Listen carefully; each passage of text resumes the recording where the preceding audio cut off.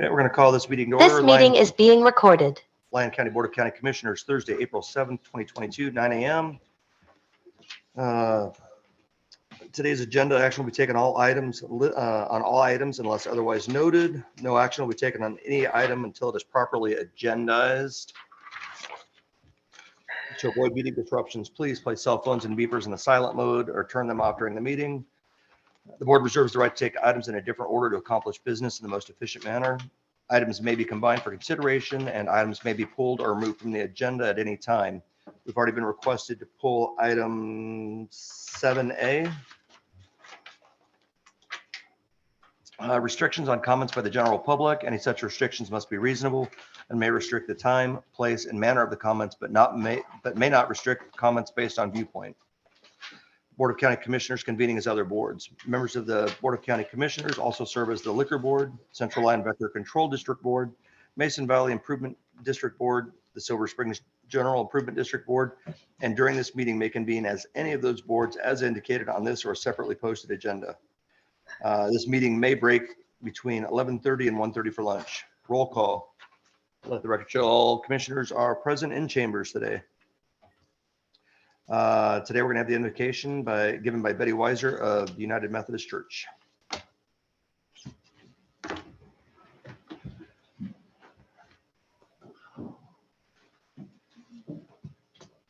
Good morning, and it's an honor to be here. And in light that April is also Child Abuse Prevention Month, we'll also pray for all those who work diligently to provide safe and nurturing environments for those children who are in abusive situations.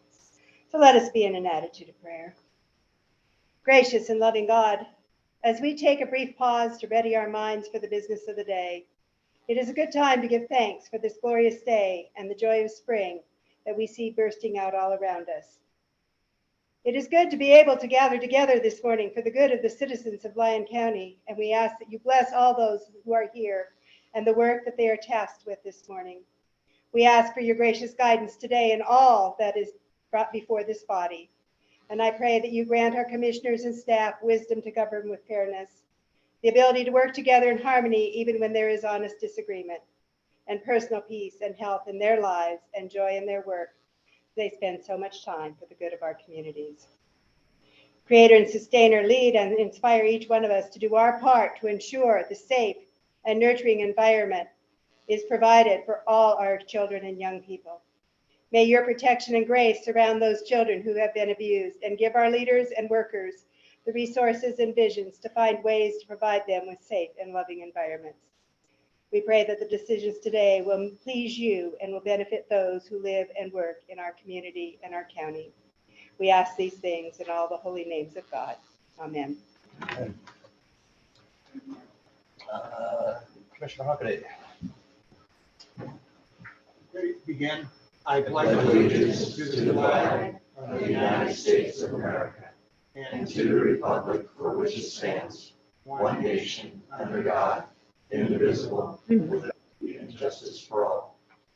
I gotta fix something real quick. This is bugging me. No OCD here. No, it's protocol. I would have done it too. Okay, Commissioner Jacobson, I'll entertain that request now. I think it's a good one and it's a good time for it. So if you want to do that. Thank you, Chairman Gray. I would like to request the board at this time have a moment of silence for Naomi Arion's family and the tragedy that family has gone through. I can't even imagine. So at this time, Chairman Gray, I'd like to ask that we all stand in a moment of silence. Okay, and actually I'm going to time it for a full minute. So we'll give them a full minute. They more than deserving.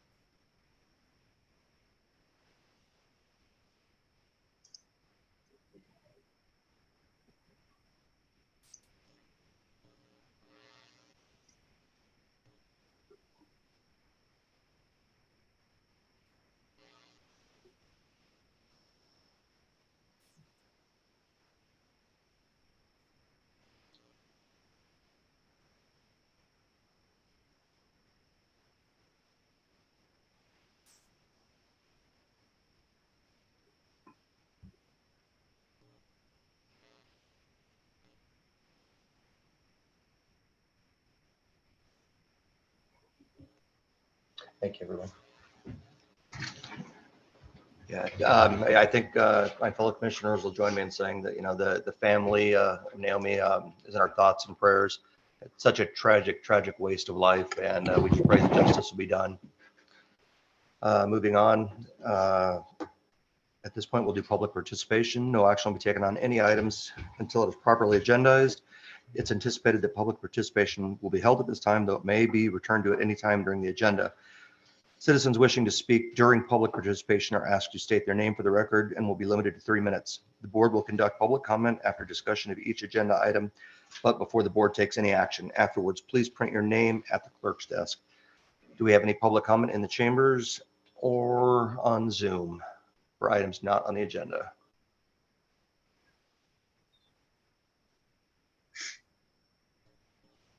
Okay, oh, we do have, looks like we have one in Dayton. Chairman Gray, hi, this is David Ricketta. Hey, I don't know if something's wrong with your video feed, but we can hear you, but we can't see you. So I don't know if it's unique to us or it's something on your end. Commissioner Gray, it's something with Zoom, and I've messaged IT to get them to come take a look at it. It's not recording our camera. It was at the beginning of the meeting. Now it's not. Should we take 5 minutes, shut down, or reboot They can everything? hear us. I don't know that they need to have video, but up to you. We can take 5 minutes if you. Yeah, I think I'm going to call for a quick 5-minute recess. We'll reboot everything and try and get everything back up online. All right, we'll reconvene at 9:12.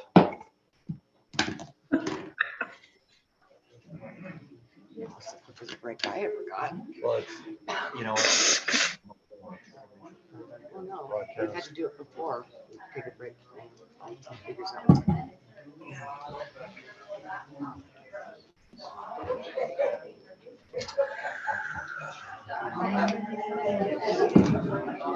I rushed in here so fast.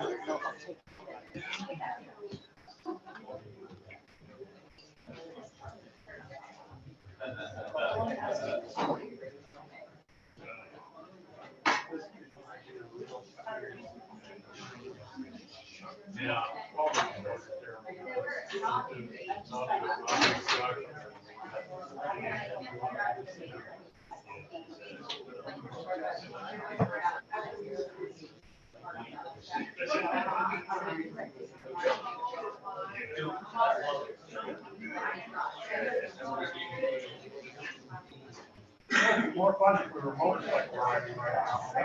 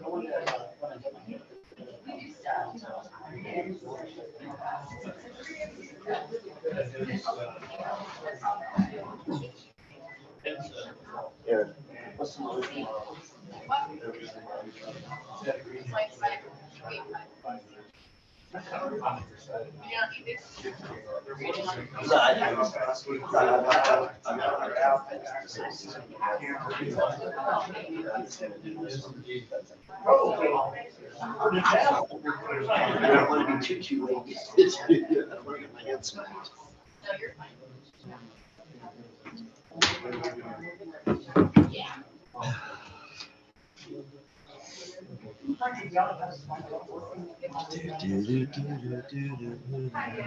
How is your life?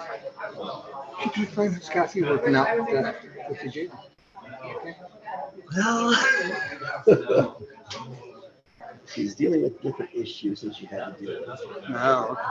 You know, like drinking and detoxing, because by the time they get to prison, they're off that crap. So she's having to deal with that. And then she came home the other day, she was like, I hate women. All the women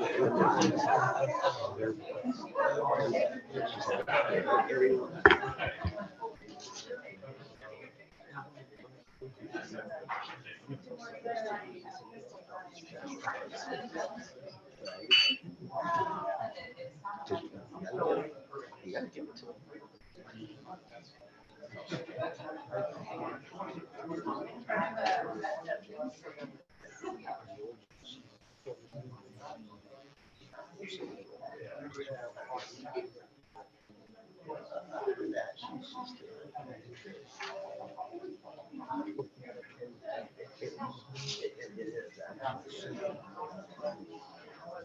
It's kind of a tease. But story. So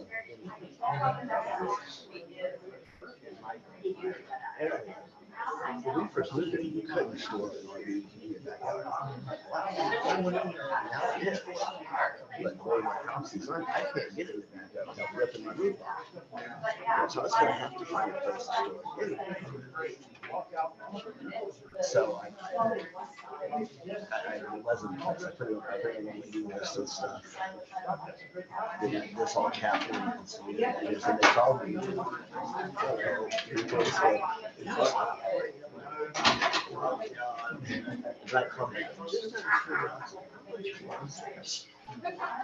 So it ends up paying $155 water, electric, all that.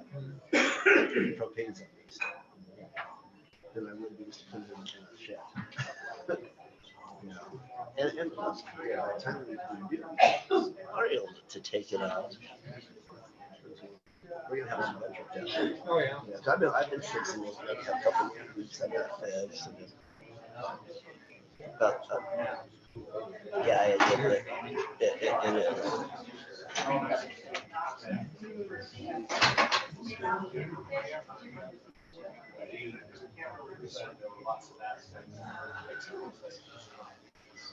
Yeah.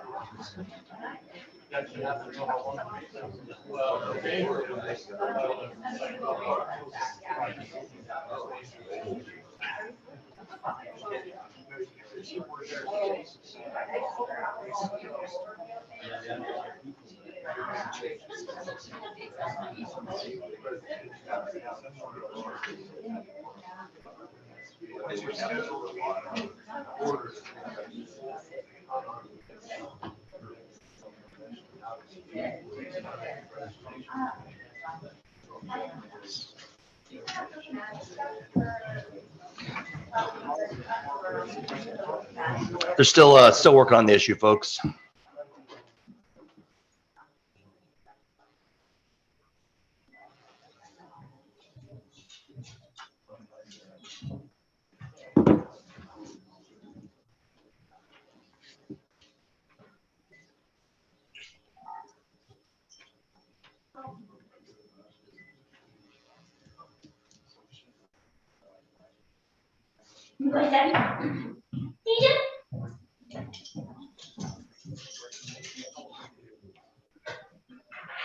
Whoever Wagner is, you've got an open mic.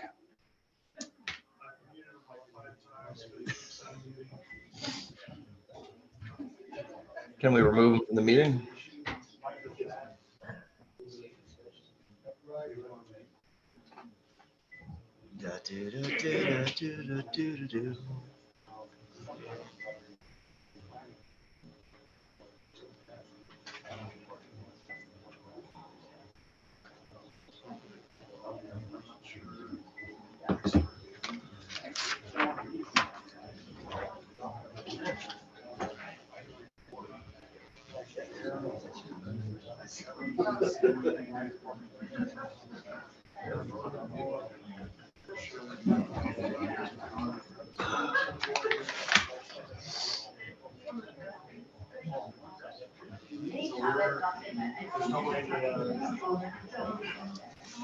So we're still blacked out.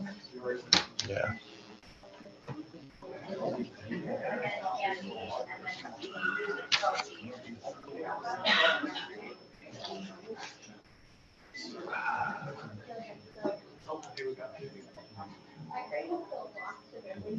I didn't get a chance to say hello. Good morning.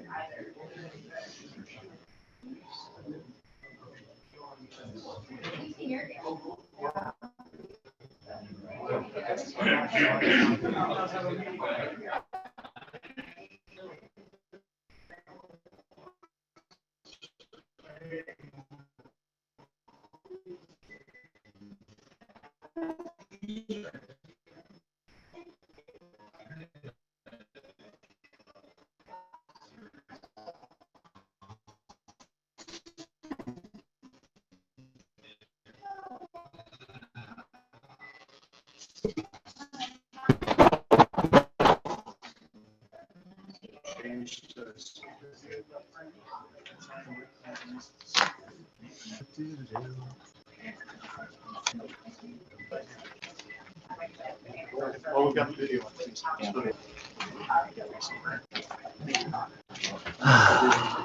Okay.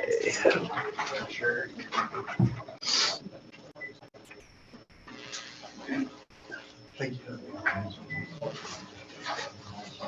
Hey, all right. Okay, we are ready, Mr. Chair, when you are. All righty. Did we get it fixed or? Well, so to speak, we at least have some video now. Okay. That's fuzzy. Okay, we're going to call this meeting back to order. We are going to pick up number 5, possible action, review and adoption of agenda. It said we're going to remove item 18D, I'm sorry, item 7A. So looking for a motion. Mr. Chair, I move that we approve the agenda with the removal of item 7A. Okay, we have a motion and a second. Any discussion? Okay, all in favor, signify by saying aye. Aye. Okay, the motion passes unanimously. We're going to jump, are we already passing?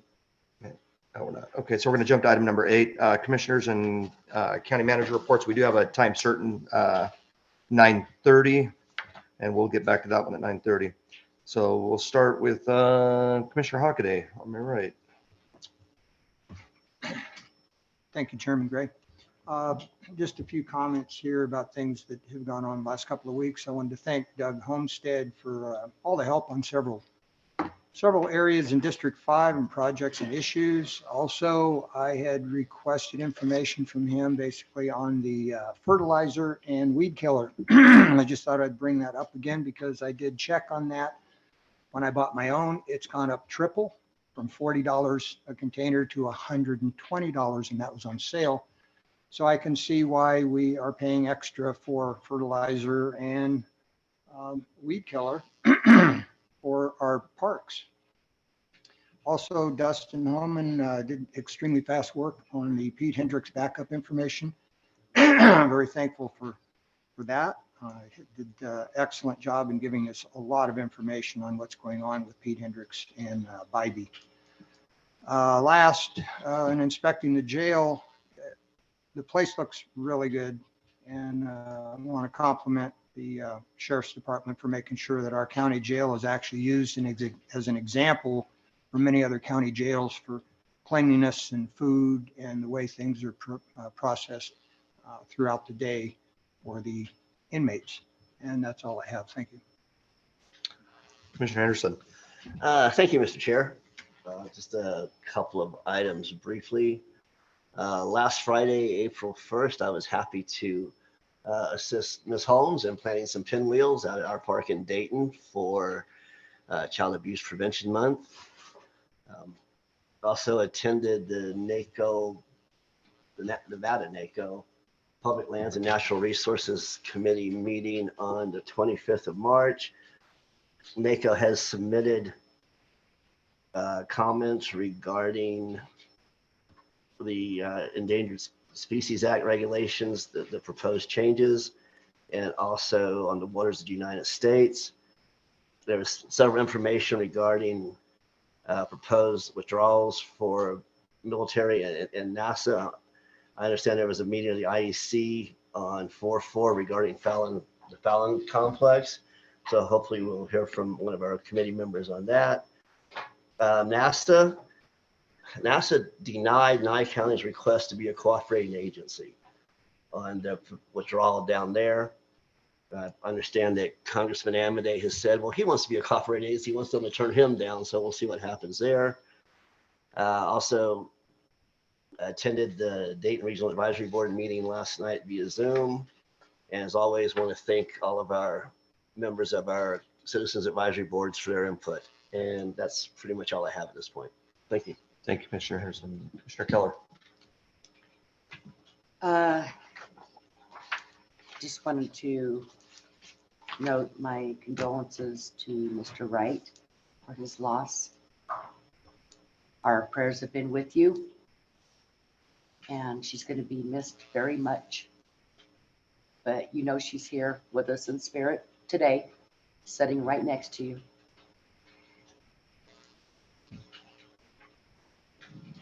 When we took a moment of silence earlier for Naomi, which was well deserved, I couldn't help myself but to think of your beautiful wife. And I just want to let you know that we all love you and feel for you. On a commission note, I zoomed in to the NACO meeting because I didn't drive to Vegas. So the biggest topic was what Commissioner Henderson already mentioned, and I did want to mention that the NAS, the Fallon IEC meeting will be Monday, and so hopefully I will get some updates this next Monday in our direction that we're going in. So. Thank you. Commissioner Jacobson. Thank you, Chairman Gray. Again, my heartfelt condolences to Naomi's family, and thank those volunteers and everyone that put in some desperate searches, and I too pray for justice. I know that it won't be as harsh as I would like to see, but again, I just feel terrible for the family. Attended the Alzheimer's Forum with Quad Counties. Just the increasing numbers, impacts on our counties will continue to increase.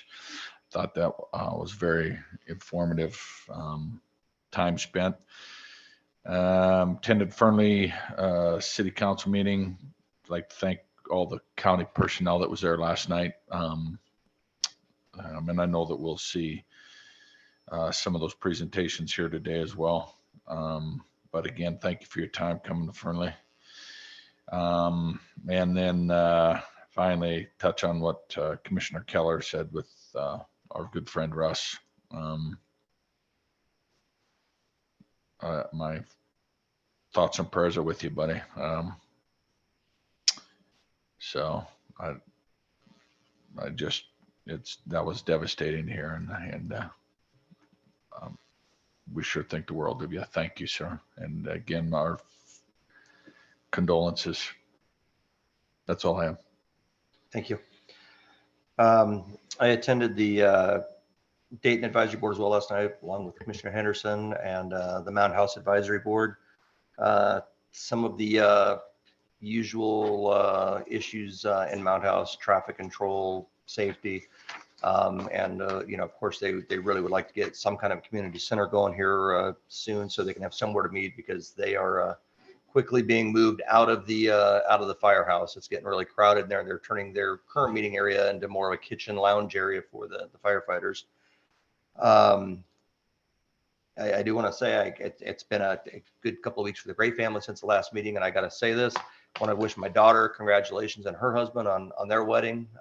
It was a great event, great time to celebrate. And then my wife and I celebrated our 27th anniversary on April Fool's Day. I'll let you guys figure out who the fool was. But and then going to Russ. Russ, we are so sorry about your wife. We're gonna miss seeing her sit up there, and our thoughts and prayers are with you too.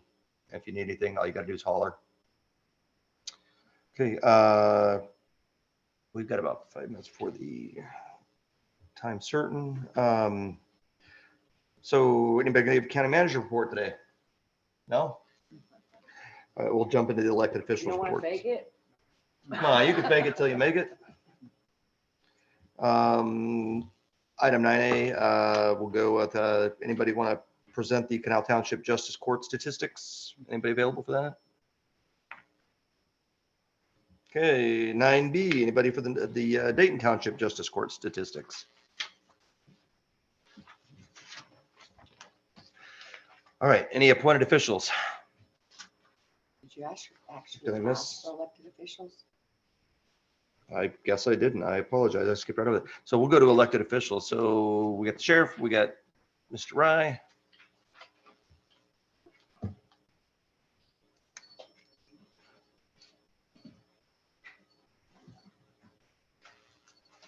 Frank Honeywell for the record, and I thought let you get away with it, Chairman, except for you came back and said good morning to me this morning for the meeting, so I guess I didn't leave an impression. I'm going to be very brief. I just want to basically make a statement that I'm glad where we're at with the Naomi case. I want to thank everybody that was involved, from the DA's office to the citizens of Fernley to the surrounding agencies and stuff, and even the local media sources really helped us in this investigation. It's an unfortunate event, but I'm glad that we ended up finding her and that we have somebody in custody on this other matter. We're still actively working the case, so can't say much more about that. Just some general numbers here. Business, we've been very busy. We had another major event kickoff yesterday morning in Silver Springs. We're actively working that one too. So hopefully we get something on that. As a whole, the county as in the law enforcement world has been very busy. We're still on a positive note. Hired a couple more people in the last couple of weeks. We got a couple more people in the works.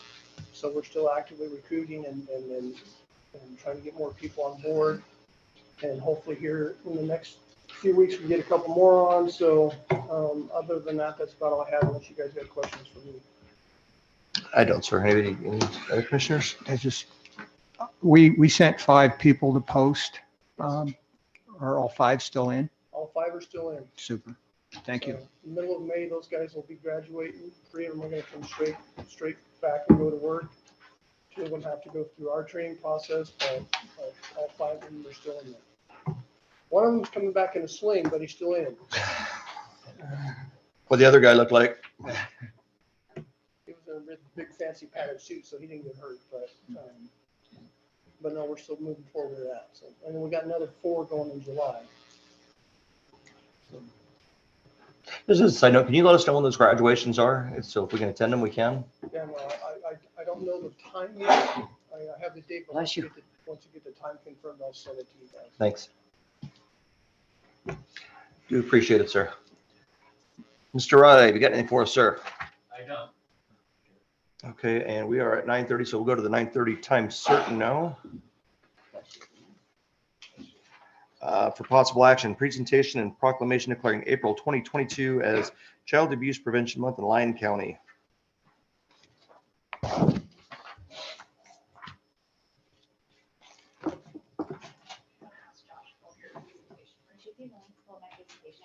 It's also in a shared folder, but that makes it not look nice. I put it on this. Oh, you're so good to me.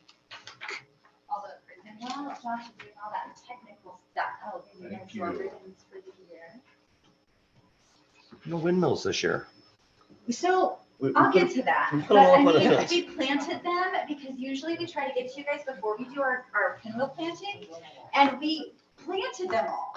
And then we went, oh heck, do we go pull out one side of the dirt for you? Or do we just accept feedback that we planted them? You actually share it between us. Yeah. All right. Wow. You said it, not me. Stop the sheen. You're right. I can't see you anymore. Good Good morning, Shayla Holmes, Director of Lyon County Human Services for the record. And this morning we are here to present on the ever most important topic of child abuse prevention. And while this is important all year long, we take April to recognize it, and I'm probably getting ahead of myself. So the pinwheel we utilize to represent the whimsical, carefree childhood we hope for all children to experience. I appreciate those of you that were able to be with us out on April 1st. And pinwheel planting every year is the first Friday of April, and you guys meet on the first Thursday, and this year it just didn't coincide. So we're getting to you guys a little bit late. But we did have a fabulous time in all of our communities planting those pinwheels, and there are pictures available on Facebook if you weren't able to make it to go on and check out those displays. And they're still up. They'll be up all month long, so you can drive past those locations and take a look and enjoy the pinwheels. And as far as the whimsicalness of them, for the kiddos that participated, you do see when those kiddos pick up a pinwheel just exactly why that is the representation for child abuse prevention. So nationally, April's the month that we recognize it. And the most critical part of this is that we don't do this work alone. So I am here today to present with our partner agencies, a few of them. There's many that do this work with us. But the most critical part of that is that it takes a community to really support families and wrap around them to prevent child abuse. When we reduce stress and we reduce the internal stress of a family, we prevent child abuse. So a variety of different things go into that. But the big thing is that we don't do it alone. I wanted to share on this slide, and of course, our state lumps things together. So this is rural Nevada, removal response reasons for SFY 2021. In order from the top reason being neglect. 84.2% of our rural Nevada children that were removed were due to neglect. Going all the way down to abandonment at 3.4%. But what I really want to highlight is the variety here. And you look at neglect, you look at domestic violence, you look at incarceration, you look at drug abuse, parents can't cope, inadequate housing, and you think about all the programs that we provide, not just as your social services department or your human services department, but all of our community partners as well. All of these issues that we address and tackle prevent child abuse. It's this really intricate web that creates these environments that are unsafe and unstable for children. So when we address housing and we address substance use, we address community reentry through our jails, we address domestic violence, we are also addressing child abuse prevention. Shayla? Yeah. I just have a quick question. Last slide. Why do they call parental meth use out specifically and don't keep it under the, I mean, why not? I mean, if they're gonna do that, why not fentanyl or? They do. It's just opioid use is much farther down Okay. as far as a reason for removal. Although, and I'll share during my appointed officials report regarding our opioid litigation, we do have high opioid use in the area, but we have more polysubstance use. And the reason for removal on opioid use wasn't in the top 10. Okay. But this list keeps going and it gets all the way down to like the 0.02%. So, but I didn't provide all that for you. Thank you. You're welcome. So when it comes to prevention, ACEs, and I know many of you have heard me talk about ACEs, and I'll talk about ACEs until I retire. So adverse childhood events is the #1 cause of our wicked problems in society.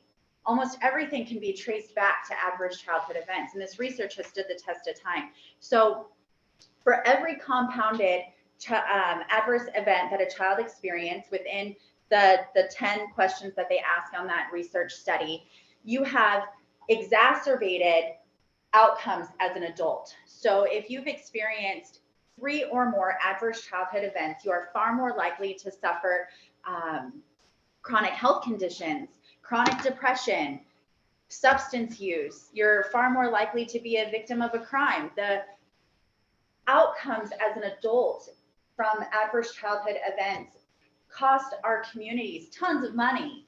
And it's not just that, we also want to protect our children and provide stable environments, but what it equals as an adult is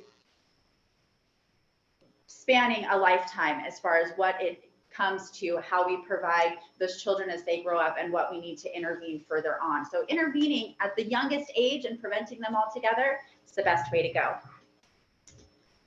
The next slide, we talk more about adverse childhood experiences. There's more statistics on here. The most important thing is that ACEs are preventable. Child abuse is preventable. That's why we're here. It takes a community and it takes strengthening economic supports to family. The Stress in America report in 2019 noted that financial stress is the #1 mental stressor for an adult in America.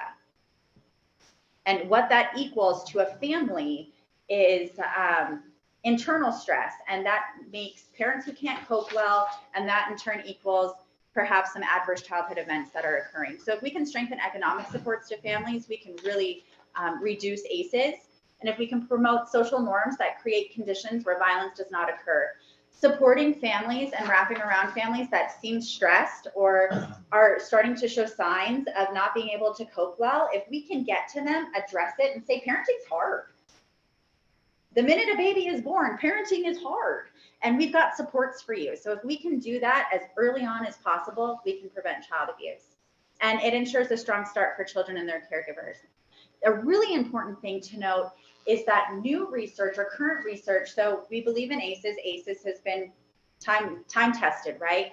New research in the field is showing positive childhood events counteract ACEs. So the more positive childhood events that we can create for children, we can start reducing the impacts of ACEs. So this is why we're really working hard to bring big brothers, big sisters to Lyon County. If you can get a strong mentor, if you can, your teachers, your school system, those teachers that are involved in those children's lives, if they create positive events, Boys and Girls Club, all these things that we do for our youth counteract ACEs. So the more we can focus on the positive and build the positive, at the same time strengthening those families, we can really eliminate this problem. Next slide, please. We do want to note that Sexual Assault Awareness Month coincides with child abuse prevention, and many of our children suffer from sexual abuse, and that is a tragedy all on its own, which is why it also has its own month. And we do want to note and share with you that Sexual Assault Awareness Month is happening at the same time, and many of our domestic violence partners are running simultaneous campaigns, and we just wanted you guys to be aware of that. And with that, I'm going to introduce Jenna Dykes, our Children's Services Division Manager, and she's going to share all the fabulous programs that Children's Services does on that preventable and early intervention side. Good morning. My name is Jenna Dykes, and I'm the Division Manager for Children's Services. So here on your screen, you see a little snippet of what Children's Services does on a daily basis and throughout the year for the children of Lyon County. We have a list of our programs. I just want to go over what those are and who can be a part of them. So we have differential response. This is a program that exclusively receives referrals from DCFS, and they are referrals that come in as reports, but don't meet the level that a social worker needs to go out and perform all the duties that they do. So we go out, work with these families, and connect them to resources so we prevent them from being involved in the child welfare system and prevent those ACEs from happening. Our family support program is very similar, although we are able to take referrals from anyone in the community. It could be a self referral, JPO, it can be DCFS, or it could be anyone from the school. We go into the homes, we conduct an assessment, see what the family is needing, and then connect them to those resources, again, to prevent those ACEs from happening and prevent the children from being involved in the child welfare system. Our Nevada Families First Home Visiting Program is a program for families prenatal to children with age 5. And our home visitors go into the home and work with parents and their children to have developmentally appropriate parenting practices. We conduct developmental screenings to see where their children lies on their developing body. And if they need referrals, we can refer specialists in to help them, and we can kind of gauge where they are. So if they are a little low in an area, we can introduce programs and activities to enhance that area. Then we do another screening and see where it is, and then make referrals if need be, or congratulate the parents on getting that child to where they need to be. Our parent project, we partner very heavily with juvenile probation. It is a really great 10-week course that we work with the parents with those teens or younger kiddos that we're seeing need it, with those risky behaviors That could be gang involvement, risky sexual behaviors, drug use, violence. We're seeing that, so we want to get in with the parents and teach them how to deal with those behaviors before they have to be involved with the juvenile probation system, or if they are, how to help those parenting skills strengthen so they don't have to go into that in their adulthood. System of Care is our newest program that we introduced in October of last year. So we are working through it with DCFS is a partner in it, Juvenile Probation is a partner, as well as Community Chest. In rural Nevada, we don't have a lot of intensive outpatient counseling services for kiddos. We have those lower level counseling, and then we have that really high level inpatient. We don't have a lot in the middle. So we introduced this program to work with kiddos who have those behaviors that need intensive outpatient. So we receive the referrals, we conduct a couple different assessments with the families, and then we refer them to Community Chest or what we call multidimensional family therapy or MDFT. And we work alongside the families through case management or a lower level intervention if they don't meet that higher need.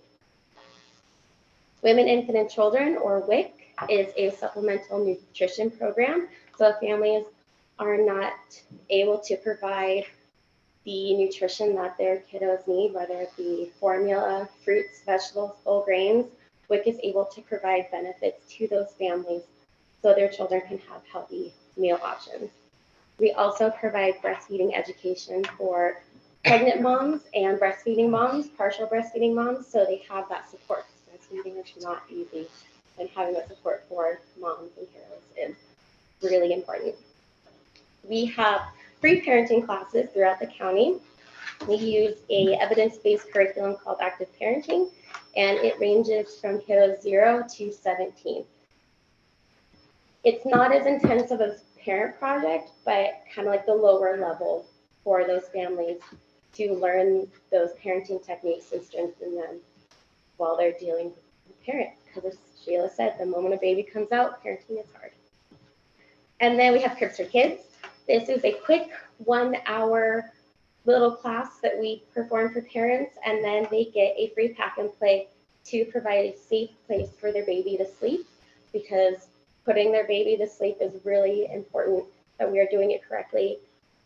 We are constantly learning new things, and so we want to teach parents that this evidence that's coming out is different than when I was little and my parents were putting me to sleep.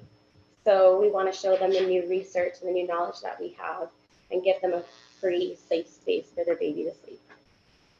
And then car seats, we have a program that we are able to inspect a car and a car seat to ensure that the child is traveling as safe as possible within a car. Car seats expire. If they don't have their stickers, they are no longer good. If they've been in any kind of accident, they are also no longer good. And a lot of times parents don't know that.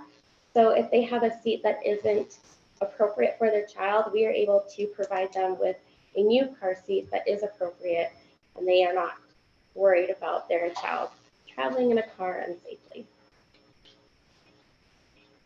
And then now I will introduce Kenny Mortensen for health care.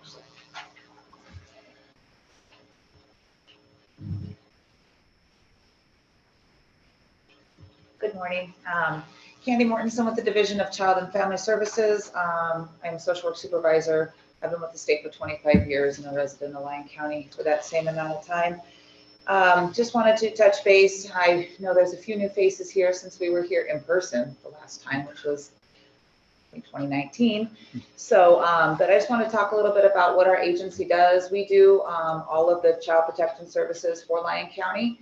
And that encompasses a huge amount of area. As you know, Lyon County is quite large. We have 3 social workers up in the Fernley office, and we also have an office here in YERINGTon. And so we do cover all of the miles in between. Our agency offers everything from, we do the assessments to the ongoing casework. We also have what's called intensive family services. She could- I don't know how to get this. And intensive family services is in-home therapy where we try and work with families and their kids in the home before removal. We have adoptions. We also have foster care licensing. I'm going to make a big plug again, like I do every year. We need foster homes. We do PSAs. We partner with Lyon County Human Services on their Kids Day in the Park to present, recruit for foster homes. Currently, we are very shorthanded in Lyon County. We've gotten new homes, but then our cases increase, and so we utilize those homes. We also have other areas in the state that utilize our Lyon County homes. So currently, right now, we don't have any openings in Lyon County for foster homes. So that means our children have to travel to other communities, which means they leave their schools, their friends, etc. We have, though, been partnering with the school district with their CIT program and doing our best to get children back to their home school district. For about 4 months this year, I traveled every morning with 3 children from Fernley to get them back to school in YERINGTon. School district transported them back to their relative placement. It's a lot, and so I will always have a plug for getting new foster parents. We may have got one last night when we met with the City Hall, a nice lady that I used to do Kaya Fit with, a retired nurse, and a neighbor is looking at becoming one. So maybe we got one last night who might be. The one thing that COVID did do for the agency is it allowed us to put our foster parent training online.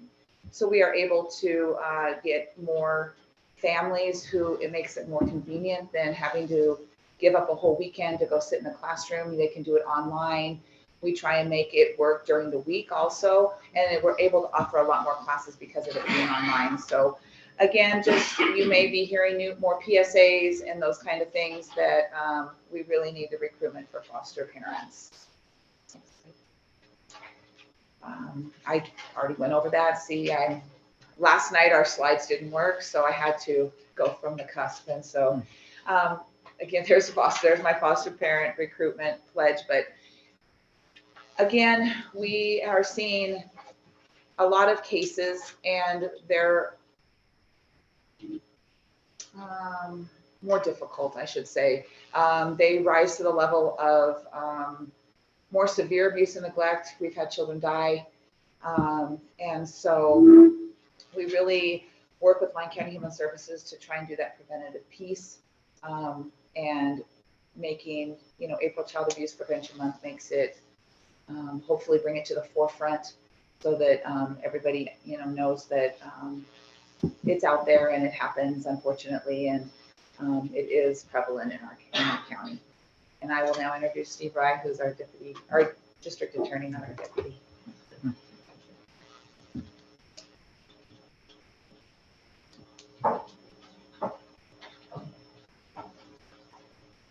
Thanks, Candy and Jenna. Steve Rye, Lyon County District Attorney. Good morning, Mr. Chair and Commissioners. This is an important agenda item for the board. Everybody knows the nature of the problem of child abuse in Lyon County, Nevada, and across the country. So we appreciate the board's support for these efforts. And it is a community effort, as Shayla stated. The school district, human services, the cities, everybody's involved trying to just raise awareness. And you've heard how the program works. It is a collaborative effort, and starting with prevention. Human Services does a great job of offering services. Many people don't know the extent of services that are available to help prevent child abuse. And so we appreciate all the work they do. Our office tries to assist them however we can in those prevention efforts. And then you hear from Candy and the hard work that the division does on protection of children once abuse has happened. And they intervene, and their primary objective is to protect the children, obviously, and then try to reunite and restore families in a healthy environment for the children. Our office gets involved more on the protection side, and we help the Division of Child and Family Services once a child's removed from the home. And then our efforts are with them to try to reunite that family and protect the safety of that child. Our office also gets involved in lots of criminal prosecutions related to child abuse, unfortunately. We work carefully with the sheriff's office, our other law enforcement partners, and they're intricately involved in this also. They do a lot of work. It's hard work. Child sexual abuse are very difficult cases, and our detectives spend a lot of time on those cases, doing a great job to bring justice to those children and to the state of Nevada. So we have an important job, but we really lean on our partners, which is the social services, DCFS, law enforcement, and then support for the families. There's lots of activities. There will be some PSAs, social media, that kind of thing. So we just encourage you to share the word. We also encourage people to report child abuse. Oftentimes people see it, but they don't want to get involved. The sheriff's office will try to keep things anonymous to the extent they can, no guarantees, but remember, if you report it, you're protecting that child. And so we always ask that you just let us know if you see child abuse so that we can bring a stop to it.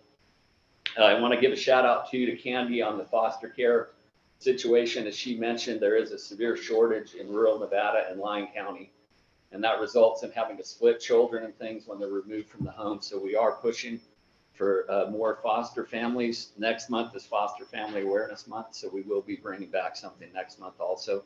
But again, we do appreciate your support, and I can answer any questions you have. Any questions? Thank you, Steve. Okay, anybody? Okay, there we go. Good morning, Commissioners. Thank you for having us. I'm Kelsey Meyer. I am the Director of CASA. CASA is Court-Appointed Special Advocates. We advocate for children that are in foster care. We use a best interest advocacy policy, kind of, where we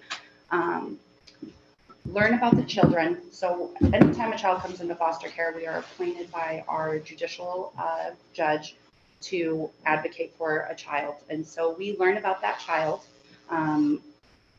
every aspect of that child. We engage with the children. We try to meet with them at least once a month to learn about them, learn about their situation, learn about their family. We collaborate with social services, with DCFS, with community providers to see what services are available for the children in our community. And then we make recommendations based off of the information we have regarding our kiddos. We work with DCFS to see what services are available, and then we make those recommendations to the court to make sure that all of the needs that the children have are being met. That is our main goal, is to advocate for the needs of the children that are coming into foster care. And then we report our findings back to the court. This last year, throughout the year, Lyon County CASA served 91 abused and neglected children that were removed from their homes in Lyon County. And as has been stated, many of those children are no longer actually placed in Lyon County. They are placed throughout the state. So one of the benefits that we have with our volunteers, who are absolutely wonderful, is many of them are willing to travel and spend the time to actually go and be able to meet those children in person. So throughout the year, our volunteers dedicated over 1,500 hours and traveled over 6,450 miles to advocate for their children. And through national CASA research, they have found that children that have a CASA volunteer are more likely to find permanency, to find that permanent home. They're more likely to be successful in school, and they are half as likely to re-enter into the child welfare. So really, it's just a benefit for our kiddos to have a CASA volunteer. It's having that extra positive role model, that extra support is really beneficial to those kiddos. So just as Candy was stating that we need foster parents, we are also in need of more CASA volunteers. At this time, we have currently 8 volunteers working with the 91 kiddos. So anybody who might be interested in volunteering, if they would reach out to CASA, that would be wonderful. And again, I support absolutely what Candy's saying. We need those foster homes as well. It's just so heartbreaking to see those kiddos being separated or moved out of their community. Thank you. So we already did the pinwheel display, but I do encourage everybody to drive past those displays, enjoy those displays. Many of them are at parks, so kiddos can enjoy them while they're out and playing. We are doing a coloring contest. You can get coloring sheets from any one of our locations and also at any of the big boys and girls clubs throughout the county. We have social media stuff going on. We've got bookmarks available through all of our Lyon County libraries. And we're taking our show on the road. We were at the City Council of Fernley last night. We'll be at the City of YERINGTON this upcoming Monday, getting proclamations from our entire county to show their support. And we already did that, but we can't help but show enough pictures of these adorable children out there with those pinwheels, because they are really what this is all about. And now it's your time to shine with that proclamation. There you go. Commissioner Jacobson, would you like to read the proclamation? You're in there with kids as much as I am. Well, thank you, Chairman Gray. Before I read this, I do want to thank Kelsey, Jenna, Candy, Shayla, and Steve for the information. And just doing the quick math from what Kelsey gave us, hard to believe. Every fourth day there's a kid getting removed, and that's probably, I'm guessing, underreported. Do we have any information on how what it actually, the actual figures could be or should be as far as? Well, I always say they should be zero. I don't think Correct. any amount of child abuse is ever acceptable. What our numbers are is they've been pretty steady for the last several years. During COVID, the reports went down, but we know the abuse didn't stop. Just our reporters were farther removed. So now that we are out of this pandemic and our kiddos are back in school and all those eyes are back on them, we're seeing those numbers rise to where they were in 2018 and 2019.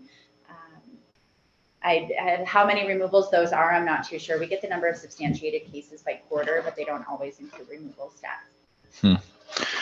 All right, with that, the Lyon County, Nevada proclamation, whereas in federal fiscal year 2020, 3.9 million referral were received by Child Protective Services, and whereas child abuse and neglect is a serious problem affecting every segment of our community, and finding solutions requires input and action from everyone. And whereas our children are our most valuable resources and will share the future of Lyon County, and whereas child abuse can have long-term psychological, emotional, physical effects that have lasting consequences for victims of abuse, and whereas protective factors are conditions that reduce or eliminate risk and promote the social, emotional, and developmental well-being of children, and whereas effective child abuse prevention activities succeed because of the partnerships created between child welfare professionals, education, health, community, and faith-based organizations, businesses, law enforcement agencies, and families, and whereas we acknowledge that we must work together as a community to increase awareness about child abuse and contribute to promote the social and emotional well-being of children and families in a safe, stable, and nurturing environment. And now, therefore, the Board of Lyon County Commissioners does hereby proclaim April 2022 as National Child Abuse Prevention Month in Lyon County, and urges all the citizens to recognize this month by dedicating ourselves to the task of improving the quality of life for all children and families. Thank you. Thank you, Shayla. Thanks to all our presenters on that one. This is a very important time of year, and I want to thank you guys again for bringing this back to us. Mr. Keller. We should still take the vote on that. So can I make a motion? Yeah, we should. Yeah. So I'd like to move that we accept this proclamation as presented and as read. Second. Okay. All in favor signify by saying aye. Aye. And let the record show the motion passed by vote.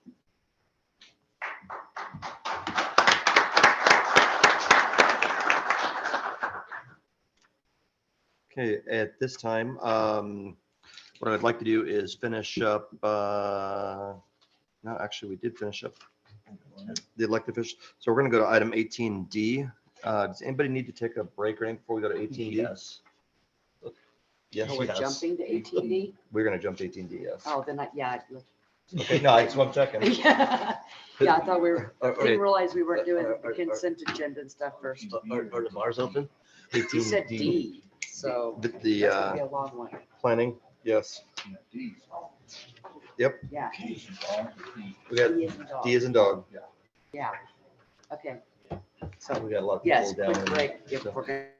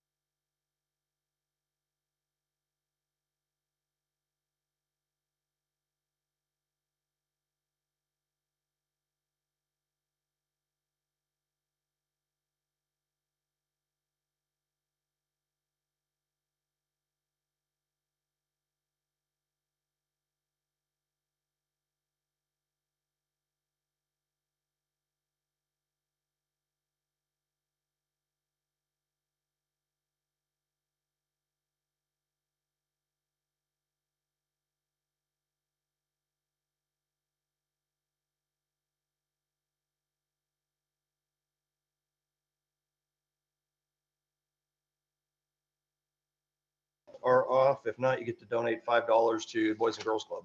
Hmm. May or may not work, but hey, I could try. That's good, good. I like that. We are going to move to item 18D for possible action. Biddler Water Company Incorporated River Ranch merger and re-subdivision, tentative subdivision map. This was continued from March 3rd at the request for merger and re-subdivision. Tentative subdivision map for 3 parcels totaling 166.87 acres to create a 49 lot single family residential development on approximately 62.8 acres, with remainder parcel A approximately 20.9 acres and remainder parcel B approximately 83.1 acres, with the RR1 first rural residential 1 acre minimum. The zoning district generally located between Comstock Road and Sutro Road south of the Carson River, Dayton, Nevada, APN 016-022-19, 016-022-31, and 016-22-32, PLZ-2021-116. And I'm assuming Rob Pizell is on board.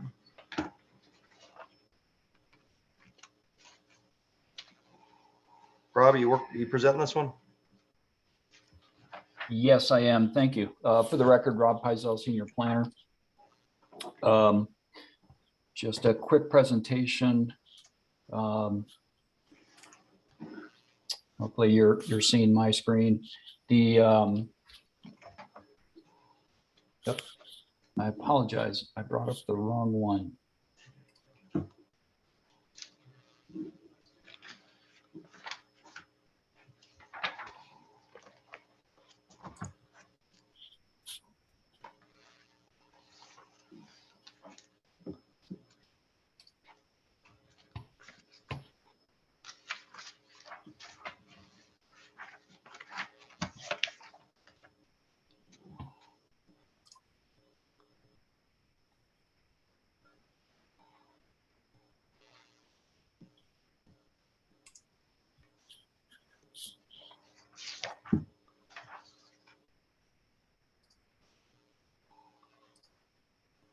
Thank you for your patience. Again, Rob Pizell, Senior Planner. You should be seeing the title slide. It's PLZ 2021-116 Biddler Water Company River Ranch merger and re-subdivision, tentative subdivision map. As described by the chairman, the project is located on the south side of the Carson River, north of the Ranchos area in Dayton. The application involves 3 existing parcels outlined in red on the display. 016-022-19 at 81.25 acres, 016-022-31 at 42, slightly over 42 acres, slightly under 43 acres, and then 016-022-32 at 42 acres. The 3 parcels were created through division of large parcels map done by Bardis and Lara back in 2003. So the 3 parcels are outlined in orange. It comprises about 166.87 acres. What the applicant is proposing to do is merge those 3 parcels and create 3 new parcels through this process. The first one would be approximately 62.8 acres, and they would develop a proposed 49 lot detached single family residential development on that property, on that new parcel, with a minimum 1 acre lots. The remainder parcel A would be approximately slightly under 21 acres, and remainder parcel B would be 83 acres. Current zoning on the parcels is RR1, first rural residential, 1 acre minimum. It's been in place since 1997. 1995 master plan amendments supported the rezoning. As you can see, the surrounding property to the east of the subject parcels is a mixture of R1, R2, and R3. On the south or on the north side, you've got the rolling A open space, which is zoned R5, and some additional R2 to the west of the property. This is a copy of the Board of County Commissioners approval letter for the master plan amendment, basically revising the area from agricultural, open space, low density residential, medium density residential, to another combination of uses. The map included with that master plan amendment, as you can see, the area where the subject site is located, highlighted in red, was low density, proposed for low density in 1995. In 1997, the Board of County Commissioners approved rezoning from the property owners at the time. They filed to change the zoning from RR2T, RR5 to E1, RR1 and RR5. And again, this is the map associated with that rezoning. On the right-hand side, you can see the subject site outlined in red, showing the RR1 zoning. This land use was supported by the 2002 West Central Lyon County Land Use Plan, as well as the 2010 Comprehensive Master Plan and the 2020 update. Looking at specifically this 62.8 acre parcel, again, the proposed 49 lot subdivision would consist of lots ranging in size from slightly over an acre to 110,000 square feet size. The parcels are currently located within the Lyon County Utilities Department service area for municipal water. There is a 12-inch main transmission line located just adjacent to the western boundary of the property within the Sutro Road right-of-way. There's also a production well within the existing parcel 016-02232. The applicant is proposing to connect to the transmission main. You can see the connections outlined in red on the detail on the right-hand side. The main line currently provides water flow in one direction from a high pressure zone to a lower pressure zone. And you can see the Utilities Department is recommending a condition of approval requiring the applicant provide an engineered solution to address supply redundancy to the satisfaction of the director prior to submission of the final map for the project if approved. They're currently located within the Utilities Department service area for municipal water. There is a 16-inch force main sewer line shown in green along the western property line as well within the Sutro Road right-of-way. And it does take sewage to the Rolling A wastewater treatment plant. The applicant is proposing at this point in time to utilize septic systems for the individual lots. As noted in the staff report, NDEP, Bureau of Safe Drinking Water, is requiring additional information to evaluate the method of sewage disposal, including percolation tests, soil classification for the proposed leach field sites, the depth of the seasonal high groundwater level, location of wells within 400 feet of the map, and location of all surface water sources within 500 feet of the proposed leach field sites. The Utilities Department also recommends a condition of approval addressing their concerns with the use of septic systems within the wellhead protection area. Again, as noted, there's a protection well on site. Both of those are conditions of rule, needing additional information prior to submittal of the final map for the project if approved. The other area of concern is the floodway, the Carson River floodway and floodplain. You'll note this is from the FEMA website itself. The property currently has, all three parcels currently have some form of X-shaded, X-unshaded, X-shaded, AE and AE floodway. The X-shaded zone does require that any development be raised a minimum of 1.5 feet above the pre-development highest adjacent grade. And then for any alluvial fan flood areas, it requires the lowest floor be a minimum of 2 feet above the base flood elevation to account for sedimentation. The AE and floodway zones are categorized as special flood hazard zones and are subject to the development regulations in 15800 of the Lyon County Code. This shows the boundaries of the parcels relative to the different flood zone designations across the property.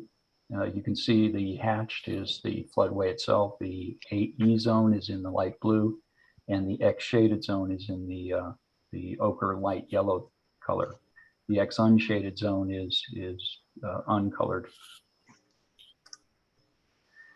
Within the application materials, the applicant also provided the existing drainage pattern across the property as it stands now, as well as the location of the firm flood zone designations.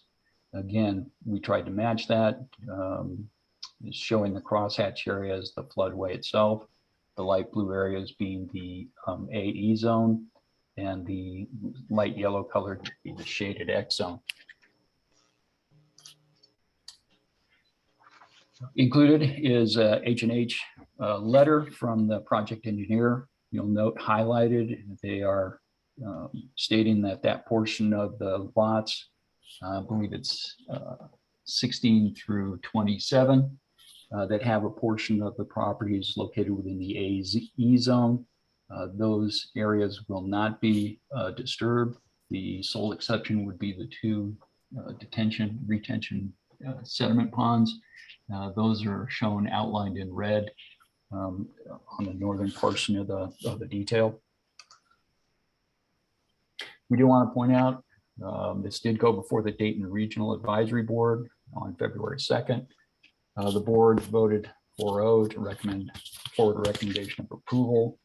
They noted in their minutes that the application reflected the low density residential development pattern as shown on the 2010 comprehensive plan.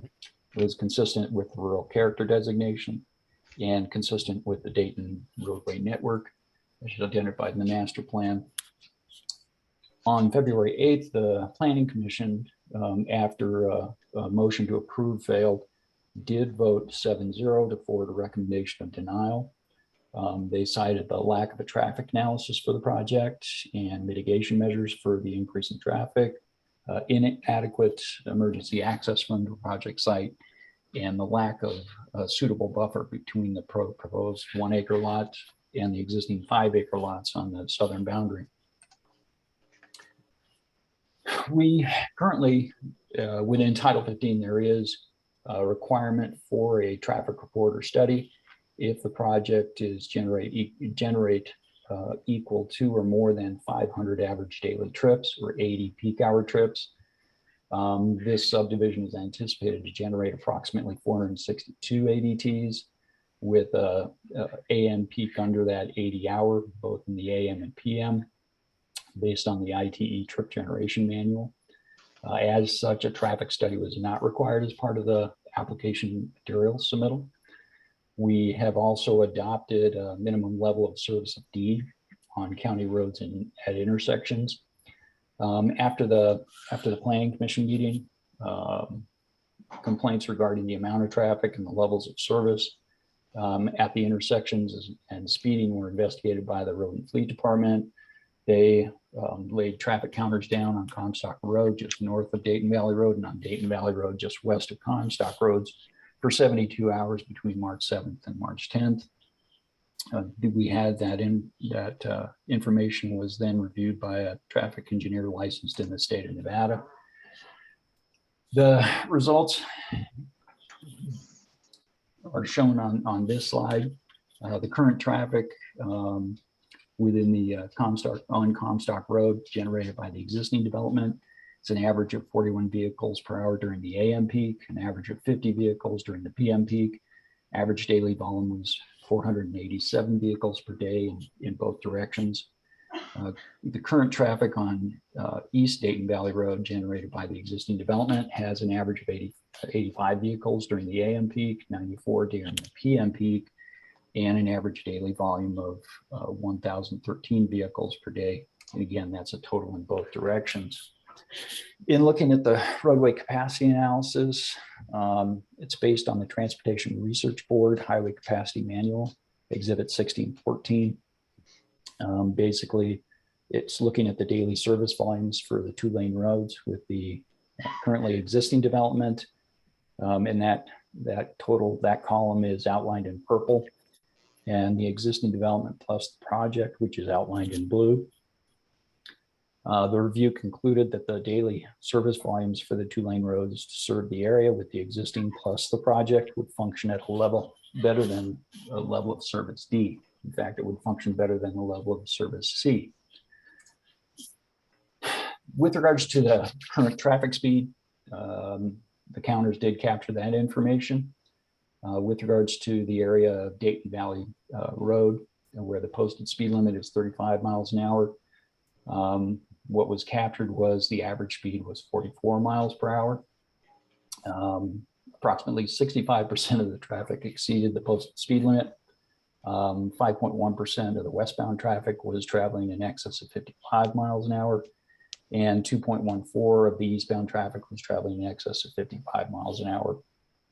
On Comstock Road, where the posted speed limit is 35, average speed was 38 miles per hour. Slightly under 41% of the northbound vehicles were traveling in excess of the posted speed. Southbound vehicles, about 37.8% were traveling in excess of the posted speed. 3.28% were traveling in excess of 55 miles an hour on the northbound, and on the southbound, 1.84% were traveling in excess of 55 miles an hour. With regards to the emergency access, we did send the application materials out for review to the Central Lyon County Fire Protection District for review and comment. Those comments are incorporated into condition 11 of the staff report. They did not comment about in regard to providing a secondary emergency access. So staff was a little bit unclear. The Planning Commission's motion wasn't, we weren't sure if they felt a secondary emergency access onto Sutro Road was their concern, or they were concerned about approving additional development on the south side of Carson River without the second bridge. With regard to the comment or the finding that they had about buffering between 1 acre and 5 acre rural residential zone lots, at this point in time, Title 15, there is a requirement to provide some sort of transition and compatibility between multifamily and single family housing developments. There are performance standards for certain uses that require buffering when non-residential uses abut residentially zoned parcels.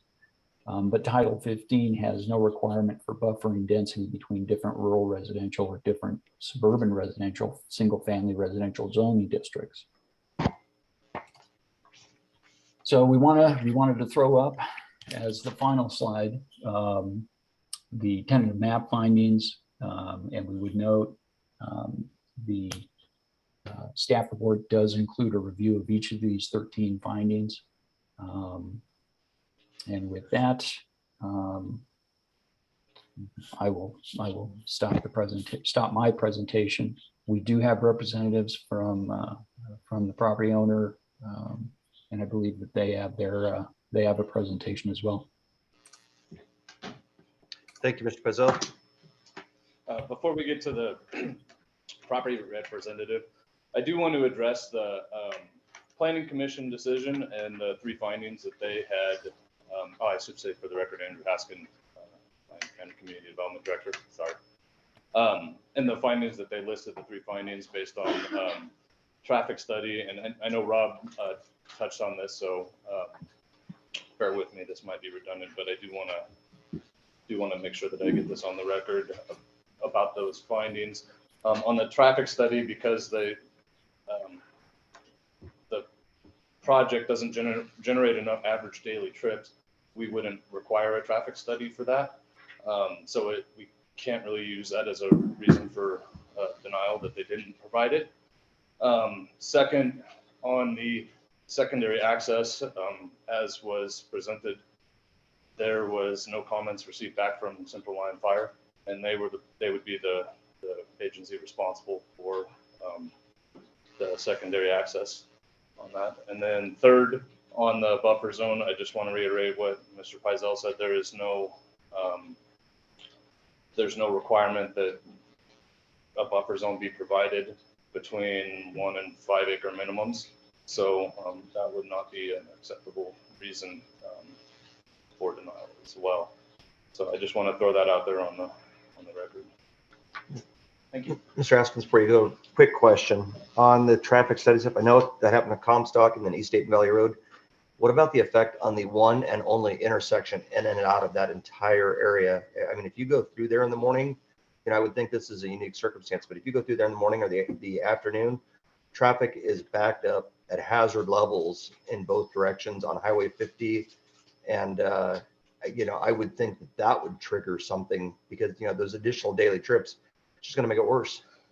So in the current county code and state law, it does not trigger a traffic study, so we can't require one. Thank you. Okay, developers rep. State your name for the record, please, and sign in. Well, Josh is bringing up my PowerPoint. For the record, Chris Baker, Manhart Consulting, here on behalf of the applicant. I'm joined this morning by members from the applicant, Midland Water Company, and also a representation from Headway Transportation. Rob kind of stole my thunder, kind of did a great overview of the project. So really what I'm going to do, I have some redundant slides here. I'll have Mr. Foley jump through those. And realistically, I just really want to focus on the concerns that were addressed during discussion at Planning Commission. And I'd like to start by really saying, again, this application was, there was a recommendation for approval from staff. There was a unanimous recommendation for approval from the Dayton Regional Advisory Board, and the comments were attached in the staff report, and they were really stating that it was consistent with the master plan, it was consistent with the rural residential character district, and it was, I was in attendance via Zoom at the advisory board, and I think some of the members of this commission might have been there also, and they complimented us actually on the development pattern, and I believe identified that it was exactly the rural development pattern that they were looking for in the area and Lyon County as a whole. So with that, here we have just an overall area. We can kind of jump through these a little bit. I know Rob covered project location south of Carson River between Sutro Road and Comstock Road. It's identified there in the red hatch. This is testing my vision, by the way. Land use designations, as Rob indicated. And I just want to kind of confirm a couple of these things. So the master plan designation, low density residential, and the zoning designation, rural residential, 1 acre minimum. There was some public comment that was presented at the Planning Commission and further addressed in the staff report. And there was a petition that circulated that said it wasn't in conformance with the master plan. As Rob indicated, and these graphics represent, it is directly in line with the master plan. And there is no zoning or modification to the zoning required for this. I know that was also brought up in the documentation. As indicated, a merger and re-subdivision to create 49 single-family residential lots and 2 remainder parcels. That's the reason for the merge and re-sub. 166.87 acres. We're only developing a portion of that. And again, these homes are 1 acre minimum custom home sites. Here's just an overall aerial view. Kind of shows how it fits in with the surrounding properties and how it is located adjacent to some existing infrastructure in the Carson River to the north. I'm not really going to spend too much time on this, but we have some project data up there. Again, 166 acres, 62.8 acres of that is the tentative map area that you see there lotted out. 49 single-family custom lots, ranging in size from a minimum of 1 acre up to 2.5 acres as proposed. Net density of that is a little over 3/4 a unit per acre. We have parking breakdowns there, but since these are going to be custom or semi-custom lots, realistically that doesn't really apply, but the minimum standard is 2 spaces per unit, but we envision at least 2 garage spaces and 2 driveway spaces, so we'll at least double that parking requirement. Okay, so this is kind of the meat of it, and this is really what I really want to focus on for the Planning Commission concerns. And I'd like to point out, again, because of the recommendation for approval from staff, the recommendation from the advisory board, and just the uniqueness of the meeting, I was unable to be here in person. The applicant was, and representation from our firm was. I was joining via Zoom.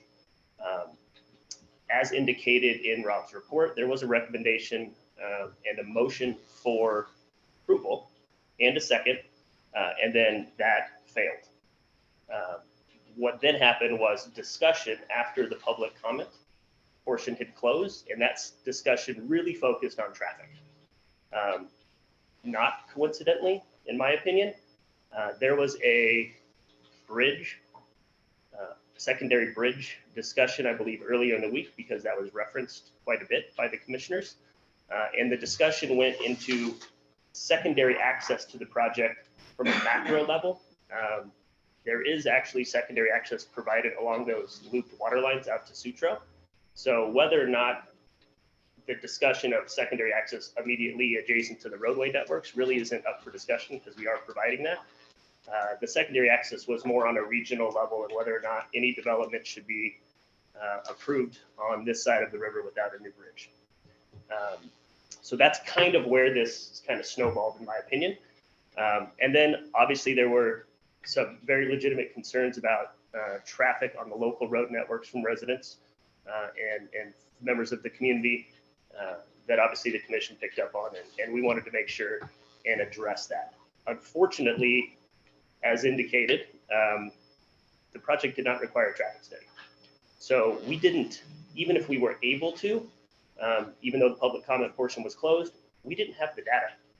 So as a solution to that, Lyon County, and I'd like to thank Dustin, they went out and put a counter on there so we could get some data. We took that data and shipped it off to Headway Transportation. They did a capacity analysis, which I'll get into a little bit further. I have a specific slide for that.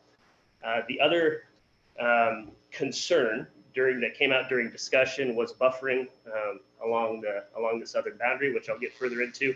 And then the other two were items that weren't really discussed a whole bunch from the commission standpoint. That was the development in the flood zone, which I'll state now we're not actually developing in a flood zone.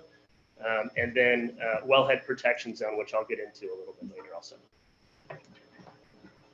So again, Rob kind of stole my thunder a little bit, but I put this more in layman's terms because I think it's a little bit easier to digest. What you're seeing here on the top slide, on the top portion of the slide, is the trip generation numbers from ITE, which really state that based on the proposal, traffic study is not warranted, right? It's below the peak hour trips and below the average daily trips of 500. I believe we're at 462 of my visions right there.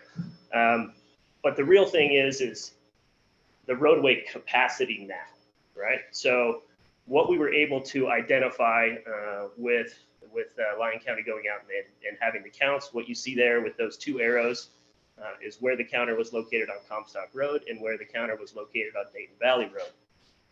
What you're seeing in that table, Rob talked about level of service D is the requirement. He said this exceeds level of service C, but I'd like to expand upon that a little further. There's nothing above level of service C for this roadway type. But what these numbers do is puts it a little bit more in perspective.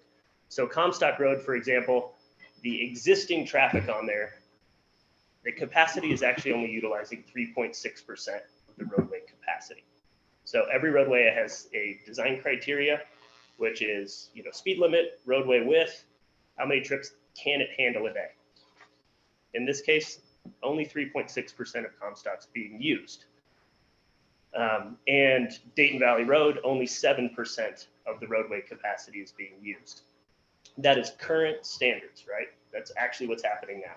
So pre-development is what we like to say. And what you see there in column 2 is post-development. So if these 49 units were approved and built out, that is a complete build out. That's what the percentages would be. So 7.1% on Comstock Road and 10.3% on Dayton Valley Road. So really what that does is leaves post-development 92.9 capacity available on Comstock Road. So plenty of capacity, and then 89.7% on Dayton Valley Road. So I think what this does, and if we had this information, unfortunately we did not, if we had this information to present to the Planning Commission during their discussion, I believe the traffic concerns that were brought up, and rightfully so, in the area by the local residents would be more than addressed. I think in some of my discussions, I've said if your child brought home a 92.9% grade on their math test, I think you'd be pretty happy with it. And that's where we kind of are on Comstock Road post-development. So buffer lots, again, as indicated, there is no requirement in Title 15 for buffering. What I would like to say is it's not as though we didn't think about it. What you see on the southern boundary there is in green is what would be called an edge matching. So there's a few different ways to buffer. You can edge match, you can provide additional setbacks, you can provide deeper lots. What we've done is in the proposal, you see the red lots there. As you can see, we provided very deep lots. I'd like to point out that the setbacks for both RR1, even RR2, which is their zoning in the area, and RR3, which is the 5-acre lots, all of the setbacks are the same. So wherever you can put your house is still 30 feet from a property line in the rear. So whether or not you're zoned 5 acres and you have a 5-acre lot, or you're zoned 1 acres and you're proposing a 1-acre lot, the house can still be 30 feet from the setback. But what we've done here is, if you see, to be cognizant of those neighbors to the south, we attempted to put very long, deep lots.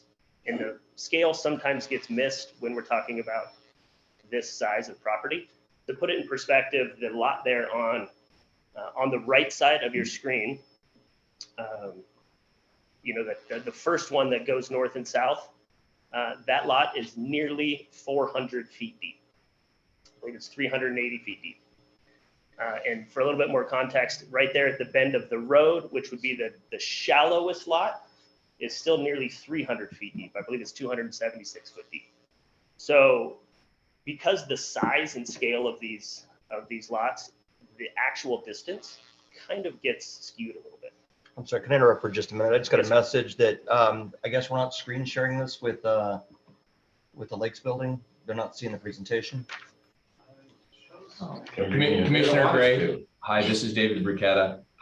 Yeah, I had my hand up. We only see the River Ranch, the first screen. We still don't see Lyon County, the offices down there, and we don't see any part of this presentation. Okay. Convenient. We're working on it. For the record, I'm not starting over. That's fine.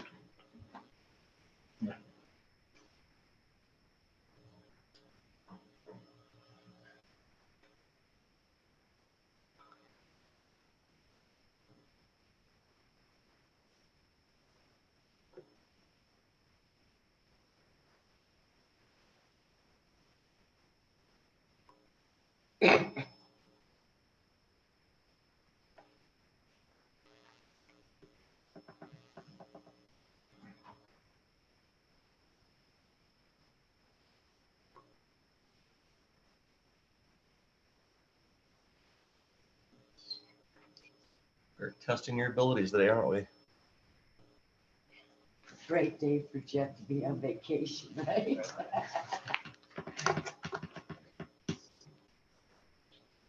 definitely can balance the budget though. What was that? I said he can definitely balance the budget though. Oh, yeah.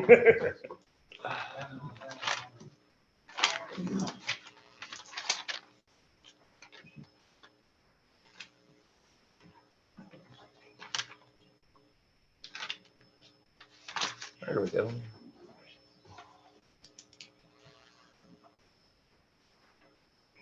You guys seeing it now? Hi, Commissioner Gray. So we see the River Ranch, the first slide, but that's it. Yeah, that's odd. Are they like unfrozen or what? Yeah, I wonder if they're. Yeah, is your screen frozen maybe? It's not. It comes on and off. So I can see when you're moving the mouse around, but it's locked on the very first slide. So, by the way, one of our superintendents is on a different computer, and he's saying he sees the same thing that we're seeing. Problems coming out of here then.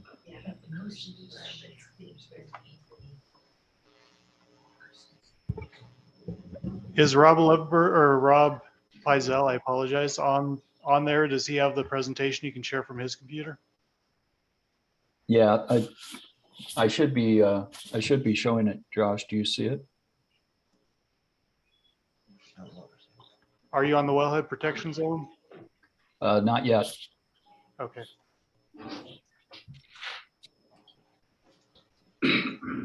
No, I don't see yours yet. Are you sharing?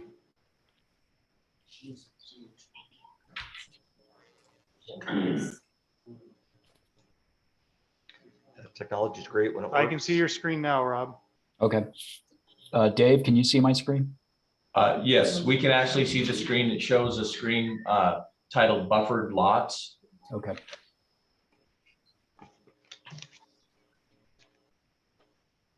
Set to go. Okay. Rob, do you mind starting the presentation from that buffer lots? It's right now it's in the, it's not a presentation.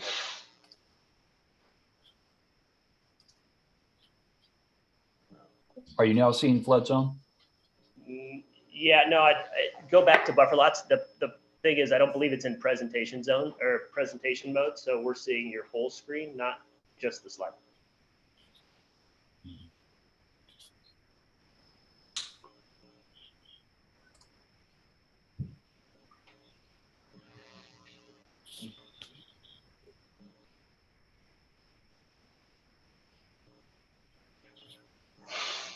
Is it the monitor icon he needs to click on?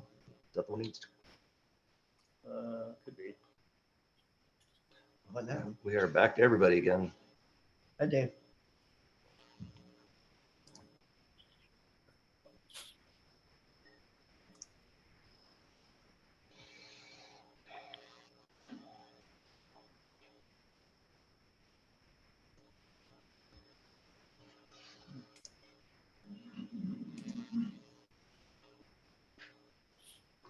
There we go. Is that better? Perfect. Thank you. Okay, let's get moving. Okay. So again, just kind of circling back on the fact that there is no buffer requirement in Title 15. Again, the solution that we were proposing as applied for was just longer, deeper lots. Again, the intent there was to have a building pad as far away from existing residents as possible. Like I mentioned, there are various approaches to this. You could do an edge matching, or a lot matching, which you will see outlined there in green, which in this case would reduce the overall lot count. But what it could do is put houses closer to the existing residents. And again, scale kind of gets lost here sometimes. You see there on the bottom of the screen there, the numbers, which are there are the development of existing residences, the distance from those to the shared boundary. So kind of starting on the left there, 186 feet. I believe that one's 452, 82, getting better. Then 442, 459, and 146. Again, that wouldn't prevent them from doing future development, obviously on their property, but we're just kind of trying to provide some scale. And then when you combine that with, the fact that we're proposing lots that would have a minimum rear setback of 30 foot, but yet our lots are upwards of 300 to 400 foot deep. Realistically, development there, we thought the better approach was to maintain the minimum lot size. In this case, as you can see, they're significantly larger than that minimum 1 acre, but provide a wider kind of cross section. So the future residential units could be as far away as possible from the existing. So if you put that in perspective, say you've got a 350 foot lot, the closest one's 150 feet. Realistically, you're probably going to put your house, 50 foot at the most, because the further it is from the road, the more driveway you have to pay for. You're going to have a substantial distance from the house. In response to some of the comments that were provided in the staff report and comments from the residents, that do live in those units, we would be amenable if the board chooses to modify that southern boundary and do the edge matching approach, which again would increase the lot sizes drastically along there. And what it would do is only there'd be one shared neighbor, but it could put the houses a little bit closer because the lots would be a little shallow. So again, that was not discussed at the Planning Commission. And I believe if during public comment we had the opportunity to do that, I think it could have addressed some of their concerns. Talked about scale, talked about how far these are apart, and actually given them an alternative. I believe that recommendation may have been a little bit different.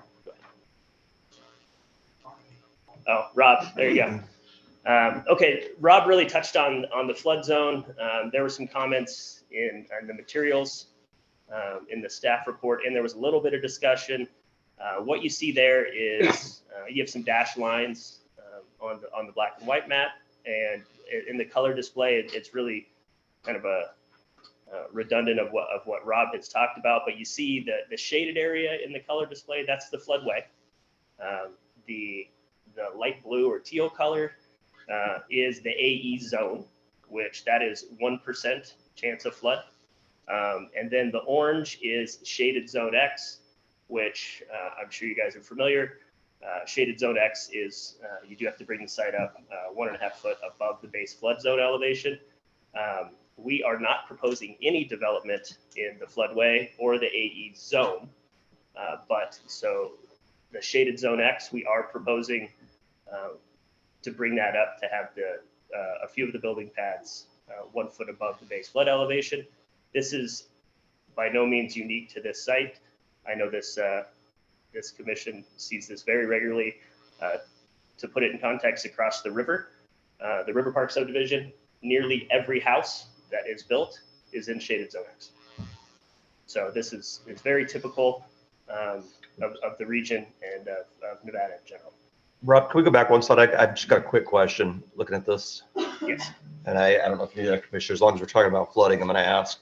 So you've been out to the site yourself, right? Yes. Okay. So have you seen where all of the stumps from the last flooding all lined up along that hill? Yeah, that hill looking from Comstock? Yeah, I believe that hill kind of follows that AE zone. Okay, so all of the building is going to be to the Outside. south of that? To the south of that. Okay. Yeah, it realistically follows almost that dashed line that is the AE zone. And if you notice, everything obviously falls from the south property boundary towards the river. There's that kind of break, I think, what you're talking about, and that is that AE flood zone, which is the 1% chance, which, as we all know, in 97, the 1% was definitely achieved. So, the design shows no building pads within that AE zone. So no development, it would just stay undisturbed. Anybody else have any questions on flood? Thank you, Mr. Chair. Quick question. I know you say that you're not planning any development in the AE zone. Is there going to be any deed restriction or other restriction on property owners that buy those lots that they can't do anything in the AE zone? That could be something that we could apply. In this case, there's some detention facilities and other things, so there will have to be some sort of association. So yes, that could be something that could be applied in those CC&Rs, and we could deed restrict that to ensure that that's mitigated and there's no development there. Thank you. Any other commissioners? Okay. Moving on, and Rob did discuss this a little bit. This did come up at the Planning Commission meeting, and we actually didn't have the information. We didn't have the GIS layer from the county, so we wanted to make sure and provide not just what you're seeing here is this well protection zone. You have various levels.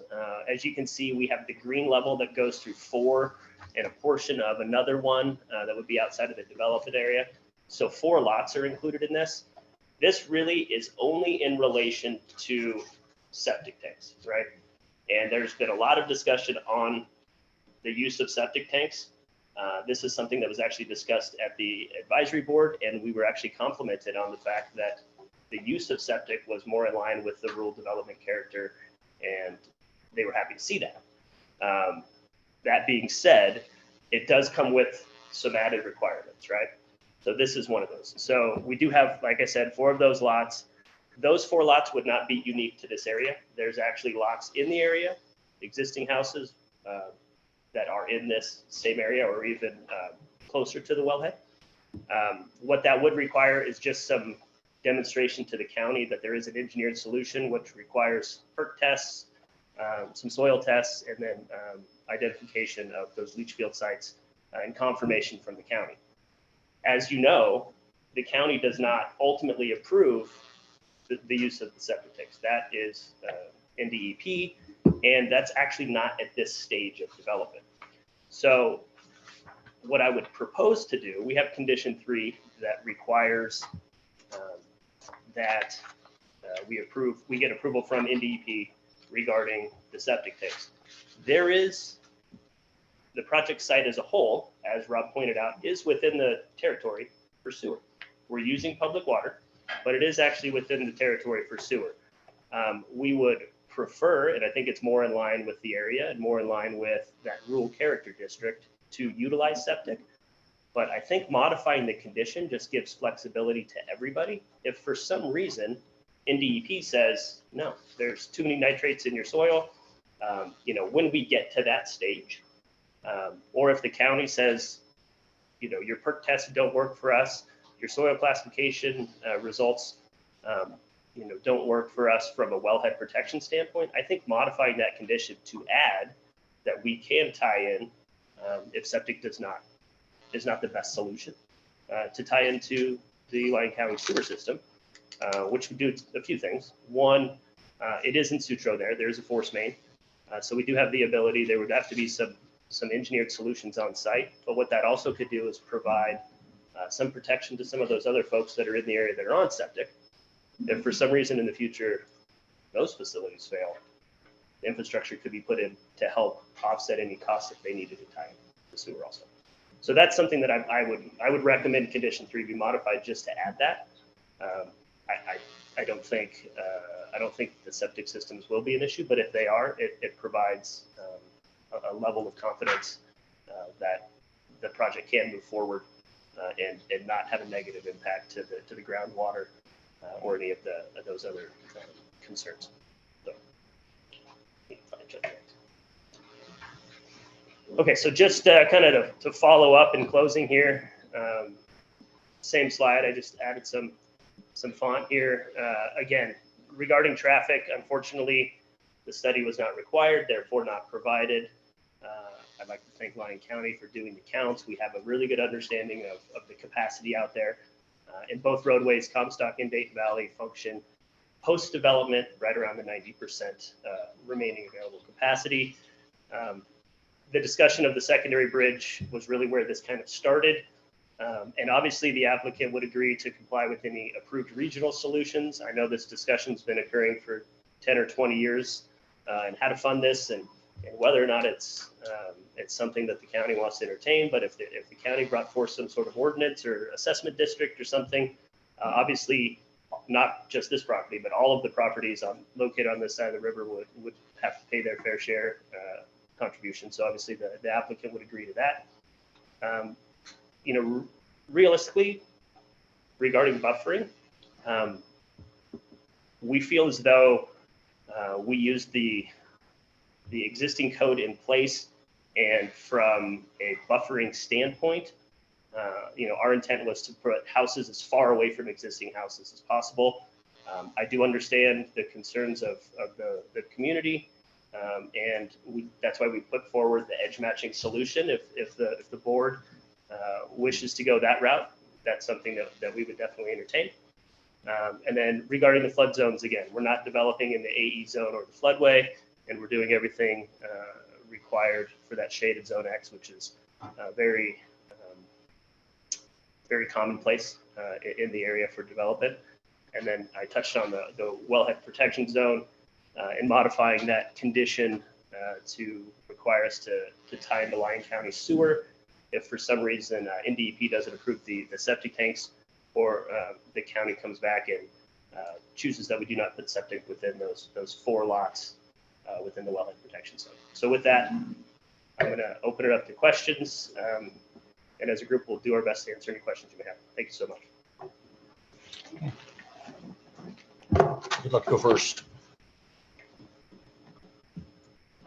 No frogs? Oh, I'm ready. Okay. I'm just looking at you. Throw a hand up. Okay, thank you, Mr. Chair. So this question's kind of a little bit, not necessarily on this development, how that thing's right Yeah, away. We got a pinwheel. Yeah, we're getting pinwheel. So it's total 160 something acres, and you're gonna develop a little bit more than 60. Yes. So what, are there any plans for the other 100 acres? So the other 100, a lot of that is actually in that floodway. So it's undevelopable. So for that immediate area, no, most of that is undevelopable. Again, I think what we're really referencing to is the rest of the property, right? And obviously that would come forward as a separate development plan. It would need its own entitlement process. Yeah, 'cause I noticed both in the staff report and in the Manhart or your report that says to preserve adjacent areas in open space. I was wondering if that's the other 100 acres, that the thought is to preserve those as open space. And if so, is there any thought to putting deed restrictions on that so they can't be sold and developed at a future date? Yeah, I think that would be something. Like I said, that's more area that is in that floodway, and development's not appropriate there, truthfully. But so deed restricting that or putting some sort of conservation easement over that, and even easements to allow for people to utilize access to the river and things of that nature. I think the applicant would be okay with that for sure. Thank you. That's all I have right now. Mr. Kelly. If I may jump in here. For the record, my name is Steve Hartman. I'm Vice President, General Counsel for River Water. I've done more than a fair amount of development on the south side of the river. What we want to do is what we did in Carson City when we developed property down along the river, working with the Open Space Committee. We are going to put a trail that works with you all down along the river and provide access for that. So our CCNRs are going to have a fair amount of restrictions that allow for the public to come in. And obviously at some point in time, we're going to need to work with the county to make sure we figure out a way to maintain it. So, because there are lots of those folks in the area utilize that area down along the river, and there's absolutely no reason not to do it. It's been very successful in Carson. And it's kind of part of the overall concepts that we've had for the Carson River from Douglas County all the way down. So we will have CCNRs and deed restrictions that will cover those issues. And we'll work with staff to make sure those work for all of us. So just want to let you know on that piece. And thank you. Just one, I think, follow-up, just looking at a portion of that property. There is some of it that is not in the floodway, and that's actually area that, if you're familiar with the Lyon County Master Plan, the transportation plan actually has a future roadway, a Lyon County roadway actually going through that portion. So.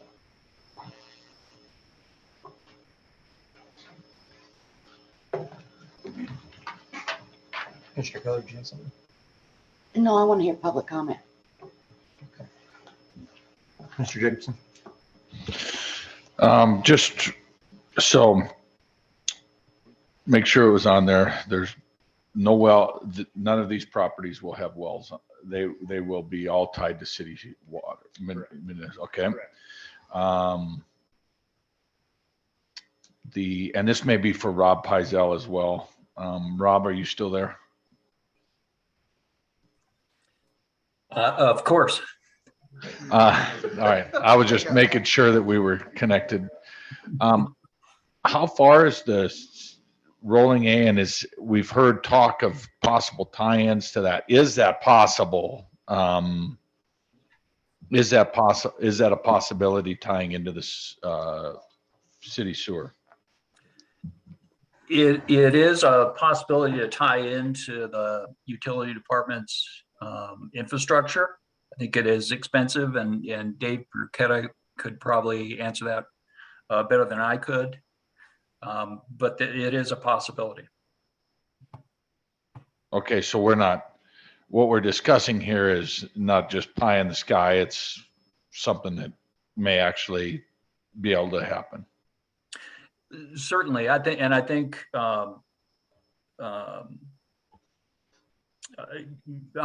it's certainly within the realm of possibility. I think it's expensive for a 49 or 45 lot subdivision to front, but they do own additional properties to the east of the subject site that at some point in time someone will develop. If not these property owners, then a future property owner.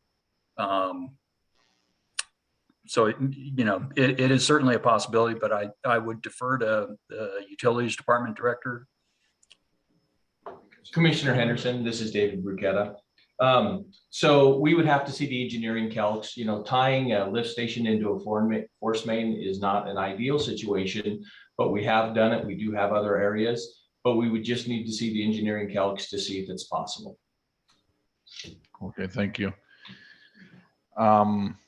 Touched on my buffer zone questions.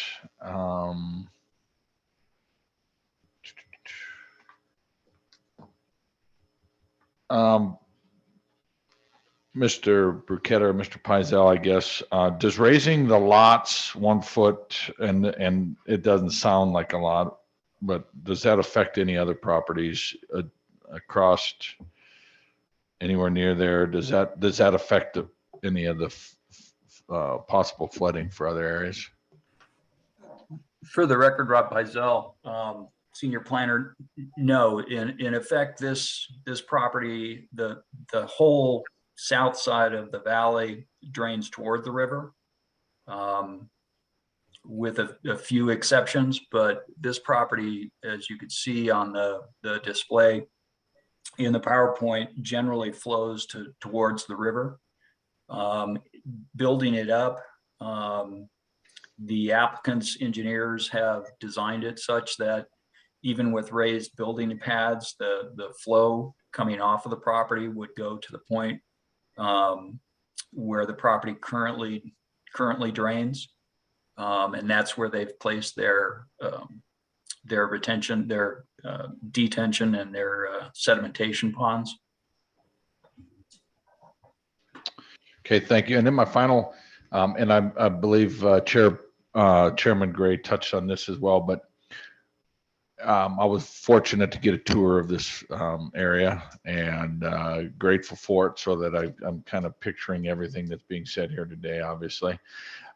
Those stumps, they were actually deposited there by floodwater or by a dump truck, or those stumps were floodwater, I'm assuming, correct?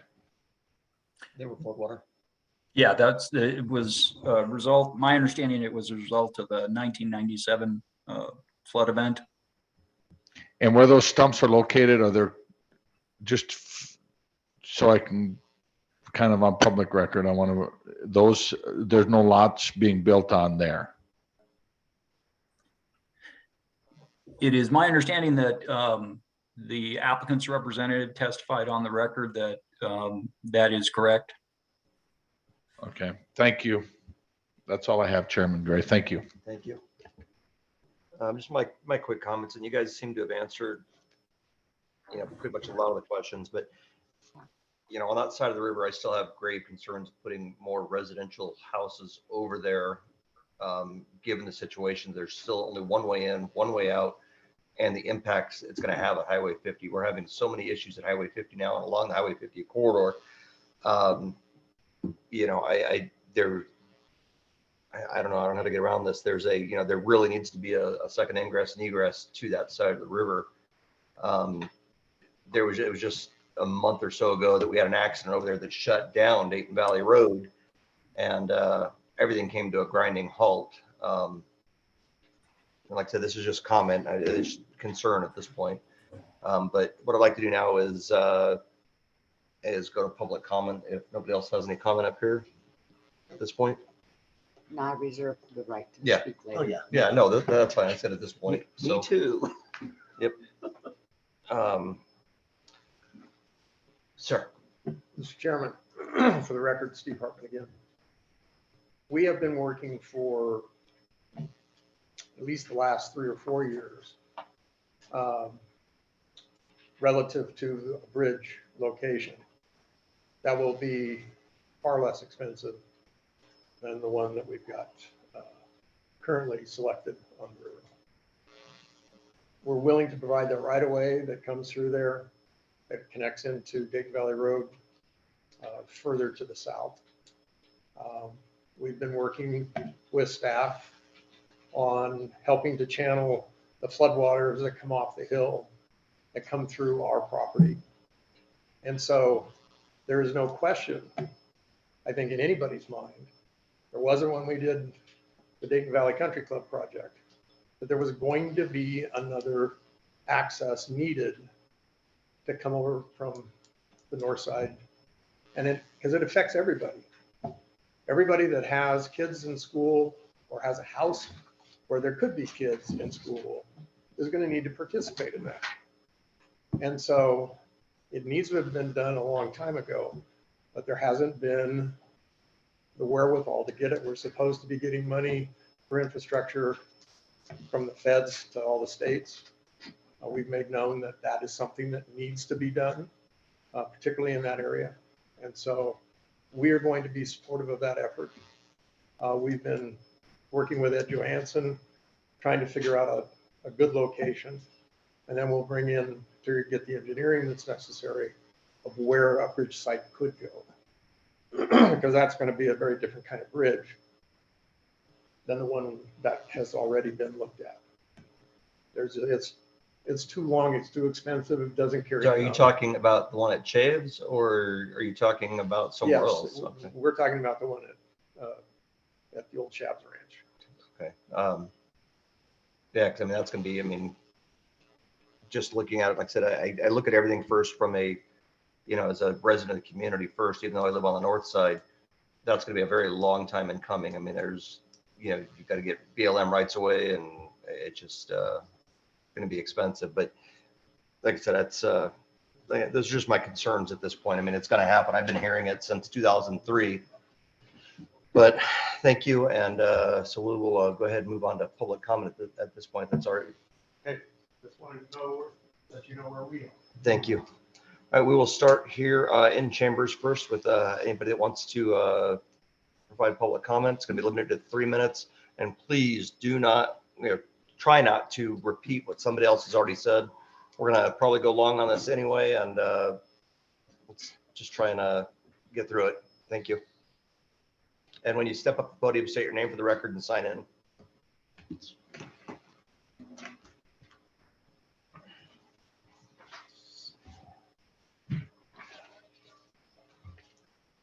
Good morning, ladies and gentlemen. My name is Russell. We're here today to let you good folks know that we realize it's not us against them, and that development of land and community is important. The common goal for us all is to do it right the first time to the best of our ability. For the record,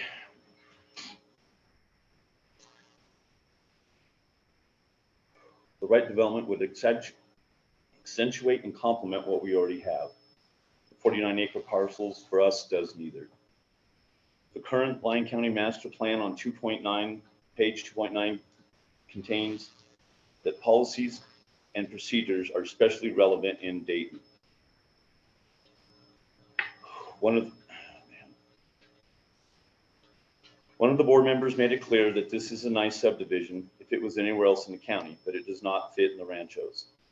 We have hog farms and horse ranches less than 500 yards from the proposed development. These are successful due to the large 5-acre sizes. We all know what happens when city folk move into rural ranch farming communities. The complaints start rolling in about the smells and the sounds, and the next thing you know, they want changes. Smells and sounds need to go, and destroys all the hard work and time and money that were put into these ranches. And after that, what follows? Our property values drop, they plummet. We've all chosen to live out here at the end of the road in peace and harmony with one another, living on a level playing field. Bidler's subdivision proposal isn't current in its current state, would most definitely have an irrevocable impact and change the lives of every Dayton Valley Rancho resident. Bidler's proposal has not one positive impact on our community. Our solution, keep it status quo, 5-acre parcels, and keep it on a level playing field. Thank you. And sir, can you please restate your name first and last for the record? You forgot your last name. So, Russell Herrig. Thank you. Thank you, sir. Yes, hi. My name is Craig Sharp. I live in the Dayton Ranches as well. And I'd like to briefly address the flood event in 1997. It was stated that the tree stumps are not in a developed portion of this subdivision. But yet, if you look at Google view of those stumps, Comstock Lane, you can see the stumps there. They are located right in the middle of this development, just below the topographical bench that's there, running right across the middle of the development. I cannot understand how they aren't going to develop fully half of what is shown here on the plot plan. If that's the case, then this plan should be modified to show what is actually going to be built, as opposed to just throwing half of these in the floodplain area that was inundated with somewhere between 5 and 30 feet of water during 1997. The full north end of this River Free Road is going to be inundated the next time some major flood happens. Subsequent flooding, while not as severe as 97, covered this area as well, but not to that degree. So there's going to be future flooding in the north half of the subdivision, irregardless of mitigation efforts, in my opinion. That's all I wanted to bring at this point in time. Thank you, sir.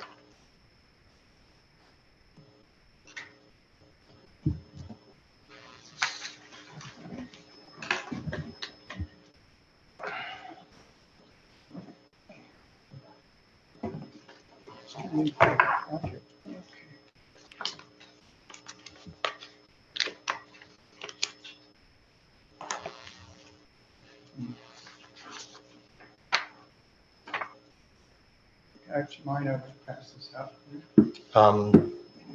Aaron, have you got?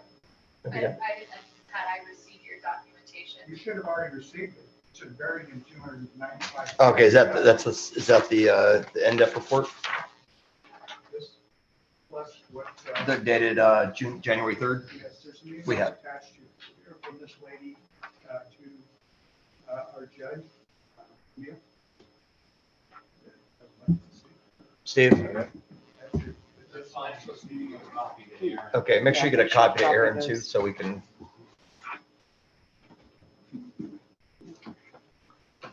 Thank you.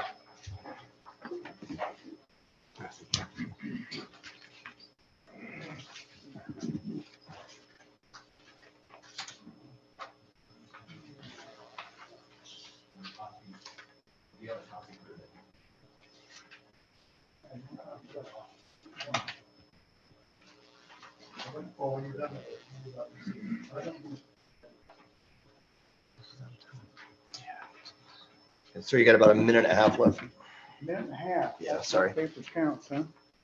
Okay, ladies and gentlemen, my name is Walter Mark Bender, Mark to friends and family. I live at the very end of Comstock Road, last house before this Dayton Comstock Road turns to dirt. Anyway, I don't know where the information came from, but the speed limit on Comstock Road is 25 miles per hour. Anyway, as you can see, they're talking about 49 septic systems and their leach fields in this development. You also have to take into account any possible livestock and pets and so forth that are going to add to that. There's a huge potential for groundwater to be contaminated, including county wells close by, especially with nitrates or nitrites, however you want to call it. One's NO2, one's NO3. There's only one way to get rid of nitrates, and that is with reverse osmosis. Once that gets down into the groundwater, it just doesn't get rid of it. Even with RO, it filters off the nitrates and it concentrates it and it dumps it right back into the septic system and it goes back down into the leach field. So it's actually harming more than it is helping with the RO systems. As you can see from the Nevada Department of Environmental Protection has already recommended denial of this. The county, as I understand, has got some concerns about it. I also do. Even with RO systems, most household brands only produce a few gallons a day, enough for the people and so forth. But guess what? Your pets and livestock, they get to drink contaminated water. As memory serves me, nitrates, anything over 140 parts per million is considered hazardous to humans and animals, and it's not a very big amount. I don't think that this would be a big problem if these were 5-acre lots, but at 1 acres and 49 septic systems in that area, they're going to be drinking city water or county water or whatever you want to call it. But the rest of us in the ranchos, we're drinking well water, and it has a potential for contaminating our water. Okay. That's right. We have a wonderful way of life in the ranchos. I would ask you not to destroy that. Got a beautiful view of the Virginia range and pine nuts right from my house. Now I'm going to have 4.5 1-acre lots right across the fence from me. Okay, so I need to cut you off at this point. I need to cut you off at this point. We've gone over the 3 minutes. All right. Thank you for your time. Thank you.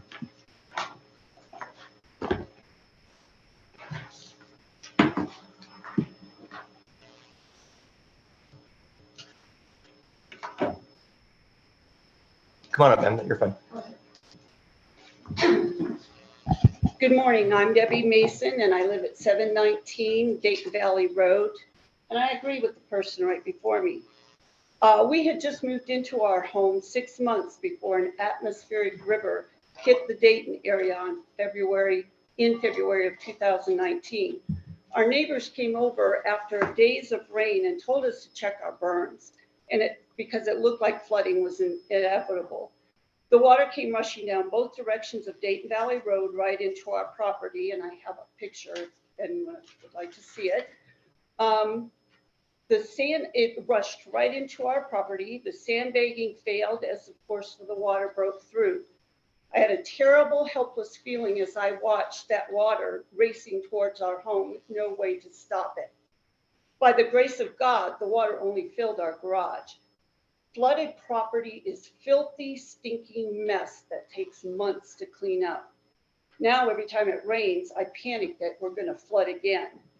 Once the floodwaters leave our area, that water runs down into the Carson River Basin and through the proposed subdivision, a recipe for disaster. In the Bible, Luke 9, verse 62 says, "A builder who does not count the cost before laying the foundation is a disgraceful failure." Building homes is not just the physical house. You need to consider the cost to the people already living here and what that land can support in reference to sewage and water and drainage. Flooding has happened in this area and it will happen again. People need to have space to breathe and they need parks for their kids to play in. People should not be so close together that they can hear their neighbor cough. Flooding is a significant issue in Lyon County. Just look at the damage that was caused at the end of Comstock. Fast moving water is deadly, it's destructive, and it cannot be stopped. The flood mitigation promised has never been fulfilled, and the Rancho people live with the results of that poor planning today. So we ask that you slow down, look at the other more suitable areas to build, get all the environmental impact reports, and get the flood mitigation done before any building takes place. We have asked our commissioners to slow down the process, think this through, and be good stewards of the land your constituents have placed in your care.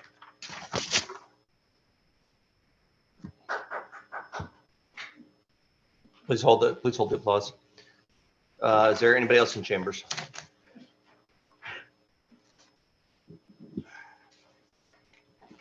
My name is Mike Lynch, Dayton Valley Ranchos resident for 22 years now.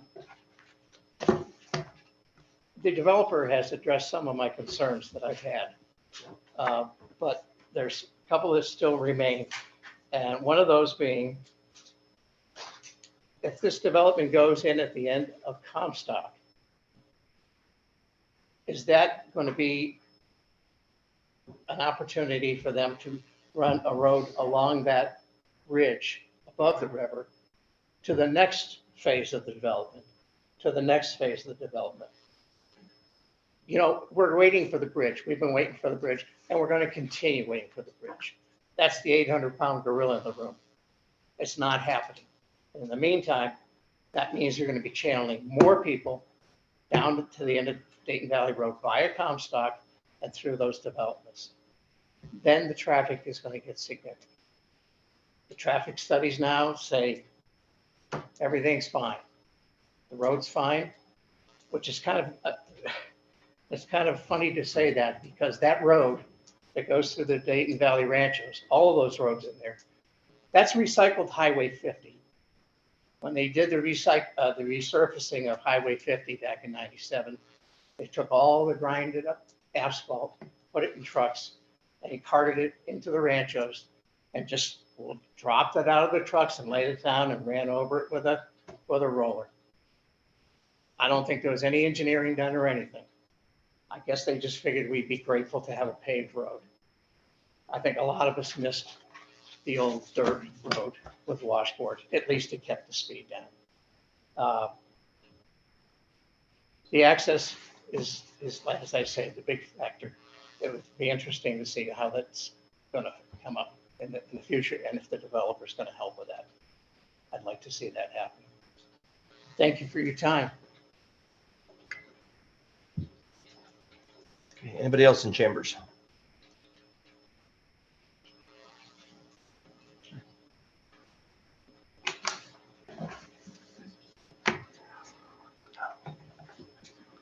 Sean Patterson, 40-plus year Dayton Valley resident, 20-plus year Ranchos resident. I live one of the properties that is directly adjacent to the new development. It is in my backyard, but Vidler did a good job, or Manhart did a good job of explaining their, concepts on how they laid these properties out. I was actually one of the people at the planning commission or planning meeting that suggested the buffer transition. While it may not be required by the county, I'm glad to hear that they're open to, suggesting, as he put it, I believe it was an edge match. I have 600 foot deep 5-acre parcel, which most of them are out there. And my house is in the front half of it, so I already have a buffer from development adjacent to it. But my concern is with those narrow lots that they have, I'm gonna have 3 houses directly behind my house out in my backyard in my view.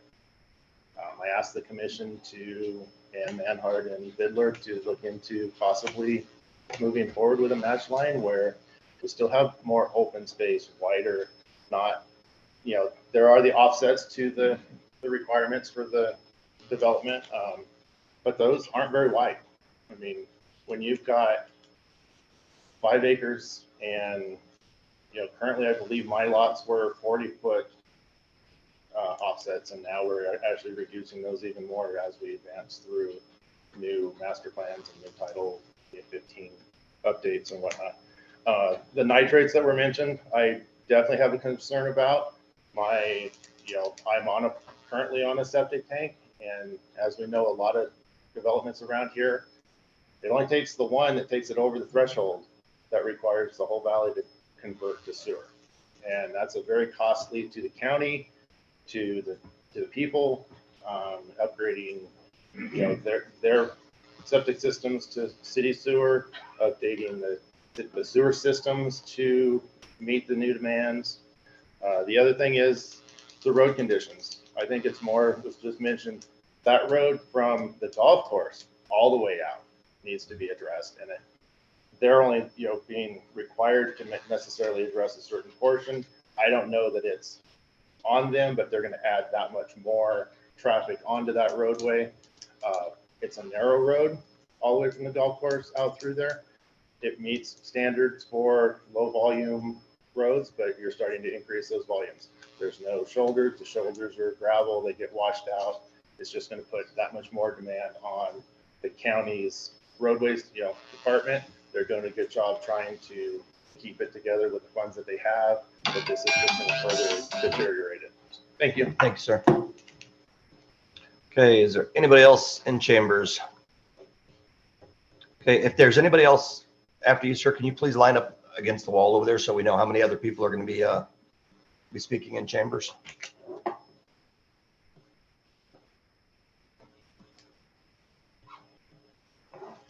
Some of what I was going to say has been covered. I'll try to skip over some of that. I'm Tim Steeper. I live on Dayton Valley Road, just adjacent to the person that talked before. I'm concerned about additional flooding being caused on that road. There's been a great deal of flooding since 1997. There's a video that Ruth Smith took of the water rushing across the road and flooding their house in January 11, 2017. If you haven't seen that, I encourage you to look at that video. Larry and Ruth Smith sold their house and moved away from Dayton due to repeated flooding and the lack of Lyon County taking any action to help prevent the floods. There's been considerable study on it. A lot of information was obtained from the residents of the area, documented in the South Dayton Valley Master Drainage Plan, but there's been no actual action to do anything. You're being requested to approve a new development adjacent to between Sutro and Comstock Roads. There's been a major flood path for flood waters several times. Any blockages downstream of that area will increase the likelihood of severe flooding on our houses upstream.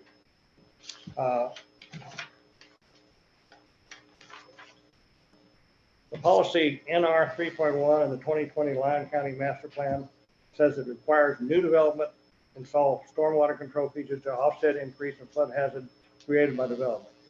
Policy NR 6.2 says continue to implement development standards that require stormwater control features in new subdivisions. I'm concerned that there'll be existing flooding. I was told that the existing flooding problem was aggravated in part because a former developer put in part of a three-phase drainage system and then went bankrupt, leaving just one phase in place. That one phase takes the water from around the golf course and everything, runs right down into our houses. And this new developer, if going to be do anything to take care of that, they should be required to put adequate funds in escrow or purchase a performance bond, so we won't have a repeat of, drainage proposed and not done. If you do decide to approve this development, I would suggest the county consider the opportunity to partially implement flooding mitigation alternative 1A discussed in the Drainage Master Program. 1A is a drainage ditch starting west of Rancho Road where the other failed plan stopped, crosses Dayton Valley Road and runs west to Sutro Road down to the river. It's possible that this new development could put in part of that drainage ditch as part of it if they're willing to do that. They talk like they would be willing to do things to help us. Your time is up. Thank you. Sorry.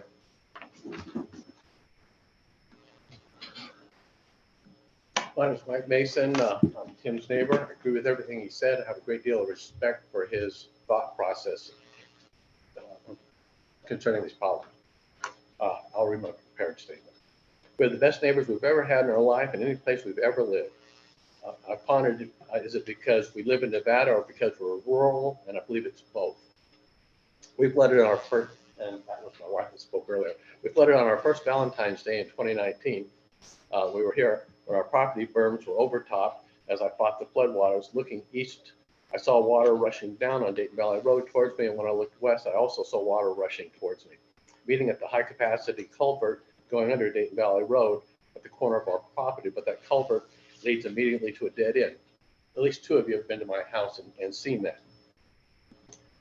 Nothing for the water to do but to rapidly back up and overtop our berms, which were quickly cut by the rushing water. And all hope of protecting our property was gone. Neighbors rushed to our aid, including neighbors we hadn't even met yet. But at that point, there was little any of us could do. We didn't turn our damage into our insurance company. We took care of it ourselves. We didn't ask the county for help. We took care of it ourselves with the help from great neighbors. Like I said, by and large, we're self-reliant. There's a relatively inexpensive solution that would go a long way towards alleviating the stormwater flood issues by providing an outlet for that culvert going under Dayton Valley Road that would provide would be to provide a stormwater drain pipe under Potosi Road, delivering stormwater to the Carson River. I realize there are some private property issues with that idea, but many of them could be overcome by routing a storm drain pipe under Potosi Road. The proposed development would in all likelihood require backfilling to help keep new homes above the established floodplain, effectively creating a dam with all of us on the wrong side of it, greatly exacerbating stormwater flooding issues we currently face. We need a solution to the stormwater flooding issues instead of development that has the potential to make it worse. My wife suffers literally from PTSD anytime it rains more than a light sprinkle. We do have localized flooding on our property from rain that falls on it, but that's not the county problem, that's our problem. Stormwater runoff is something we could use the county's help with. We're not asking for the county, the state, or the federal government to be our caretaker. We're a group of self-sufficient, reliant, somewhat rural, self-policing people that are not asking the county to be our nanny and provide us our every need. We're just asking them not to screw us over. And I have a couple of questions to one of the gentlemen, if I've got time to ask. That the gray jacket, the checked shirt. Your flood zones are basically based on the Carson River overflowing its bank. Where we live, it's mostly flash floods from stormwater. The traffic on Dayton Valley Road. Sir, your time is up. Okay. Sorry. Okay, there's nobody else in chambers. We're going to move to Zoom to Dayton, to the utilities building. Dave? Chairman Gray, Commissioners, David Burkett. I'll turn it over to the group here. They're signing in here, so we'll have a record of the sign in. Here you go. Good morning, ladies and gentlemen. My name is Kathleen McDonald, and I reside at 706 Dayton Valley Road. There are 162 petition signatures from residents in our area opposing the planned development of 49 new homes. As you have heard, we all have our various reasons for the opposition, and I'd like to speak on the impact of one, which is the impact of wildlife environment in our area. I've spent most of my life on ranches and in the rural environment. I grew up enjoying and respecting nature and wildlife, as everybody in our community does. That's one of the reasons they moved out there, to be rural. We've had bear, cougar, coyotes, as well as deer travel through our property. And if you will go down, you plan to put the 49 homes, you may not be a flood zone, but if you will go down there, you will see migratory trails for deer. There's a herd of Mustangs down there. And as you well know, this is a fence out state. We have numerous species of birds, quail, dove, hawks, and even bald eagles. There's a picture of a bald eagle roosting on a power pole of our judge's residence, Camille Veterucci. And I've had cougars travel between my property and my east neighbor. Some of these animals, such as deer, will reside on Comstock Road because of the low traffic impact. They go feed on the lawns, they'll go across the street and bed down. The does will even bring their fawns. And I'm wondering if this will happen with a higher impact of people and traffic. It's my understanding that the planned subdivision of the 49 homes is right under a migratory bird route Has anyone checked into it with the Nevada State Department of Wildlife to evaluate the impact of this? I have been told by numerous residents that signed the petitions, they moved to our rural community because of unwanted growth and new rules and regulations, higher crime that ran them out of their previous homes. Wildlife and fields disappeared. And my question to you people is, we have been told by our county manager that we all have to get used to change.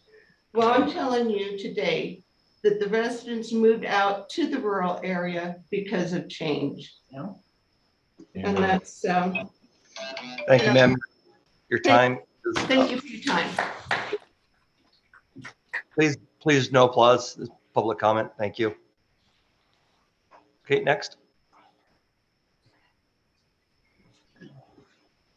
Good morning, ladies and gentlemen. I'm Sonia Adler Abbott, and I live at 135 Comstock Road in the Dayton. In case none of you have been lucky enough, here's our handsome bald eagle.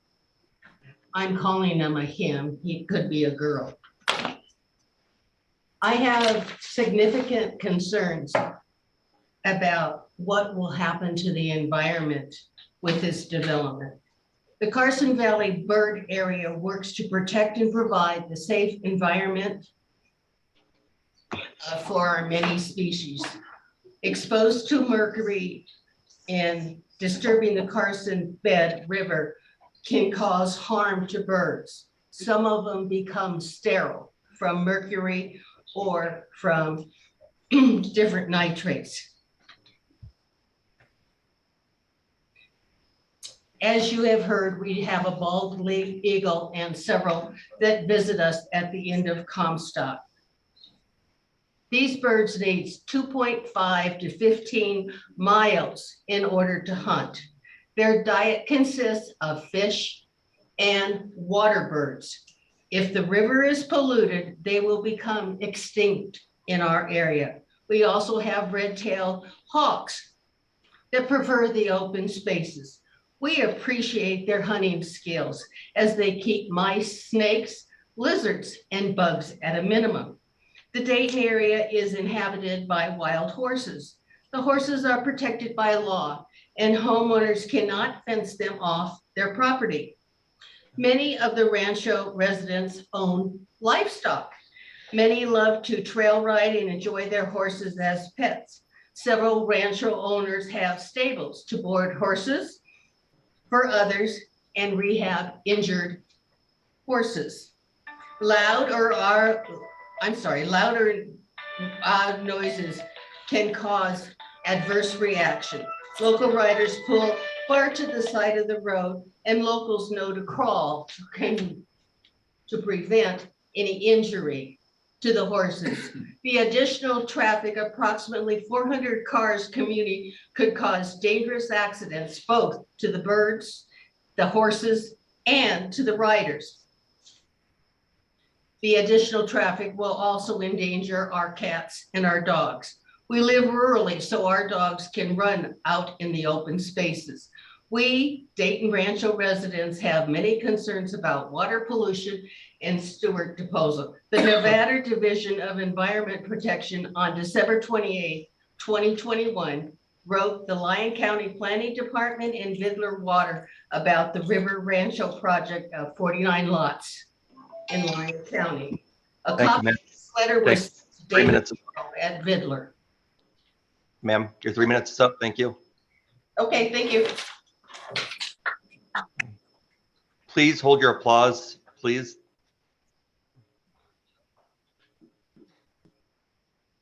Good morning.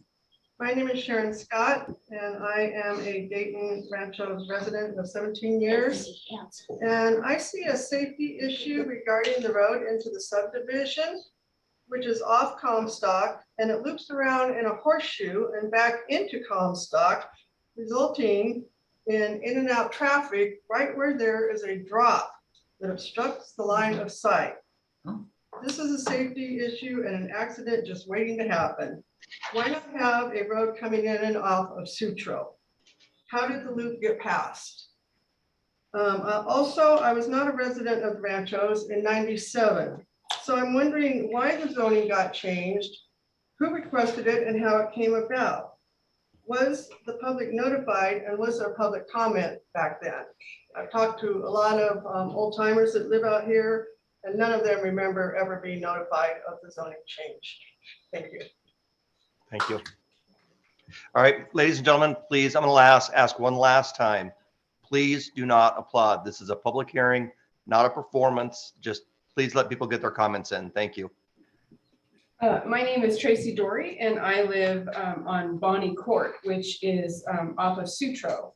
And excuse me, this development will not only add traffic to those individuals on Comstock, but it will also add traffic to Sutro. Now, I can't speak for Comstock, but Sutro is a 25-mile-an-hour speed limit. No one but a few residents go 25 miles an hour on Sutro. It's like a drag race sometimes. And my other concern is the construction equipment. These houses aren't just going to appear out of the clear blue sky, and who's going to determine when they're operating and how they're driving down all of our different roads. So ditto for everything else, but my main concern is the individuals who speed and go way too fast in residential areas. So thank you. Thank you, ma'am. My name is William Abbott. It's A-B-B-O-T-T. I'm a Dayton Ranchos resident. I took time out of my busy schedule today. It's a work day for me, as you can see, because this is a very important issue for the Ranchos and the people that live there. I am in agreement with pretty much everything that has been said before, but I do have a few serious concerns about the proposal that's before you now. We have firsthand information which brings into suspicion some question about the wisdom of this project and the accuracy of the information that's been put forward. You know, physical evidence contradicts the area data regarding the flood. Those stumps that we've been talking about literally floated to their current position. That means that everything below that area where they are down to the riverbed was full of water. The traffic data studies are in question. I think the data that was collected probably wasn't very accurate. And I think once you're talking about adding additional houses on top of that, that's a problem. There is no engineering study on the road beds, and those road beds were never designed to carry that amount of traffic. The public safety egress hasn't been addressed. If you want an example of what happens in a fire, you're not going to be able to shelter in place. If it's a flood, you won't be able to shelter in place. And I give you an example of Greenville, California, which is now no more. All you have to do is think, what would have happened in that town if those people had no way out? The environmental impact of the Carson River mercury contamination, the EPA Superfund site, that mitigation plan is still in place. If you go down to the river, you will see signs. Part of their mitigation plan is do not disturb the riverbed. I question whether this project can be completed without doing that in a significant manner. You know, we have the protection of our community water well there. We have the local property owners' wells. We have the need for potable water for not only people, but for livestock. It's just, there's a lot of questions here. You know, we had a planning commission that voted 7-0 against this proposal. We had 162 people that signed a petition from the ranchos that don't want this proposal. We have, you know, granting this request will lead to a fundamental change in into the quality of life and the safety of our families, our children, our livestock, our pets.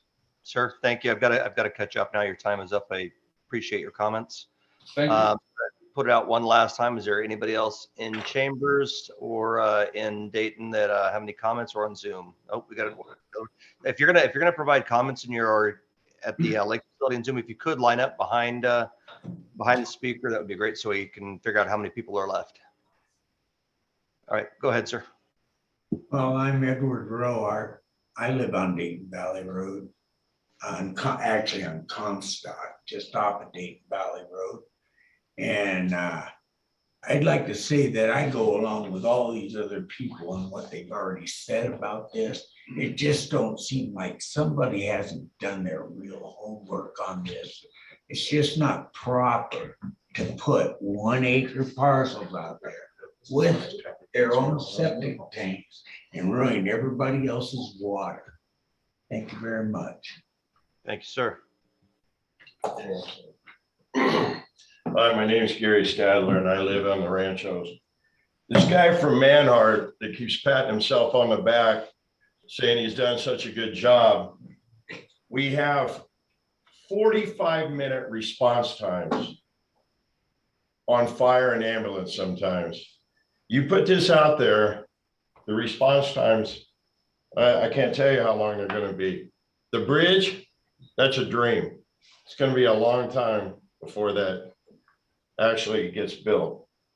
So really important on the emergency response times. Thank you, sir. Yeah. How are you? My name's Pete McMahon. I live on Sutro Road, and I'm looking at your traffic study that you guys did. You did it on Sutro or Dayton Valley Road, close to Sutro Road, and you did it on Comstock. Well, that's a small portion of Dayton Valley Road. Maybe you should go down and do it down by the bridge to see exactly how many cars are coming in or out. All right, thank you very much. Thank you, sir. Again, please line up in advance so we know how many people are left to speak. My name is Alan DeShaw. I live on Sutro Road. I have not heard any consideration of the build out of all the new homes adjacent or across from the golf course. They should have been calculated into how much traffic is going down Dayton Valley Road. I have not heard any comment on that. Thank you. Hello, I'm Camille Vecchiarelli. I live on Comstock Road here in Dayton. I strongly oppose the approval of the request for the merger. I strongly oppose the proposed plan and development. And I agree with what everyone has said at this meeting. They all put a lot of hard work into this. It will change our quality of life, and I am very concerned if it gets approved. Thank you. Thank you. Okay. Looks like there's no more speakers in Dayton. Do we have anybody else online? All right. Well, Ken, can you hear me? yeah, who we got? Sorry, I'm not This seeing is you. Rob Holly. Hey, Rob, are you on? Oh, there you are. Okay. Yeah, I am. I don't have a picture there. Am I good to go? Good to go, sir. All right, my name is Rob Holly. I'm a resident of 375 Imperial Road, and the commissioners have received my written comments on this, but after the presentation this morning, both by staff and by Manhart Consulting, there's a couple of things that I'd like to ask that you consider. And the first is in regards to traffic. I saw the sensors that they put out right after the meeting a month ago. And really what you get down to is those sensors show that according to the data they're using, is that Comstock Road can handle 10 times more traffic than it currently has. Yes, it falls within the standards, but I would say that the standards are probably broken and that the conditions that 10 times the traffic would result in would ultimately be very, very destructive, not just to the way of life, but to the safety on Comstock Road. And that leads me to another point, is that as this property is further developed, it's obvious that the traffic parameters would allow for Comstock to continue to be the main access to further subdivisions. So I just wanted to point that out, that the future ramifications are pretty dire. And then additionally, as you get into the AE flood zone on those roughly lots 18 through 24, raising the elevation of the buildable portion, I want to say it's the AE, it's the 100-year floodplain. As you raise that up a foot, essentially you modify the character of the floodplain. And so it would be important to do some modeling to see how that modification of the floodplain is going to affect the travel of the water through that area. And of course, the front third of those lots are the only part that's in the AE. The back is in the part that won't be developed. So essentially you're limiting your house and your septic to 1/3 of an acre, which while it might be permissible within state law to put that, I think it's contrary to the spirit of that statute that requires a 1/2 acre when you have a 1/3 acre of usable ground for both your house and your septic. So those are some additional comments I wanted to make in addition to the written comments that I submitted earlier. And I would urge you to deny this request for a lot of reasons. Thank you, Mr. Hawley. Okay, anybody else on Zoom?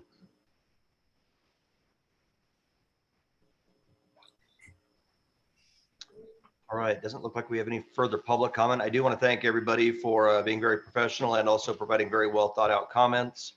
And at this time, I'm going to bring it back to the board for further board comment. Have we got any further comment up here? Well, I just want to make a couple of comments. One of them, I think it's very ironic that we had the flood in January of 1997, and yet the zoning took place in February of 1997, which means their application was in before the flood. And I just feel like, you know, hey, I wasn't on the board back then, but maybe somebody should have took a drive out to Dayton before they approved that. I remember that flood very well. I remember feeling like I was living on an island when that happened, because there was roadways and housing and stuff everywhere in this whole region that was underwater at that time. You couldn't go to Fallon because the road was washed out. You couldn't go to YERINGTON because the road was washed out. I couldn't go to Dayton because the road was washed out. And oh, that's right, I couldn't go to Fairleigh either. Living in Silver Springs, I was literally on an island with a lake. Well, that's right, we have a lake. Anyways, I really think that people need to think long and hard when they're trying to propose these subdivisions. I mean, I think what's being proposed would be very nice in the right area. But just like Lockwood, everybody thought that Lockwood was safe. They weren't. Not when the floods came. Those houses got flooded too. Everybody always thinks of, hey, if I build it on the river, everybody's going to come and they're going to buy these beautiful houses. And then when they flood, it's the county that's going to get the phone call, because we allowed them to build and allowed those people to move in. I have strong reservations, even with all the data. I think the presentation was great. I'm not beating anybody up, but I have concerns. I was here in 97. I was in Dayton. I saw what happened. The septics versus hooking up to sewer. Again, I've seen what happens when we allow too many septics in an area. Then we have people coming to us saying that we need to hook whole neighborhoods up to the sewer system. I think we have an issue in Dayton already over some of that stuff. So I just feel at this time, personally, this is not the right time nor the right place for the way it's proposed today. Okay. Mr. Yeah, I also went out and took a tour of the area. My concerns immediately were flood, and then the discussion about 49 septic systems in 49 acres. Give me a lot of concern, because once the nitrate plume gets into the water, then there's not much we can do out there. We've seen how all that works in other areas of the county. So I have some significant concerns in those areas that would have to be resolved before I would be a big supporter here. Mr. Henderson. Thank you, Mr. Chairman. This one has been a challenge for me. I've been following it throughout the whole process. The fact of the matter is that the land is zoned for 1 acre lots. It's been zoned that way since 1997. I don't think we can go in now and say, oh, you can't do it when it's been that way for that long. The traffic, I understand the concerns there. However, traffic is going to increase. It's just going to happen. So, and the study did, and there seems to be a lot. And I am not proposing that we go to 100% capacity on those roads. I don't think anybody wants that. My biggest concerns with this are the floodwater problem. And, they can be engineered, and, the engineer puts that stamp on it. He's liable for any damage that comes down the road further. That doesn't, make it any better if something floods. But, we have to make sure that should this be approved, that the flood mitigation is, the procedures are in there, the policies in there, it's engineered correctly. The second concern I have are the septics. For a lot of issues, they're close to the river, 49 new septics. However, then again, I think we need to rely on the Nevada Division of Environmental Protection. If this is approved, and they have to submit engineered plans for them. And if in-depth does not agree with them, then they could hook into our sewer system. I don't understand why. Well, I'm sure there's an economic reason to why we didn't go straight to sewer. But I'm really having a hard time. I certainly understand everybody's angst about this. When I first moved into my neighborhood, now I don't have 5 acre lots or nothing like that. But I had great views across the street. I had great views behind me. I had great views beside me. Well, guess what? There's houses there now. But I knew that was coming because I bought, and I know people that own property are going to develop it. So, I mean, I understand, but we're in a situation where we can't move into a place and then pull up the drawbridge and say nobody else can develop. So I've been listening to this, and I'm really trying to come up with a defensible, for a reason to deny this project that would meet judicial review. And I haven't seen one yet. So that's my comment. Mr. Jensen. Could I ask Mr. Rye to come up?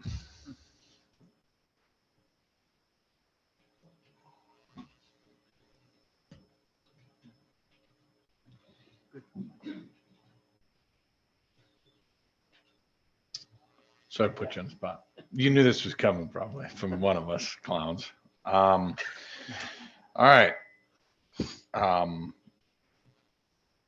mean, I understand property owner rights we've been listening to, and there's also another property owner in the race as well, the person that owns this proposed development.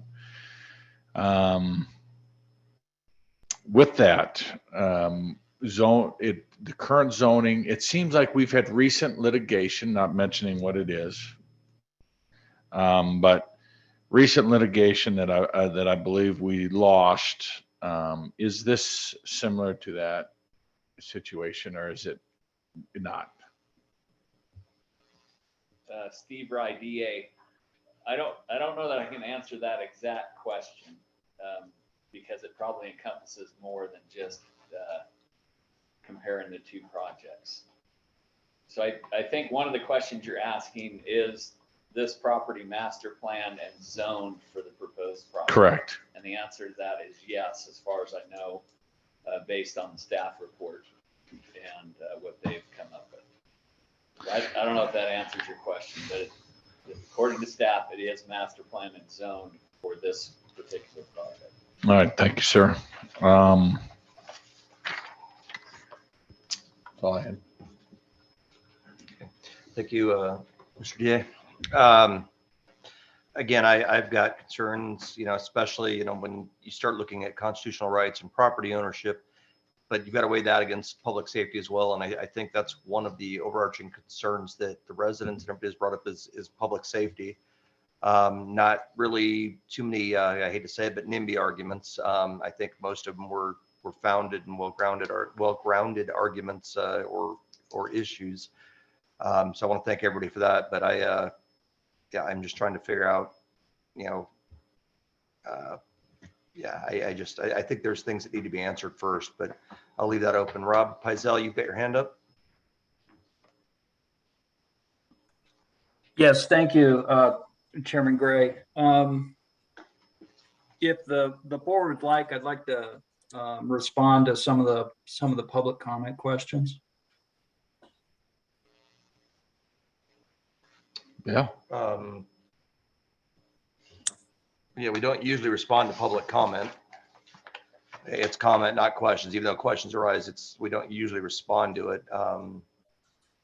Looking for legal guidance here and staff guidance.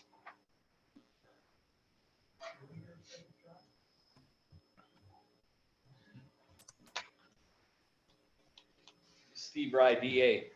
Generally, the practice would be if the board had questions related to the public comment, you would direct those to staff. If you have other questions of the applicant, you would give the chance to ask those questions. That would be the normal process. Okay, that's kind of the way I was going, so that works. But it's up to the chair and the board how you proceed. Yeah, now, Mr. Pizzelli, I appreciate it. I'm gonna cut it off at this point though, just so we don't keep going.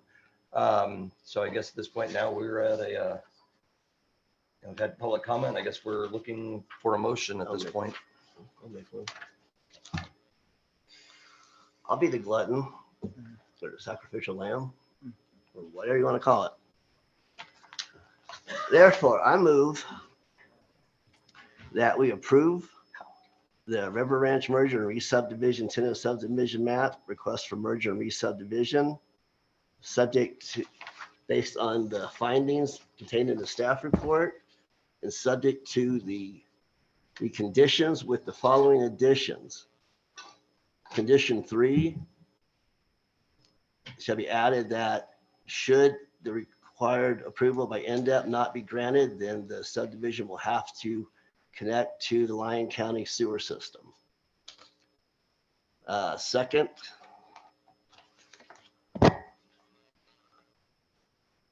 condition 10 should be modified to say that no development will be allowed in the AE flood zones, and that deed restrictions will be placed to prevent future development by the owners of the property. And I'll leave it at that. I think those are the two. I think everything else is actually addressed very well under the conditions contained in the staff report. Mr. Chair, could I ask that Mr. Henderson also consider the property matching or what is that, buffer zone or the line match? Yeah. You can ask if he wants to. That's not in the proposal. Now, if the developer wants to go to that between tentative and final maps, I think they can. But that's not on the proposal that we're looking at. So that'd be a no. Well, we've got a motion and we're pending a second still, so I don't think we're at that point yet. I'll second that. Okay, we will open it up for discussion at this point to the board, and yeah, it's not a part of the motion, so I guess you don't need to address it at this point. So any further discussion by the board? I still stand on the fact that I don't feel that we have thoroughly confirmed that this engineering, when it comes to the floodways of this property, like I said, I don't trust the data that's been presented on it. Not being out there, not living in the area, watching these properties. I mean, I know the motion includes the deed restrictions. I don't know. I still can't support it as of today. I'm gonna, Not without more in writing, possibly from the applicant, addressing some of those issues, maybe moving forward. But I still can't support it. thank you, Commissioner Keller. Commissioner Hockaday, did you have a comment? Since this is the initial application, we would be looking at all of those situations being discussed between now and the next approval. Is that correct? For final map? Yeah. We've been discussing it for final map. Whatever we set forward today. is Yeah, the just to be a conditions have been set. requirement for final map, not. So, Yeah. Steve Wright, District Attorney, and I just want to clarify in case there's any confusion. Before final map, they would have to meet all the county engineering requirements for flood, for roadways, for all the other improvements, septic system, water, all of that. And I don't know if Andrew may want to follow up on that. I kind of said that generically. There's probably more specifics, but. But Mr. Wright, it's what we said in the conditions Conditions today, right? Well, there's two things. There's the special conditions, but there's also the general flood requirements, and maybe Andrew wants to address that. Andrew Haskin, Lyon County Community Development Director. So yeah, they're gonna have to meet all the floodplain requirements for the portions that are in the floodplain. They're gonna have to provide engineering for all the grading and everything. That'll all have to be done before that can move on. So, and I kind of think I know where she's going with this. I kind of had the same question. So we have to set the conditions today. We cannot set the conditions later on, correct? Correct. And they've got to be in the tentative map, not the final map. Correct. However, the conditions have to be based off of what's allowed in code. Right. So, yeah. Got it. Thank you. Yep, no problem. That answer your question, Mr. Hockaday? well, what it sounds like is that we have our general requirements that they must meet. And then today we set up some special requirements out of our motion. So it isn't something where we're sidestepping anything that would, say, take away from safety or any other initial things that need to be considered for the project. Correct. Yeah, the final map would be back before the Board of County Commissioners. Staff will review all of the documents that come in. I'll tell you right now, I'll be the first one up here to recommend denial if they haven't met all of the conditions. But at that stage, but at the tentative map stage, I believe it's appropriate to move forward. Thank you. So, and then my final comments, I was there in 2017 for the flooding and saw the homes that were being flooded there. I really think we're playing with fire, allowing more development that may cause a backup of the alluvial flooding and changing, flows down to the river. Also, as I stated before, the traffic at Dayton Valley and Highway 50, I just have grave public concerns, for that side of the river, with any more houses going up over there at this time. Did you have something you wanted to say, sir? I did. Josh Pulley, Lyon County Comptroller, and in this particular case, Risk Manager as well for the county. This is the first time I've come up and done this during a planning item. There've been a number where I thought I probably should have and wished I had later. My understanding is that the board's responsibility is to set forth codes to require developers to meet certain codes. And that is the law that we need to follow on these planning applications. If the board has concerns about flooding and all those things, we have to hold the applicants all to the same standards. If we have those concerns, we need to change the codes. We're a little farther down the stream than that, unfortunately. Bad analogy, I realize, in this particular situation. But if they meet the county codes and they meet the requirements, then from a risk management standpoint, my recommendation to the board is treat this application just like you would any other application. They have to meet those guidelines. If you don't like those guidelines in certain areas of the county, please change those guidelines, but we can't do that when they've already done the application and try and do it retroactively before their application. So that's my advice to the board. as far as risk management, the most expensive lawsuits since I've been at the county, every single one, have been on planning decisions. One of them, when I first started, was a $4.2 million decision against the county. I'm cheap, okay? I don't like paying unnecessarily if we don't have to. So frugal, thank you.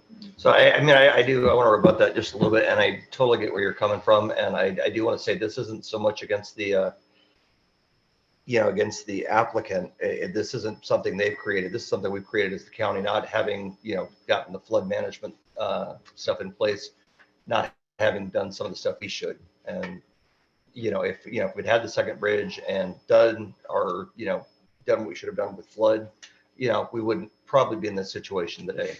So. If I could add one thing to that, sir. On the second bridge, and the applicant brought this up previously.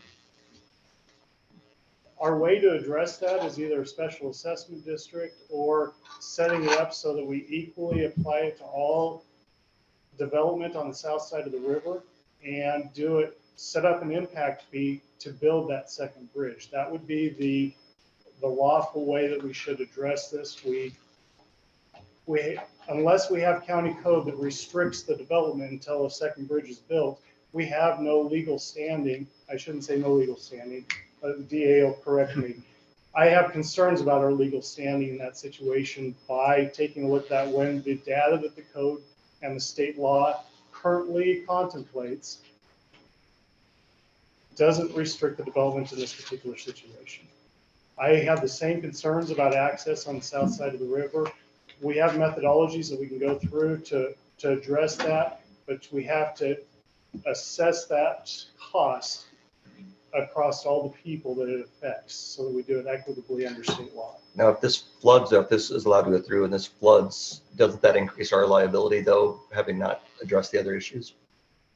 So the answer is, I don't know 100%. That would be a legal question from risk management.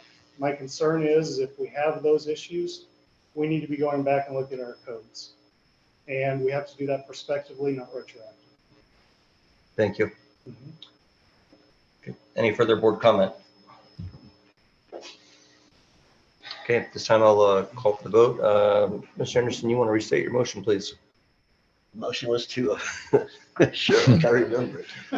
That was your motion. I hope you The did. motion, the motion was to approve based on the findings in the staff report, subject to the conditions with the addition of requirement in section 3 that if the approval from NDEP can't be obtained for the septic tanks, then they have to hook into the county sewer system.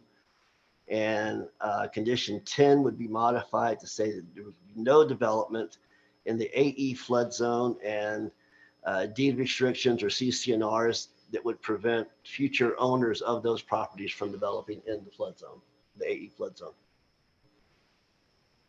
Okay, we have a motion and a second. I want to call for the vote now. All in favor of the motion before us, please signify by saying aye. Aye. All opposed? Nay. Nay. Mr. Hockaday, were you for or against? I'm sorry, I'm like for. Okay, aye. Against? Against. For. Motion passes 3-2. We at 11:30. We are past 11:30. At this point, we're going to break. It's 12:20. Yeah, we're past lunch now. We are going to break until 1:30.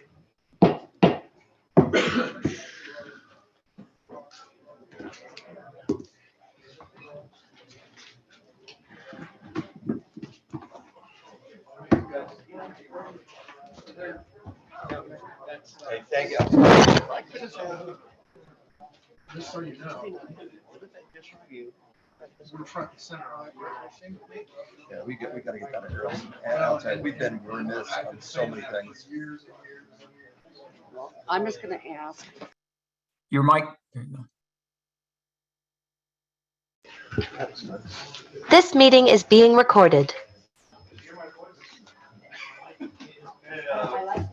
Welcome back, everybody. We are going back to item number 10 at this point.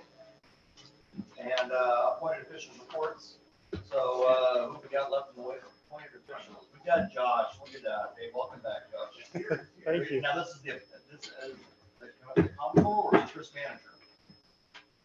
Yes, okay. Comptroller. Josh Foley, Lyon County Comptroller for the record. A couple of things, or a handful of things I'd like to bring to your attention. First of all, this is a great sadness. I bring bad news again, but good news for someone else. Julie Stanton in my office is retiring May 2nd. Had the pleasure to work with her for 18 years. The whole time I've been here, she predated me by 12. So that gives you an idea what kind of good person we have there. So please, if you get a chance, stop in, tell her how much you appreciate her. So, because we do. We got anybody in your sights to replace her? So Billy Milligan in our office has applied and is replacing her. We held interviews to replace Billy, and Amy Rand in our office ended up being the successful candidate for that. So now we are in the middle of advertising to replace payroll technician Amy Rand's position. So, and it's open till filled, but we have some promising applicants so far, and tomorrow will be 5 days, which is the minimum that we can advertise before we start interviewing. So hopefully we'll have someone on board and getting trained fairly soon. Awesome. Can't say that back to time, but awesome. Another thing that will be coming to the board in the not too distant future, 10 years ago, we did what was called a Quad County microwave system, which was for dispatch. Federal grant through Douglas County. They put up microwave dishes to all of the mountaintop repeaters, all of the dispatch centers in Story, Lyon, Carson, and Douglas. Never was used as intended, which I guess is probably a good thing, but it's at the end of its useful life. We're on the hook for maintaining equipment that's 10 years old and replacing it. And at this point, because we're not on the same dispatching system, it's probably not a benefit to us to continue down it. So we have to give a 60-day notice, which 60 days before August, to let them know that we want to pull out of the interlocal agreement, or it renews for another 5 years. And it's just at the end of its useful life at this point. So You do realize you're making me feel old, because I was here when we did that, and it's end of our useful life, really? Right? I apologize for making anyone feel older than I feel today. Smith Valley Internet to the Smith Valley area. We've run into some obstacles there. We cannot receive line of sight to our Justice Court building. We can't receive line of sight to the Smith Valley Library from our mountaintop repeater sites. So one option is that we, on the library site, as we go away from the building, probably about 50 yards, and put up probably a $20,000 monopole to put a microwave on, and trench back and take it back to the library. Another option is that we take a look and ask the fire district if we can get on their pole at their fire station right there next to our old Justice Court building. And we're gonna have to anchor that pole, because on windy days, and you put a 3 to 4 foot dish on it, you're gonna get movement on that dish. And so our biggest concern with that, well, first of all, approval from the fire district. The second concern is when you anchor that to the side of the building, I don't know when they built that, if they just put the concrete blocks together with mortar in between, or if they actually put concrete in the middle of those blocks like you would have to do today. Some rebar. And rebar and all that fun stuff. There are a number of buildings, I won't say county buildings, a number of buildings from many years ago that don't have all of the modern requirements. And so trying to anchor a pole to something that's not solid, you may break the wall apart by doing so. And so those are the challenges we're coming across. We have reached out to some of the internet vendors in that area to see if they can get in. That site's kind of surrounded by trees, and that's our biggest problem, is where the trees are. If we can cut down, 10 or 15 trees, we're good, but we prefer not to do that in Nevada. We like having trees when we can get them. So more to come on that, but just so you know, I haven't dropped the ball on that. We're just trying to figure out what the best way to provide what the board requested for the board's purposes. The Silver City was easy. They had easy access. We could actually put up a window unit, so it didn't change the historical nature of that building by putting up microwave dishes outside or anything else. So that one was a little simpler for us than this one. And they are very appreciative. Thank you. Mm-hmm. Well, we aim to take care of everyone. So we're also brainstorming if there are any other options for us out there as well to get to the same end result that the board's request was. So we'll figure it out. In addition to those, facilities has been working on getting pricing for a commercial water softener at the Justice Complex here in town. What's happening is that water is so acidic that it actually eats up the stainless steel fixtures in the cells, the toilets and the sinks and all of those things. And so it's approximately $70,000-ish, but we prefer to do that rather than replace all of those, not to mention, you know, all of the other piping and stuff in the building where it can cause damage. So Cancer. yes, that we don't see, exactly. In addition to that, the jail has requested, I think it's 3 or 4 additional cameras in their system to cover a handful of spots that don't have camera coverage currently. So that's going to be about, seemed like it was about $14,000 we'll be bringing back to the board as well. I think that is all the information I had for you. I apologize if there's no exceptional news, but maybe we'll have some good news during budget. We'll see. The jail is the gift that keeps on giving. Yep. Alrighty, thank you, sir. I did have a question and, or actually a comment, having inspected the jail the end of March. It's not only the stainless steel fixtures, it's that it's eating in through the water pipes also. So they're springing leaks in places they don't want leaks. So it is probably something that needs to be repaired or changed or soft water or whatever it's going to take. We need to do something to keep that place from becoming a flooded boat. Anybody else? Thank you, sir.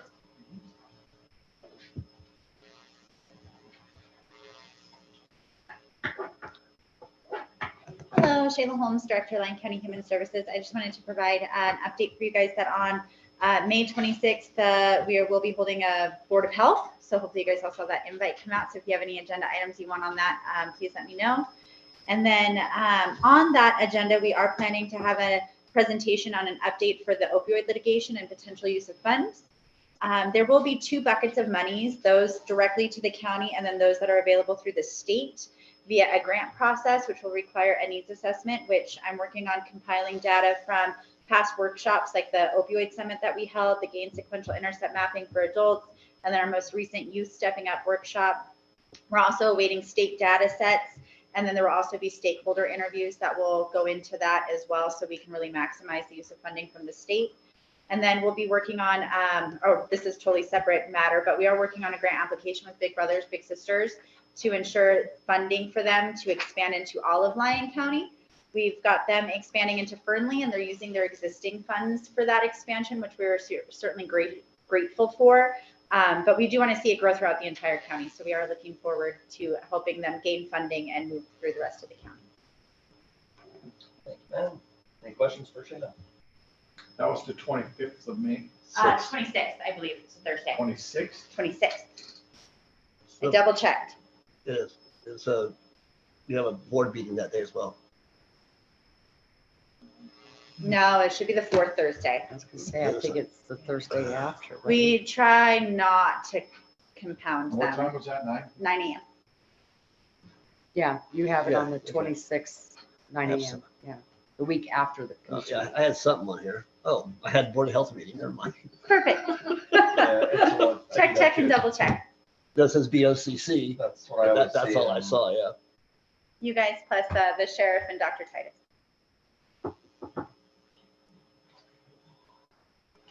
And I think you have David Burketta too. Yeah, I see David Riccetta did. Andrew, did you have anything else for us as long as you're here? Okay, so we'll go to Zoom now and get Mr. Riccetta. Commissioner Gray, Chairman Gray, Commissioners David Riccetta for the record. I just want to give you a quick update on a really unusual situation that we had out at the wastewater treatment plant about a week and a half ago, and we had a smell, a methane type smell, and we weren't able to differentiate whether that was coming from Southwest Gas or the treatment plant. It's not something we've experienced before. We worked very close in conjunction with Southwest Gas. They came out with all their detectors looking at our treatment plant to say, you know, what is it? They went out into the neighborhood. There was multiple neighborhood complaints. Southwest Gas was able to find a couple of small leaks, but we're not sure if that's what it was accounted for. But one of the things that we did notice, we did some testing, and testing for an unknown is very, very difficult. But all the indications are somebody dumped something illegally on us, and it was in a significant enough amount that it had a large impact on the wastewater treatment plant. So it looked like whatever has been dumped has passed through the system. So the odor element of it has been reduced. The plant is still recovering because we're a biological system. The rolling A plant's recovering. The south plant's still in pretty bad shape. So we don't know who dumped or what they dumped, but it definitely had an impact to the treatment process. We are working with the business community up there to try and isolate and figure out what this was so that it doesn't happen again. But I think we were able to work through it at least for now. So I just want to give you an update on that. Thank you. I know I smelled it in my neighborhood pretty darn bad, as well as some, getting some complaints. So that was, thank you guys for looking into that. Any questions for Mr. Burketta? Thank you, sir. Thank you. Okay, moving on to item number 11, advisory board reports. Do we have anybody that wants to do an advisory board report? Thank you, Aaron. Aaron Lopez for the record, advisory board liaison. Quickly, we did finish our open meeting law training and also our handbook training. Anyone that was not in attendance that was required to be there, we sent out the videos for them to watch, and then also the Google form for them to fill out that they can then obtain their compliance for the year. We requested that everything be turned in and completed by April 30th. And then I had asked through email to the chairs if they could put on their agendas for compliance requests so that they can ask their members if they had completed the training, and then for them to turn the letter transmittal into you so that you know from them that they had followed up with their board members. I also had met with the Stagecoach Advisory Board. We went over their agenda, their minutes. I gave them a big binder of everything, how to get started. So we had an in-person meeting. I told them that if they wanted me to be there for their first meeting to make sure that everything's set up and help them run and facilitate their meeting, that offer stands. So I am anticipating that they'll have a May meeting, and then for them to forward a letter to you of their compliance of getting their board up and moving again. Thank you. Any questions? Thank you. Are we gonna have to buy you one of those revolving bill hats? Please. Zoom everywhere. Okay, moving on to the consent agenda. All matters listed on the consent agenda are considered routine and may be acted upon by the board of county commissioners with one action and without an extensive hearing. Any member of the board or any citizen may request that an item be taken to the consent agenda, discussed and acted upon separately during this meeting. Mr. Hockaday, you got anything on hold day? All the math worked out great, and so I make a motion to approve Oh, consent wait. agenda items. Could I pull 16? 16. Which 16 is more than one? 16A. Oh, 16.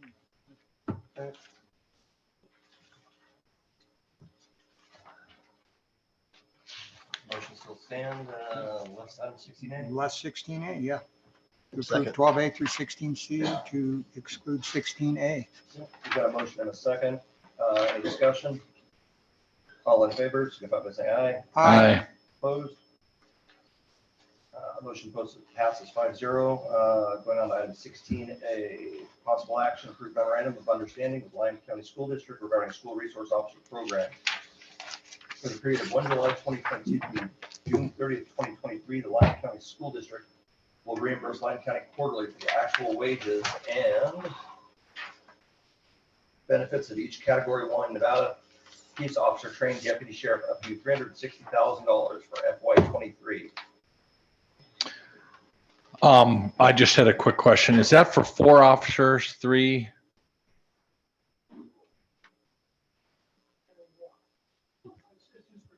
Okay. I just didn't see a number and I was curious at 360,000 if it was for 3 or 4. All right, thank you. That's the only question I had on it. Make a motion to approve 16A as read in the consent agenda. Second. Any discussion? All in favor? Aye. Aye. Opposed? Motion passes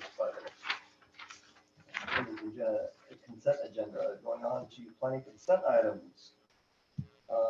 There's one item, 17A, possible action, approval of the final subdivision map for Traditions Village 1, Phase 1 located in Dayton, Nevada, not including road rights of way which have been offered for dedication and will not be accepted by the county until at least 90% of the lots within the respective unit have been developed. The improvements are inspected and approved by the county, and the county accepts the improvements for maintenance.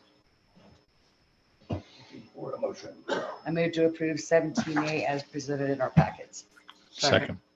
Okay, we got a motion, a couple seconds. Any discussion? All in favor, signify by saying aye. Aye. Any opposed?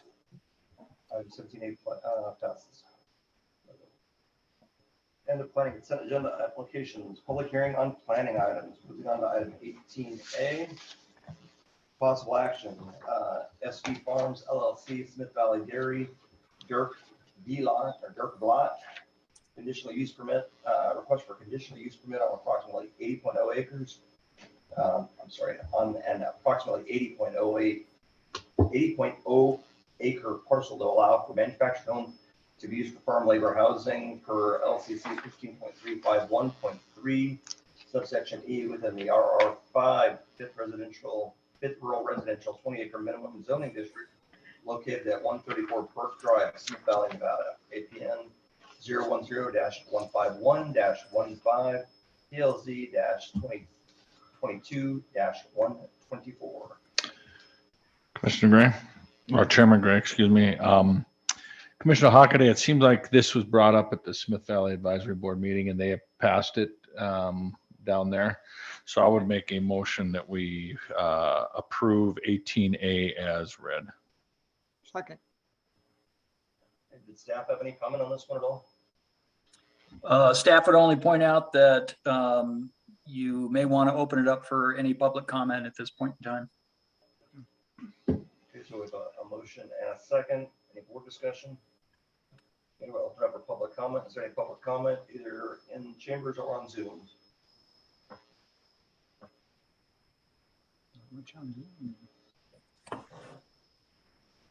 You're seeing no public comment.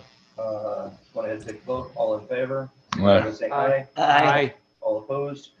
Motion passes 5-0. Item 18B, possible action, North Lyon LLC, NV Energy for electric contractors conditional use permit.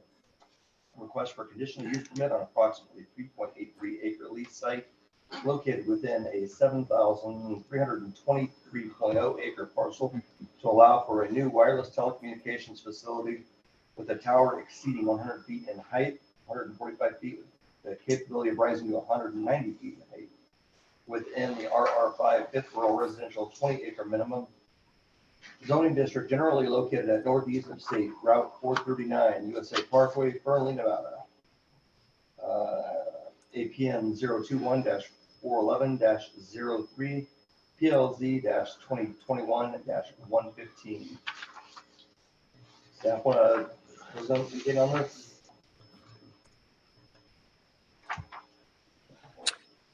Yes, that'd be Rob Pizell, Senior Planner, Lyon County Community Development Department. This is a conditional use permit for a wireless communications facility. The subject site is 3.83 acre lease site located within a 7,323 acre parcel, generally located northeast of the State Route 439, the USA Parkway. As you can see on the right-hand side of the slide, it is an extremely large parcel. And off to the left, you can see the developments that are occurring on the Story County side of the USA Parkway.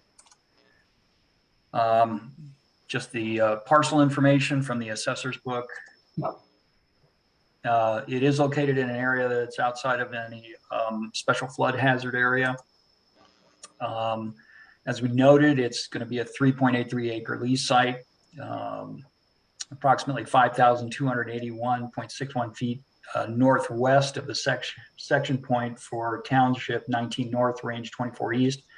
The joint section point for sections 19, 20, 29, and 30. Just to give you a rough approximation of where it's located, on the left-hand side, you can see the right-hand pin, green pin, is located at that section point of the 4 sections. And then the left-hand green pin is pointing the distance. On the right-hand side, you can see a detail of that area where the site is located. Again, just zooming in on the point itself, you can see why they chose this spot. It is one of the higher elevation points within this area. The conditional use permit is required because the new antenna, the new lattice antenna tower will be greater than 100 feet in height. They're initially starting at 145 with the option to extend to a maximum of 190 feet. On the right-hand side, you can see the example of the tower itself. It will be a lattice tower, not a monopole, utilizing microwave transmission. And then on the far right-hand side, you can see the site plan of the improvements itself. Basically, the electrical equipment shed, electrical generator, and fuel for the electrical generator. Again, this is just more details with regards to that. We would like to point out we have an error. It's actually going to be an approximately 8-foot high perimeter chain link fence because they will be adding the barbed wire to it.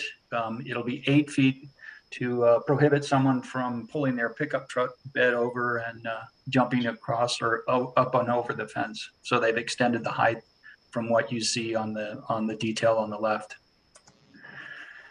Again, off on the right-hand side, you can see the red circled area is the location. It is on a ridge top at an approximate elevation of 7,277 feet above sea level. The surrounding topography, you can see by the contours, it's quite steep. And in the lower right-hand side, you can see the end of Ruby Avenue. That will provide the access to the site itself. It's a 15-foot wide non-exclusive access easement from the property owners to NV Energy. It goes from the current terminus of Ruby Avenue and then will go to the site itself to allow for the construction and maintenance. With regards to the master plan, both in the 2010 and the 2020 update, it's having that land use designation of a specific plan and a cooperating planning area with the city of Fernley. We did reach out to the city's community development department. They indicated they had no comment. The parcel is currently zoned RR5, again, 5th rural residential, 20-acre minimum, similar to the other surrounding county parcels. Under adopted Exhibit A in Title 15, we've used the RR20 land use and development regulations. And in Table 15-236-1, all towers, again, in height excess of 45 feet require a conditional use permit review. That's the Type 3 review. It goes beyond what is typically allowed through the Type 3 review for wireless communication facilities. However, the proposed tower height is necessary to support the applicant's Olinghouse substation, the need for 2 communication paths that allows for them to remotely control the substation and provides line protection. And again, the height is required because of the distances and the topography. Again, showing the respective location of the facility itself to State Route 439, the USA Parkway. This is from the county's GIS system. Straight line distance is approximately 3.25 miles. Again, due to the topography and the expensive grading to create building pads for either residential or non-residential developments, staff believes that this portion of the parcel will be rezoned to either RL, resource land, or non-irrigated agriculture. And as you can see in the table, For those two zoning districts, anything greater than 100 feet in height for a tower, again, still triggers the conditional use permit review. It does require some additional setbacks. However, given the location of the property lines relative to the lease area site, building setback requirements are not going to be an issue with this particular development. Again, this is the review criteria listed in Title 15 for WCFs. We'll note in the first one, the additional height is necessary and substantiated by technical documentation showing the additional height is necessary to provide the proposed level of service and coverage or to accomplish co-location. The other review criteria, again, no lighting should be permitted unless required by the FAA. Security fencing is required. It's got to be a minimum of a 6-foot high fence or solid wall. Noise generation, again, that's not going to be an issue with this property given its location and remoteness and proximity to airports. Again, we will require them to file the Form 7460-1 with the FAA, just to notify the FAA that there is a very high facility in this area. These are the findings required for the conditional use permit. As you'll note in the staff report, staff reviews each one. Again, given the facility, its location, and the lack of any development around the lease area, all of these findings were met. And with that, we'll try to answer any questions the board has. We do have a representative, I believe.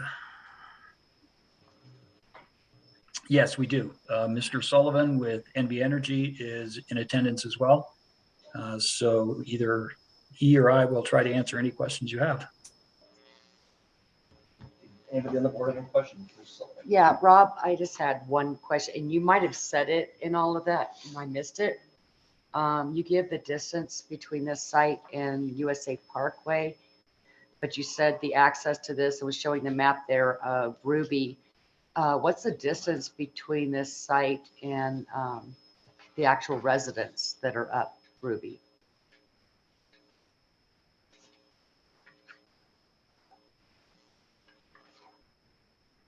Sorry, trying to multitask. Just a second. Wasn't it 9 Well, it was only 3 something to USA Parkway, And I believe you should see this slide. This is the access, the slide showing the access to the property itself. And it looks, if you look closely, 9.4 miles.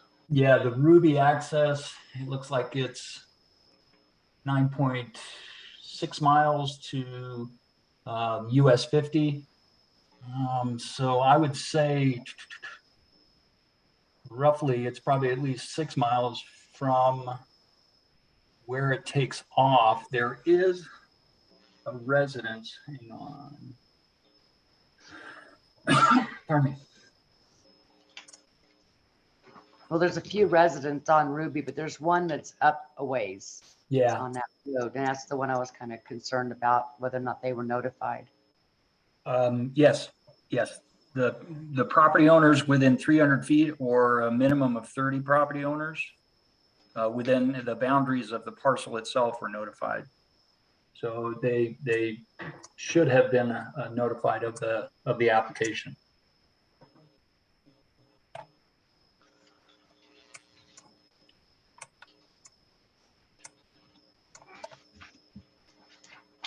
Any further questions for Mr. Faisal? Okay, let's look for a motion then. Mr. Chair, I'd like to move that we approve the request by North Lyon LLC NV Energy for a conditional use permit to allow the construction of a wireless communications facility subject to the conditions of approvals 1 through 13 as listed in the staff report. Second. Okay, any discussion? Any public comment?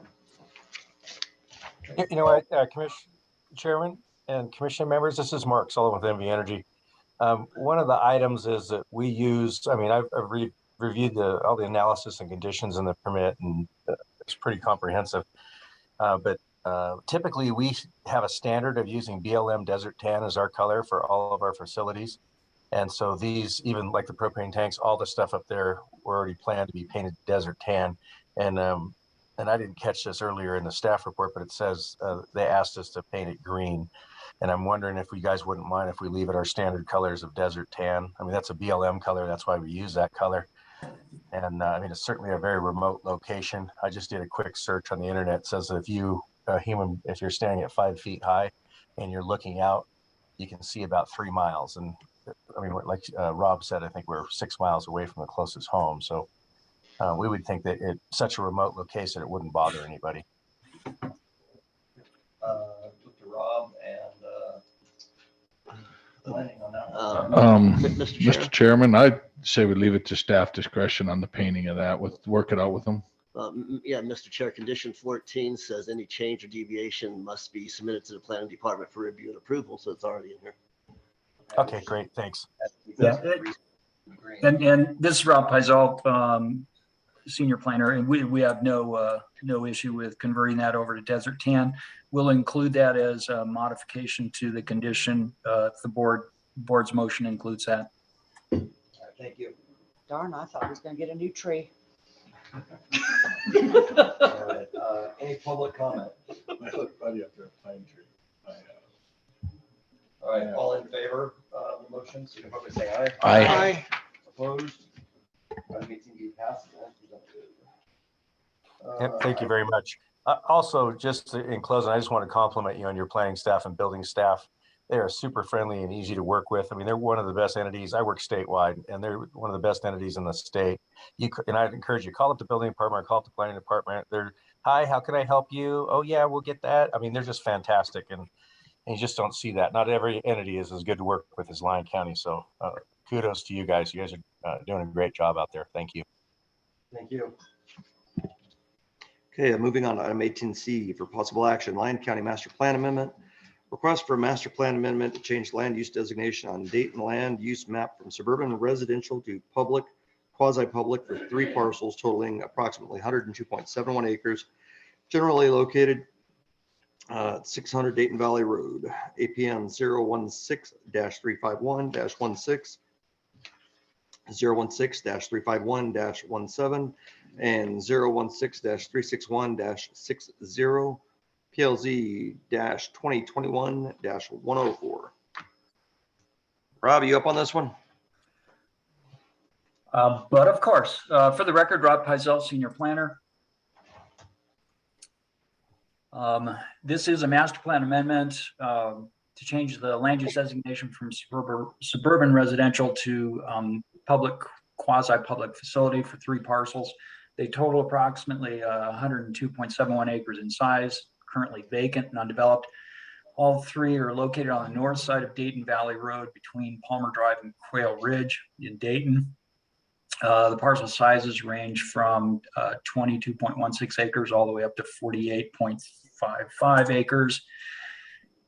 Again, just showing the assessor's parcel information, the access easement, the 80-foot access easement at the lower portion on the right-hand side, or left-hand side, excuse me. That's the extension of Palmer Drive. And then the assessor's information with regards to how it was created and who the property owners are. It is us. Access to the parcels currently is either directly from Dayton Valley Road or Minor Ranch Road, as you can see in the exhibit. Firm map, the FEMA firm map shows the area as being X unshaded. It is located within the service areas for both water and sewer with Lyon County Utilities Department. Again, the existing land use designation is suburban residential. That allows suburban residential densities ranging from 3 dwelling units per acre to 18 dwelling units per acre. No change occurred as part of the update from the 2010 comprehensive master plan. The current land use designation allows, as you can tell, and as we stated previously, a range of densities, all residential, obviously. Current zoning on the property now is NR1. That would translate over into the NR. It would allow for 4,500 square foot single family residential lots. In addition, these 3 parcels are also located within the Lakes at Dayton Valley Plan Unit Development. The design guidelines has all 3 parcels designated as an age-restricted 55+ single-family residential development. We're seeking to change the land use designation over to public, quasi-public, to move forward with a future zoning map amendment, along with the plan unit development amendment, to allow for these parcels to be developed into a government center. As you all know, we've been talking about it for some time. The recent state legislation requires us to provide additional court space, in the existing Dayton Justice Court no longer suitable. This would allow for a new justice center to address the recent legislation, as well as allow for consolidation of county departments into one location. For this reason, we're requesting the amendment because the PF land use designation and the PF zoning allows for this type of use. We believe that it meets the following master plan goals, policies, and strategies. Adjacent land uses, as you can see, it's a mix of suburban residential, open space, and public, quasi-public under the current master land uses for the surrounding properties. We would note to the east, there is a small portion of commercial on the minor ranch area. The character district is all suburban. The zoning districts currently range from C1 all the way up to RR5. And to the east, south, and west, again, the same plan unit development design guidelines is in place as well. The current uses, you can see, minor ranch to the north, vacant undeveloped self-storage to the east. To the south is vacant. Well, to the south is, to the south and west is, yes, currently vacant, undeveloped, and then we've got Point Legato subdivision and Quillisi Ranch. And again, this proposed amendment, it's being proposed to address a change in conditions with regard to providing more courtroom facility, as well as consolidating the county functions into one central location in the Dayton community. Again, with the findings for a master plan amendment, as you can tell in your reading of the staff report, all of these we believe can be met. And with that, we'll try to answer any questions. Thank you, Mr. Beisel. I'm going to start off with a real quick question. I mean, this seems kind of like an odd place to put a county administrative complex. Was there nowhere out on Highway 50, more accessible and out of the neighborhoods that we could have put this? I know it certainly predates the Andrews hiring, but I know we've worked with some of the property owners trying to identify spots. We were at one point in conversation with the Lucas people with regards to a parcel on the other side of where the hospital or the medical complex is on Fortune and 50. And as I remember, the asking price was $6 million. And that was them actually coming down in price as well. At that point in time, we weren't able to identify any other locations on the north side of the river. And since we own these properties already, the direction was to move forward and start to convert it over to the ability for the county to utilize these parcels. The other option would be to sell these properties potentially and try and find a bargain on the north side. But failing in that, we were directed to move forward. Okay, thank you. Any other questions from the board? I'm the old dog that's been around forever. You said it. So this is Andrew Haskin, Lyon County Community Development Director. If I may add, the proposed use is quite a bit less intensive than the 800 houses that would be permitted there otherwise. So I do want to point that out. The number of trips per day is significantly less. If you were to figure four trips a day per house, you'd be looking at, I think, what, 3,800? What about flooding? 30. Yeah. I think we're good there. So anyway. Throw something at him. That was funny. Come on. I even got robbed at Granite that one.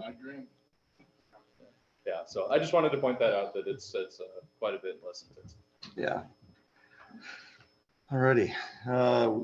Any other board comment? No? All right, we will go to public comment. Mr. Wright. My name is Russ Wright. I live in Dayton. As an advocate for Old Town Dayton, this is going to be built in an area that I consider to be pre-imagination architecture. Cookie cutter houses and that sort of thing. All I would like to do is urge this board to encourage staff through whatever design team is set up to design the facilities, that they be at least asked to consider some of Dayton's history, so that the architecture, even though it's out in the country, it's near the golf course, which is beginning to approach modern architecture. The rest of this will stick out, but I would like to encourage this board to encourage the design team to keep in mind Dayton's history and its some of the old town flavor, even though it's that far out in the country. Thank you. I kind of like that idea. I do too. Can we condition that for the county? This is only the master plan. That's down the road. At some point, you know. Of course we Okay. can. All right. Any other further public comment? Anybody on Zoom? Not seeing anybody. All right. Looking for a motion. Mr. Chair, I move that we approve the request for a master plan amendment to change land use designation in Dayton as presented in the agenda item. Second. Any board discussion? Any public comment? All right. All in favor, signify by saying aye. Aye. Opposed? And the motion passes 5-0. Okay. Into planning applications, back to our regular agenda, board appointments and resignations. Item 19A for possible action, appoint a chairman for the first meeting of the Stagecoach Advisory Board. I would like to go ahead at this time to make a motion on that we appoint Charles Shirley as the chairman for the Stagecoach Advisory Board. Well, for the first meeting. For the first meeting, yeah, sorry. I'll second. Second. Okay, any discussion? Public comment? Okay, all in favor, signify by saying aye. Aye. And let the record show the motion passes 5-0.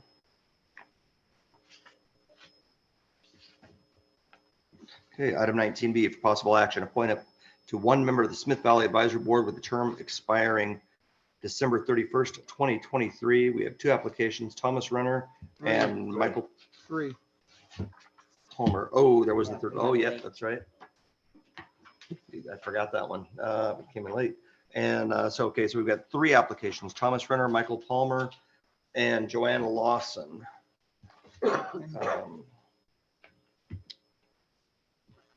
All righty, I'll open that one up for discussion with the board. Yeah, I'll kind of start it off. This very difficult decision. We've got three good candidates. So feast or famine on many of these things, and normally we don't find this many people vying for one position. And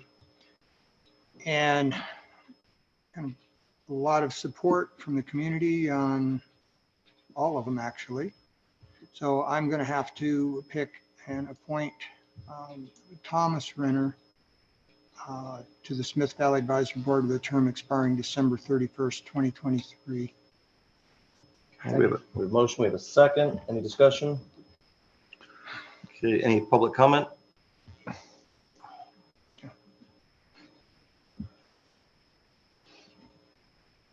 Leslie Sonnet, Smith Valley.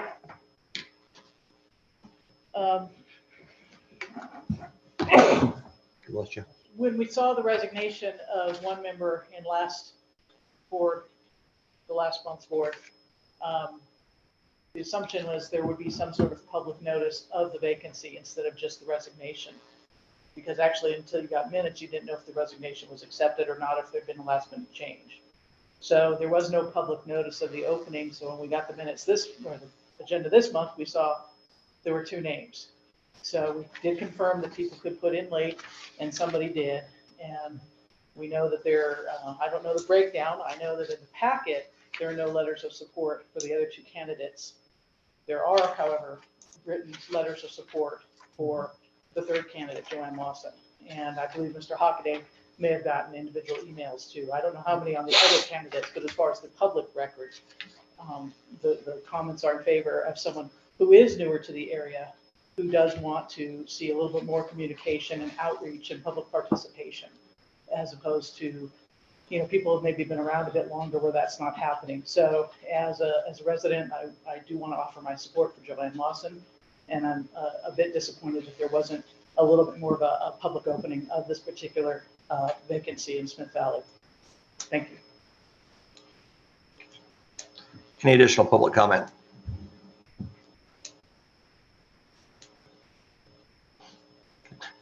Ms. Lawson, you're here. Did you want to say something?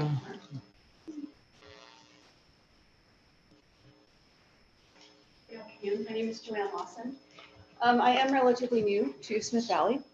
I think that one of the things that I would bring to the advisory board is, I don't want to say an outsider's viewpoint, but somebody who hasn't been entrenched in the local politics, etc. I come from a leadership position in a corporate world for a long time. I'm very used to working with groups, with government agencies. From what I have observed and been told by long-term residents, many feel that it would be beneficial to the advisory board to have somebody maybe with a fresh perspective on the area. And I also don't believe that we have anybody on the board from the north end of the valley, which I'm at the north end of the valley. And I think it might be a better mix of opinions and outlook to have a fresh voice and face on board. Thank you. Thank you. Okay, bring it back forward. Any further comment? Okay, we've got a motion and a second. This time I'm going to take a vote. All in favor of appointing Thomas Brenner to the Smith Valley Advisory Board with term expiring 31 December 2023, signify by saying aye. Aye. All opposed? Okay, Mr. Renner is appointed. Ms. Lawson, that in no way reflects on you. You are on the hospital advisory board, and we do appreciate you having the community, and sorry about any communications mix up that may have occurred, but stay in tune, please. Thank you. I would like to say another word here. It's very difficult to make selections amongst good people. One of the things that we need to do is get the majority of people coming to the meetings. Okay. We have 2 or 3, and it would be nice to have at least the chairs filled, which thank you to Mr. Holmes said he actually brought out some chairs that have padding on them. So it's easier to sit through the meetings now. But I'd definitely like to see everybody that especially sent me emails, and I responded to the majority of them, and I thanked them for their input. So just please get the word out to come to the meetings and have an impact on what does go on in Smith Valley, because I live there too. So I appreciate all the interest. And if I'm not mistaken, there will be another opening coming up at the end of this year, won't there? Yes, there'll be more openings. The 2022. All righty. Moving on to item 19C, if possible action, appoint Susan Cottingham to the South Lyon County Hospital District with a term expiring 31 December 2022. Okay. Any board discussion on this or motion? Motion to appoint Susan Cottingham to the South Lyon County Hospital District with a term expiring December 31st, 2022. Second. Okay. We have a motion and a second. Any board discussion? Okay. Is any public comment on this? Is Ms. Cottingham available? Does she want to say anything? Okay. All in favor of the motion signify by saying aye. Aye. Aye. All opposed? Motion carries 5-0. County manager's not here. We're gonna have to skip right over that one, right? Come on, Josh. isn't gonna argue Item with you. 20A. Josh, come on up. You're the acting guy. Okay, for possible action, to discuss and provide direction to the Lyon County Manager in regards to developing a BDR for the 2023 legislature, which may include discussion on possible topics for a BDR, direction to staff to research and come back with information related to a possible BDR and input from the public on possible topics for BDR. The board may direct staff to prepare a resolution and bring it back to the board for further consideration. Anything comment on that? The comments are in Costa Rica right now. I wish I were joining you, but I don't have any comments. My understanding was the board was going to come back and provide input so we could put together some information for the board. Okay.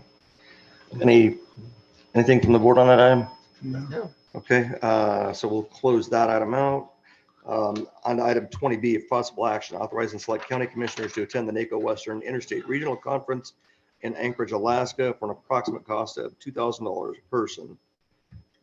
Commissioner Henderson. Well, thank you, Mr. Chair. This isn't exactly the agenda item I asked for, but that's okay. I had actually asked for an agenda item about the NACO Annual Conference, which is in July, but then after the last meeting, I went and looked on the NACO website, and WIR conference is actually before that. So it's actually good that this is on here this way, and we can talk about the national conference on the next agenda. So the Western Interstate Region Conference is May 18th to the 20th in Anchorage. So I don't know if anybody's interested in going or not. I'm not, but. What are the dates on that one? May 18th through the 20th in Anchorage. Anybody else have any comment on that? Anybody wanted to go? No? I don't have time to go. Yeah, no, I don't think any. So we'll won't take any action on that one either then. Okay, moving on to item 21, human resources, possible action, eliminate 2 part-time transportation specialists, 0.5 FTE and 0.625 FTE, and in their place create 1.875 FTE transportation specialist position. Hi, Eric.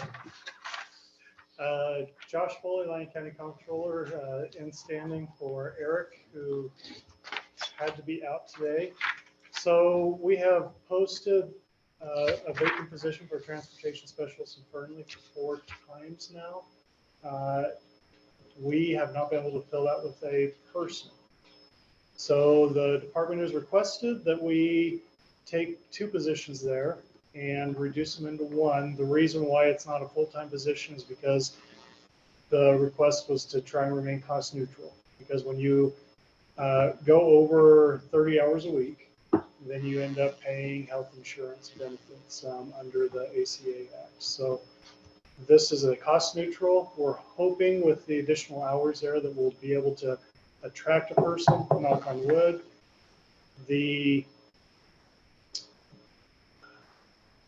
salaries for transportation specialists were increased from the A1 pay grade to the A2 pay grade last July, so that hopefully we would get more applicants. However, it's a tough job market out there. And so one of the requests in the upcoming budget is to increase the hours for this position to make it become full-time. So we'll have that discussion next Wednesday, which is in the recommended budget, by the way, in case you want to peek ahead of what's in there. But the one before you, staff recommends to support the department that we take a look at improving this. Thank you. Okay, staff discussion. Board discussion. Coffee, I haven't had any coffee You today. need some. Okay, looking for a motion then. I move to approve as presented. Second. Okay, all in favor of item 21A as presented, signify by saying aye. Aye. And I forgot public comment. Is there any public comment? Okay, we'll finish the vote. All opposed, say nay. And the motion passes 5-0. Okay, item number 22, roads. Mr. Homan. Of possible action, request the county manager and staff to enhance the safety of the Pete Henricks Road and North Bybee Lane by installing additional stop signs and warning signs to make the intersection a four-way stop. Requested by Commissioner Hockaday. And Mr. Hockaday, do you want to open up with that one? Yes.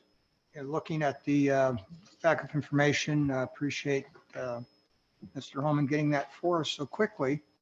But, it appears that in 2021, we've had 3 accidents at the intersection there. Before that, it was about 1 a year. So accidents are increasing at that intersection. We don't really think about the people who live out there in North Bybee that have to cross over Pete Hendricks. It's a 2-way stop sign right now.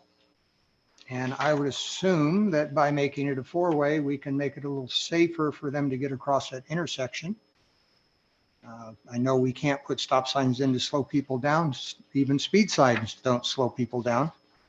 So I would just think that having everybody stop there, everybody has a chance to get through safely will be a big improvement and maybe cut back on any of the accidents that have occurred at that intersection. Thank you, Mr. Hockaday. Mr. Holman. Good afternoon, Dustin Holman, Road Director for the record. As Commissioner Hockaday had said, I had dispatch send me a report of accidents since 2016 at this intersection. There was 1 in 2016, 1 in 2020, and 2 in 2021. I know prior to 2016, we actually had a fatality accident at this intersection. We actually have enough good weather that we could get out and do some current traffic counts on both Pete Hendricks and Bybee Lane. And that was added with the agenda item. So Pete Hendricks, 1,000 feet west of Bybee Lane. We didn't want to do it right at the intersection because we were wanting to capture speed as well. And anybody turning off of Bybee onto Pete Hendricks, we wouldn't. I mean, we would capture their speed, but we're not capturing their true traveling speed. So we did it 1,000 foot west of the Bybee Lane intersection. So the westbound lane of Pete Hendricks, the ADT was 538 vehicles per day. The 85th percentile of speed is 67.37 miles per hour. That's the average speed? Yeah, basically, yeah, that's 85th percentile. So if we were going to do a traffic study to adjust the speed limit, we need to go out to 85th percentile. So in reality, I mean, there's other factors that are involved, but typically we would have to raise the speed limit. But with that being said, Pete Hendricks is a very narrow road, getting narrower every year. Thanks to technology and GPSs, that's the shortcut from anywhere from Church to Silver Springs. If you follow GPS, that's the way it takes you. So we have RVs, we have big trucks, signage both ends, just same as Ramsey Weeks. The honest ones are honest. The rest of them that don't care, they scream. Can we put up signs also, dead end maybe? Yeah. You think I'm kidding? I'm dead serious. I mean, I would just keep it to local. Only people that know. Wow. Dead end is not politically correct anymore. It's no outlet, which isn't true. There is an outlet to Pete Hendricks and or. All right. How about road? How about road ends? Because the road does change names. So with that being said, I completely understand where Commissioner Hockaday is coming from. There is a significant issue of speed. And probably 3/4 of this 538 vehicle ADT is that cutoff traffic that is bypassing Yerington because that's the way their GPS is telling. With that being said, let me get my stuff together here. We, on all of our signage, we use the MUTCD manual. Manual of Uniform Traffic Control Devices. This is pretty much our sign bylaw. This is what we go by. And it specifically states in there, a yield or stop sign should not be installed on higher volume roadway unless justified by It does, I'm sorry, can you an speak up a little engineering bit? study. It says a yield or stop sign should not be installed on higher volume roadways unless justified by an engineering study. So really, before we did this, we would need to have a traffic study done on it. But it also, right above that, it states yield or stop signs should not be used for speed control. So my big concern with this is if we don't meet warrants to put stop signs up and something happens at that intersection, if somebody stops at stop sign, the new stop signs that we put up, and somebody that travels that road weekly plows into the back of them because last week there was no stop sign there, we're probably going to end up in court. And if it wasn't warranted and we go by this book and it specifically states in there that they should not be used for speed control, I have a big concern. Is there some other signage we could use? I mean, could we do a We- road, I mean, could we do a road in them? Is there? Or dangerous intersection? or- Hold on. I think that we could put some other signage. Problem with signage is you got to pay attention to the signage. The more signs you put up, the less people pay attention to signs because there's just so many. But we could install something. I mean, just something, maybe radar Just something enforced. to let them know that there is a intersection coming up. But there is a speeding problem out there. And if you look at these traffic counts, sorry, Josh. And I don't know how much you guys looked at them. On the westbound of Pete Hendricks, in a 72-hour count, we had 13 vehicles doing between 90 and 99 miles an hour. And we're not capturing each one of those vehicles in the rest of the report. But if you look at that report, it gives you almost hourly and the average speed. Guarantee you most of them are at night when there's nobody around, there's no headlights, they're just on the gas. That is by far the worst I've heard about any residential road yet. Well, and the ones for Dayton Valley Road that we did for Dayton Valley Road for the Vittler one, there's a couple of them in there, 90 to 99 miles an hour. Okay. Commissioner Jacobson.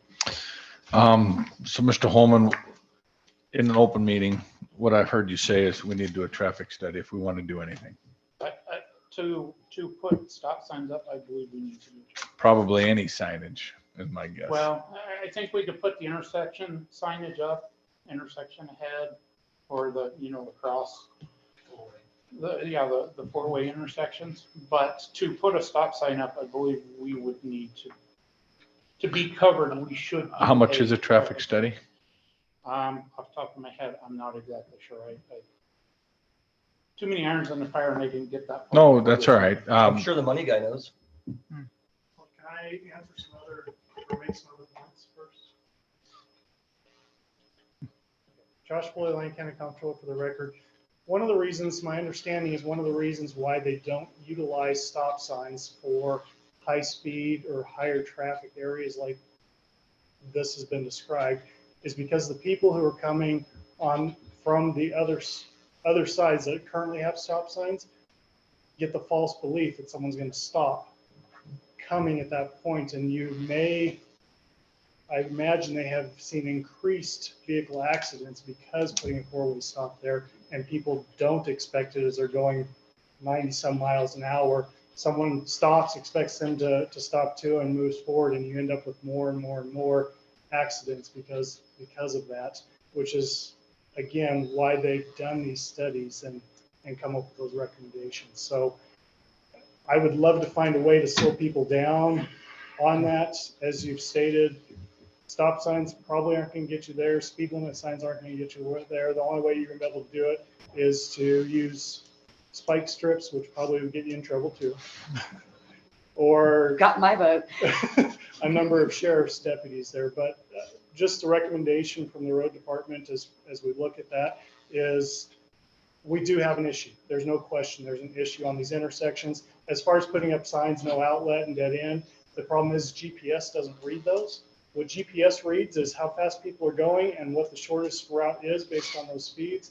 And it's going to still tell you to go there because the last person did, and the last person did, and the last person did.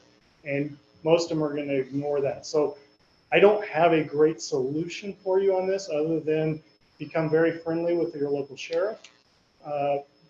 And he's tapped out. Like I said, I don't have a great solution for you, but I'm afraid that this one may cause us more challenges than what we're fixing with it. So that'd be my I concern. think we had a question in here first, didn't we? Well, more of a comment, and I'm just speaking from my law enforcement background and specifically an accident investigation class that I went through. If someone runs into the back of another car, it's not the county's fault. That's them for driving and running into the back of another car. Okay. How you sue somebody for doing something wrong is beyond me, but I guess they could do that. Number two, when we have a main street and people don't want to slow down going down the main street, then they go the side residential streets. What do we do to slow them down? We put stop signs in at the intersections to slow them down so they aren't doing 50 miles an hour paralleling the main street. We're not basically looking at a speed situation here. We know that people are doing 90 to 100 miles an hour, 60 miles an hour, whatever. They're coming off, making a right-hand turn off of 95A onto Pete Hendricks. The people going through that intersection, even if they look both ways, number one, when they're in the intersection, they have the right of way to get through. But number two, they don't have enough time to get through if someone's coming through. And again, they may be going really fast or they might even be doing the speed limit, but they probably don't have enough time to get through before they get plowed in on their driver's side and get killed. And that's my concern. Whatever I need to do to stop people from plowing in to the residents going across Pete Hendricks, I'm going to try to do. Because, we're looking at $3,200. We've had fatalities. I know we've had at least, 2 to 3. Not sure exactly. I know we've got 2, but I wasn't sure about the 3. So that's my concern. What do we do to protect the people who have to cross Pete Hendricks? We're not going to get them to slow down. There's no doubt in my mind. Now you can put signs up to say 15 and they're going to do 100. No speed sign is going to slow anybody down. So even the speed signs don't work. But it's just my comments on the situation. Commissioner Keller. So remind me again, what's the actual speed limit on that road? 45. 45, okay. So I couldn't remember. It was, okay, 45. So question, what's the legality around putting in speed bumps or rumble strips or something that slows them down before they get to that intersection? We could put speed bumps in. The board approved for me to put rumble strips in corner of Miller and Iazzi lanes last year. Looking at the accident data, it didn't help. It didn't help. And I mean, and the reason for that corner as well is speed. People get on a straight stretch of road and they don't know it, and all of a sudden there's a 90-degree corner. Rumble strips will get their attention more, but they got to be paying, because we would have to have signage up as well for why we've got rumble strips. And if they're not paying attention to signage, they're going to be thinking, well, what is this on the road for? So they just It may work, it may not, to give them advance notice, because it's not the locals for the most part that are using it. It's the out-of-towners that are using it as a Mr. Rye, I've got a quick legal question for you in regards to the agenda, the action item. Don't shake your head yet. No. So would directing staff to conduct a traffic study be a less than in this case? Yes, I think depending on the financial piece of that. That's, yeah, kind of what I was wondering, because I'm not sure how much the study would cost. Steve Rye, DA's office. I think it probably is one of the measures to enhance the safety. But the issue would be the financial piece. If that was significant, it should probably be agendized. Because I'm wondering if it would actually come back and say you need multiple stop signs along there to control it all along the way, and it's opposed to having one stop sign there. And you have, you got people possibly rear-ending somebody at 65 miles, 75 miles an hour. Okay. Commissioner Jacobson. Thank you, Chairman Gray.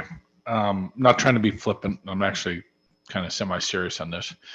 When you first turn on from either direction, if you're traveling 90 miles an hour on that road, you've obviously used that shortcut before.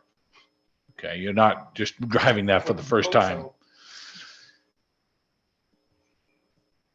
I mean, theoretically, we could probably declare almost any road under construction. When you first turn on to this from either direction, could we put up a road construction fines double? And when it is being patrolled, really make it hurt. And that would be more of a legal question, but I believe in order to do that, we would have to be physically out there on the road doing work. I'm sure there's a pothole that we haven't got to, right? I've hit one of those potholes. I know they're out there. But I believe, and I don't know, that this would be more of a legal question, but I believe we would need to be actually out there working. We have put all of our signage, proper signage up when we're out there. I mean, we shoulder that road about 4 times a year at least. We just did it a little over a month ago. You would never know. They got the dirt blown completely away from the shoulders. You guys see it on Ramsey Weeks as well. You do it, and the road is narrow, so everybody runs along that edge, and then you get all the camp trailers, the bigger vehicles, the semis, and they just blow everything away from the edge of the pavement, and then it starts busting that edge, which narrows the road up. We go out there. I'm to the point where I'm about ready to just close the road completely when we are doing that, because there have been so many times. Actually, we had somebody hit one of our water trucks last year. Jeez. Well, I guess, let me restate that. One of our water trucks hit somebody because we had all the signage up. He was on the shoulder of the road. The lady pulled over completely behind him. He could not see her at all in his mirror because she was right up against his bumper. Well, he started backing up and did some damage to her car. Our fault.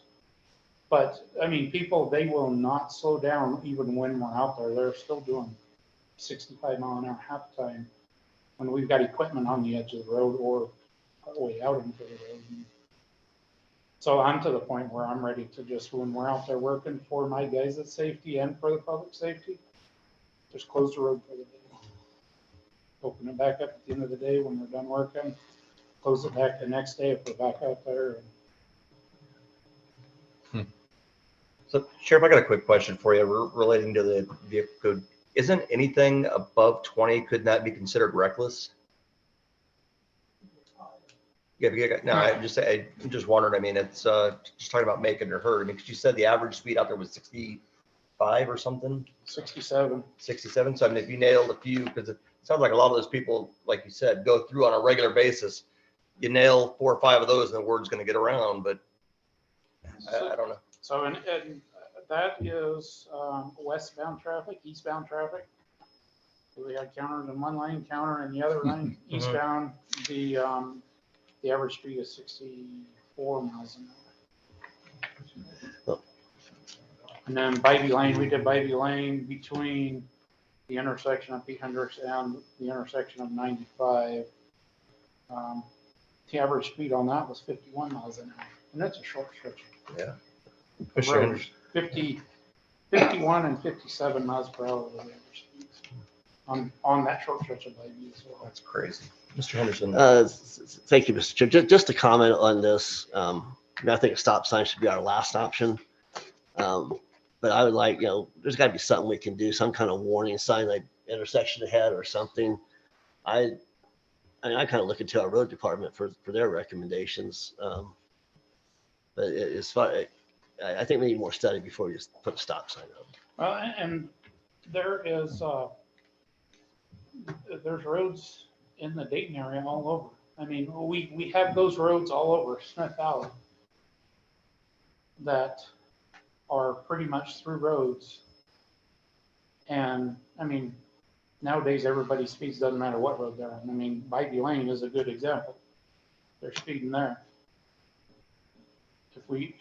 If the crash statistics on any of these other intersections match up to this, 2 in 2021, 1 in 20, 1 in 16, we can't do for one that we can't do for all. So then everybody's going to be wanting a four-way stop put up in front of their house because people are speeding by.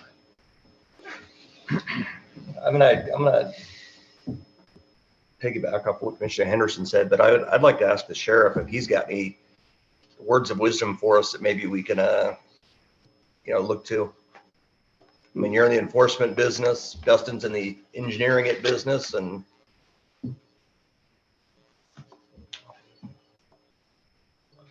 maybe because I know that Sheriff Honeywell did get those newer radar trailers, maybe we could get one put up out there.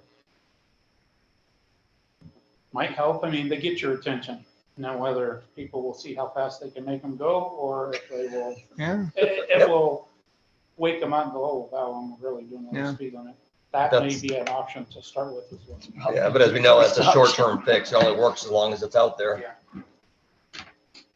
Frank Honeywell for the record.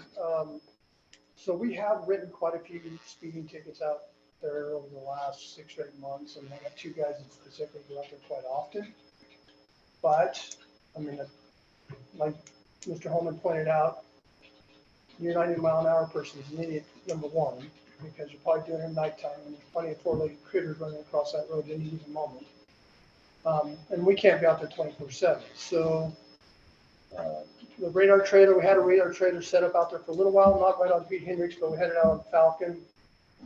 For the first 2 or 3 days out there, it made a difference. And then after that, then it got to be how fast is my car going. So they do some stuff to a point. I can set one up out there in the neighborhood, but the problem that we have with the radar trailers is unless I got somebody's house that I can set them up close to, they tend to get vandalized. Or potentially, Dustin, these new ones are nice and they work really good, but they don't weigh very much because he picked it clear up off the ground, and so it could potentially disappear. Yes, people would take our stuff. So we can work on that piece of it and put it out there for a little bit. But the other option we have, and we had done this before, we take one of our out-of-service patrol cars and park it out there on the side of the road for a while. Just like the radar trailer, it works good until somebody realizes there's nobody in it. There's little things like that that we can do to try to curb it, but I don't have the answer either. Unless you had a full-time traffic cop that just sat there, and you've got 500 and some cars, already 60% of them are speeding, so you can write quite a few tickets out there, but then now traffic citations have become a status offense. You're not getting a whole lot of teeth in that either. So I don't know what the answer is. Alrighty. Okay. Actually, because we got to do something about this one, and I'd like an overnight fix, but that's not going to happen. I'm all for those spike strips. Just saying. Yeah, no kidding. So, well, my concern is this, that we can't do anything because if we do something, everybody will want it. And we can't do this because a stop sign will bother somebody. You might have a rear ender. I just get to the point where I say we're trying to protect the citizens of the county. We throw out some ideas, all for input, but we end up saying, well, there's basically nothing we can do. Can't do rumble strips, can't do speed bumps, can't do a stop sign, can't slow people down, can't give them tickets. Why not just say we're back to whatever speed you want to drive is okay, and take the stop sign? Yeah, take all the stop signs down because they impede traffic. And I'm being facetious here, but I'm just saying I look at this and I say people have died there. What can we do to try to stop that? And so here we go. I'm gonna break form. I'm actually gonna make a motion today. Whether it be a flashing light, yellow light with a sharp curve ahead or something, or a stop sign, or rumble strips or speed bumps. you know, something's got to be done out there. So I'd like to make a motion at this point that we direct staff to come back to us at the next meeting with the cost of a whatever traffic study we need to do to figure out what a, you know, a good answer is that we can address this.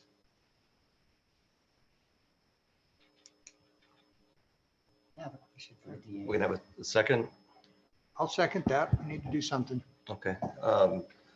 So we'll open up for discussion. You got a question for the DA? Yeah, Mr. Wright, you might as well join the rest of the team up here. And that motion was for the next meeting, not next month, but for the next meeting. So we can find out what that cost is. Yes. So I'm looking for your opinion. I understand Mr. Holman's going by the book, saying that we should have this study before putting up a stop sign. From a DA's perspective, do we really need a study to put up a stop sign? I mean, are we really that liable if somebody rear ends somebody that didn't stop at the stop sign, or the first person did, but the second person didn't? I'm not sure I know the answer, how liable. I mean, it'd be my recommendation that you follow the suggestion to do the traffic study. Okay. As far as liability, as Commissioner Hockaday pointed out, it's an iffy question, but I think the traffic study probably makes sense. Okay. You're always going to get sued. It's whether or not it's defensible. I mean, that's really the question. And if we do the study, at least we can say we did the study. Right. And Josh Boyle, Lyon County Comptroller, my understanding isn't that the book says, please do a study if you have these things. My understanding is the book says you don't want to put up a stop sign here because it causes other issues for you on these roads. So if we want to do a study, we can do a study, but be prepared for the study to come back and say, don't put up a stop sign. Don't put up a stop sign because here's what it says. And these recommendations are nationwide, and we've done thousands of studies, and that's why it's in the book this way. So we can definitely come back with that information. I just want to prepare the board. I don't like the answer either. I happen to have personal friends that were in those accidents, some of them, either driving or deceased. And so it's not like I don't understand there's an issue there. The question is what the solution would be, and I don't know. I don't know that a study's going to get you. Well, and that's why that's why the motion wasn't specifically for a study for a stop sign. It was a traffic study to provide courses of action that will allow us, like I said, whether it's a flashing beacon with a sign that says sharp curve ahead or intersection ahead, whatever it may be, but something has got to be done. I mean, we can't just look at this as a problem and not do anything. Mr. Henderson. Do we want to study, or do we just want to have staff to come back with recommendations? And then if they recommend a study, then do it. But I think we ought to give staff the chance to take a look and come back with what their recommendations are before we. I think staff's recommendation was to do the study to figure out what the right thing was to do to implement. And I can bring back a proposal for what a traffic study will cost to the next meeting. Yeah. With, just so that everybody's aware of the cost report that I added with the agenda item, that isn't just for a normal stop sign, that's for a LED, got the lights all the way around it that blinks. I would be really afraid to put a regular stop sign up, especially Well, they go right through it. Need something that's going to grab their attention because there's never been a stop sign there before. So those stop signs are way more expensive. That's the reason for $3,300 cost instead of probably a $500 cost. Well, I have one request then. I mean, I know we haven't taken a vote, but I have one. If we're going to do the study, not only bring back the cost, but I would like you to go ahead and make that phone call and find out how long it's going to take to get the study done. Because if we're looking at I don't want to keep kicking the can down the road, so to speak. So. I mean, and is that something we have the capability to do in-house? Do we have a traffic engineer that can do it through? And when I say in-house, I'm also talking about Far West. I don't know if they can do that, but I don't believe Far West can. Loomis, which does a lot of that type of stuff for Far West, they possibly might be able to. I'd have to make some phone calls. Most people farm it out. Looks like the DA has something else he'd like to add. Yeah, I just wanted to clarify, as I understood the motion, it was to direct staff to find out about a study. The study Right. first, yeah, Bring and then, that back, and then I we move guess forward. Dustin would have the parameters, might be like option A, B, C, D, or no study. And then you guys would evaluate what you thought would get the information you need to make decisions on how to handle it. Affirmative. Yeah, and all I was adding wasn't to add to those parameters too much, it's a matter of if he's gonna bring that suggestion back, here's how much it's gonna cost. I would just kind of like to know what kind of time frame we're looking at as well. Yeah, and I'm sure that Dustin will get that, and it'll vary on the extent of the study and all that kind of stuff. Thank you, sir. One last comment from me. I don't want you guys to think that I'm not willing to put a radar trailer out there. I mean, I have one in town set up right there. I gotta move anyway, so first part of next week we'll put it out there. That's just for, return for a little bit. If we can't direct you to do that, You know- could please do that as an interim measure. That would be great. Mr. Hockaday, sorry, Mr. Jacobson. Thank you, Chairman Gray. Now I am being facetious. Can we put off-duty officers out there on overtime and pay them on commission for the tickets? They could make $1,000 an hour, probably the way it sounds. What- I know he was being facetious, but do we have any highway grants coming up that we can fund something like that on? I mean, just do like a maximum enforcement out there for a few days? So we have an OTS grant, but you can only do enforcement on state highways through that grant. And that's not into highways, so. I'd love for them to take it over. So if it was a state highway, the answer would be yes. I mean, Okay. Our OTS people were down here doing traffic enforcement yesterday, the day before, but we can't, it's all for state highways. Thank you. All right. We will move on to public comment now.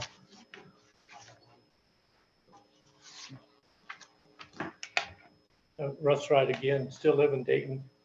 I'm a farm boy. And so my suggestion is going to be pretty simplistic. If Mr. Holman suggests that it's not safe for his crews to work out there without closing the road, and I realize this is a very inefficient way to shoulder the road, why doesn't he plan on shouldering the road a couple of days a week or 3 days a week and close the damn road? Because the people that drive on there and find the road closed Tuesday and Friday, or Monday and Saturday, whatever day, and it's not a very efficient way to shoulder the road. But if it took him a month to shoulder a quarter of the road at a time, and he closed the whole road, those people would sooner or later figure out they either had to slow down or find a different way to get from point A to point B. So that would be my recommendation, is you close the road, and then you just take a long time to fix it. Sorry, I'm not being facetious. I apologize for it taking me so long to get to the podium. That was a creative answer. It was not facetious. Okay, I'm fine. David Ray, Chairman, Mason Valley Citizens Advisory Board. We have a meeting tonight here, and on that meeting agenda number 10 is this item we're basically speaking about today for that area. And I think I would like to leave it as an active situation to get input from the public.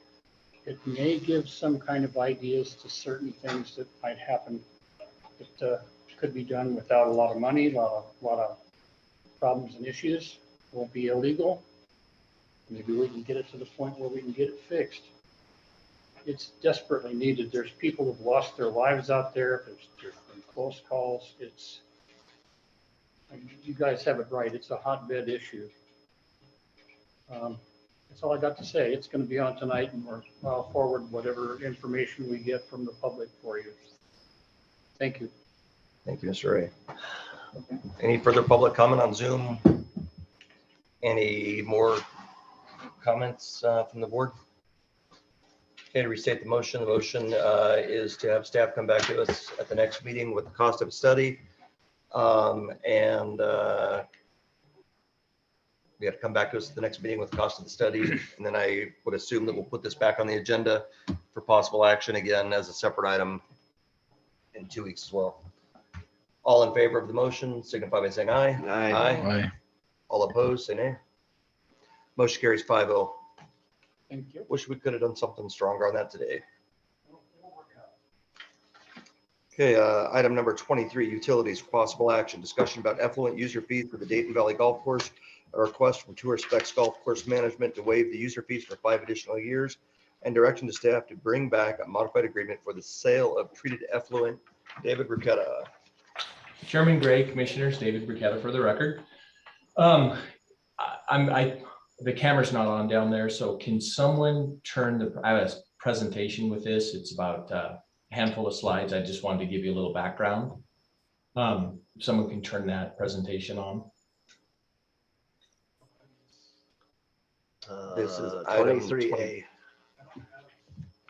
Dave, I don't have a presentation.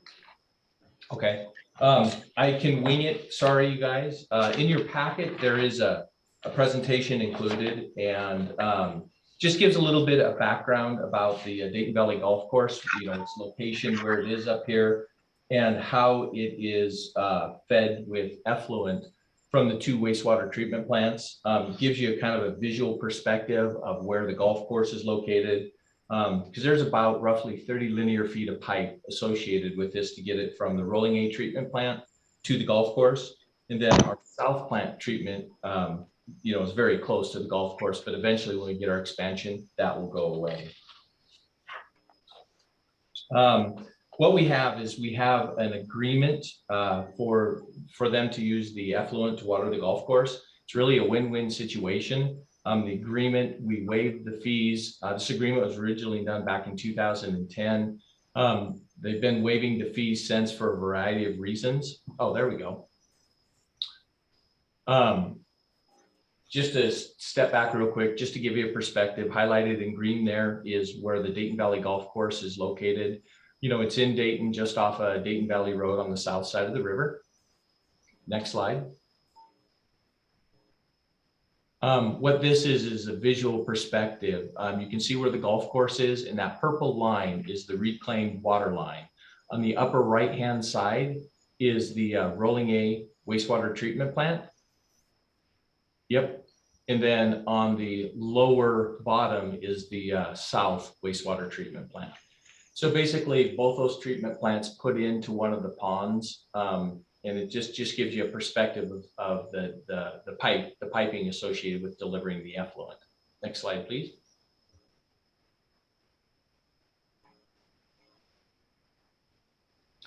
So this is just a little bit of a blown up section to show you it goes into a pond. I'm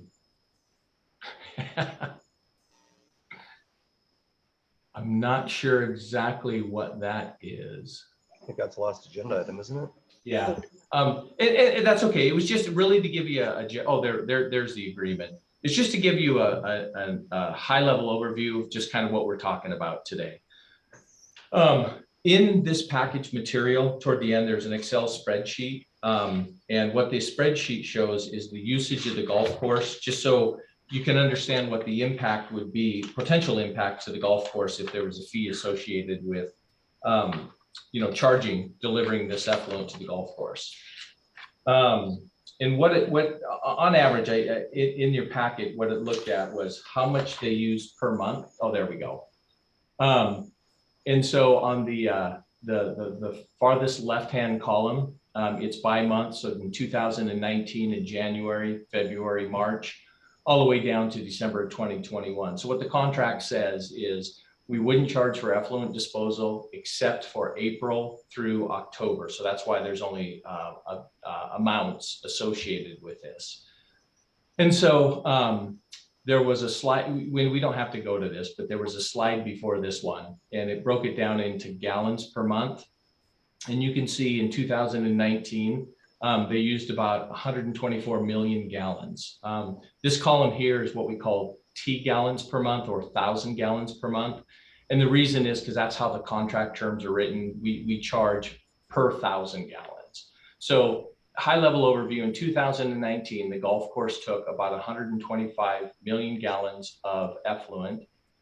In 2020, they took 107 million gallons, and in 2021, they took 94 million gallons. So it's been going down.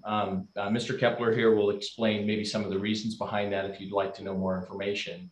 But I took that, and then the columns to the right, just to give you an idea of what that would estimate as far as a cost would go. So In the 2010 contract, they estimated a maintenance and repair cost of about 24 cents per 1,000 gallons. So what you would see is in the 2019 usage, that would equate to just under $30,000 a year. In the 2020 calendar year, it would equate to about $25,000. And then in the 2021, it would equate to just under $23,000. Now, that was just a best estimate back in 2010. And so I'm working with the comptroller's office to get some more details, exactly what it would cost. But my preliminary, and it's very preliminary estimates, would be the true cost of delivering that would be between 75 cents per 1,000 gallons and $1 a 1,000 gallon. So I just threw that up there so that you can kind of see it's probably good. The true cost is probably going to be in that range. And again, it goes back to like 2019, that would equate to between $93,000 a year to $125,000 a year. To the right of it is the $3.44 per 1,000 gallons. And that is what the cost would be for using domestic water. So, you know, it's almost just under $500,000. So the use of effluent, that's why I think this is a win-win situation. It's a beneficial use, but there is a cost associated with it. So since 2010, these fees have been waived. And Mr. Kepler and a representative are here, and they can explain more about some of the impacts. But since 2010, the fees have been waived. Our current contract expires in June of this year, and I brought this a little bit early so it can give us some time to work out the details with Mr. Kepler and his team, you know, depending on the direction of the board and where they would like to go. You know, my position on it is that, you know, there's a cost with delivering the effluent, there's a cost with the maintenance and repair and depreciation, and it's been waived. So somehow we have to make up that cost to ensure that we have revenue coming in to cover the cost. On Mr. Kepler's side, he can explain it more, you know, that clearly there's a benefit to them using it, but there's also a cost on their end to use it. So I just wanted to give you a high level overview. If the board decided to implement the cost right away, what the impacts could be. In the board package, I suggested a couple different options. The board could direct us to start charging, you know, once this contract expires, calculate what the true cost would be, and then start charging it. The board could agree with Mr. Kepler and say, hey, he just bought the golf course. He needs another 5 years to do some infrastructure repairs. We waive it for 5 years, or some combination there in between. So I think there's a couple of options here, but I wanted to at least get the conversation started with it. So with that said, I want to introduce Mr. Kepler, and he can talk a little bit about golf course. Before you walk away, I have a question. Other board members may as well. So there's a true cost for delivering the water to the golf course. If that water wasn't delivered to the golf course, what would happen to it, and what would the true cost be there? Where would it be delivered to? So thank you. And that is the Aspen Creek, and I'm glad you brought it up. It was part of the presentation, but it's the Aspen Creek ribs that we've been talking about. Now, we had planned to have that effluent disposal site that is over near the wastewater treatment plant. There's a picture in your packet that shows where that's located. But we've been hung up by the Division of Water Resources for the past 6 months trying to get a permit issued for that. That's that whole discussion we've been having as part of the capital projects. So at this point, it's probably likely going to be, even if they gave us a permit today, it would take us roughly 6 months to to build the rapid infiltration basins. And then that will become our storage. In an ideal world, we could work something out with the golf course. Oh, there we go. So in this picture here, you can see the existing purple line going up to the Dayton Valley Golf Course. And then the red bold line that's where rolling A, and then it goes out to that green site. That's where we're building the rapid infiltration basins.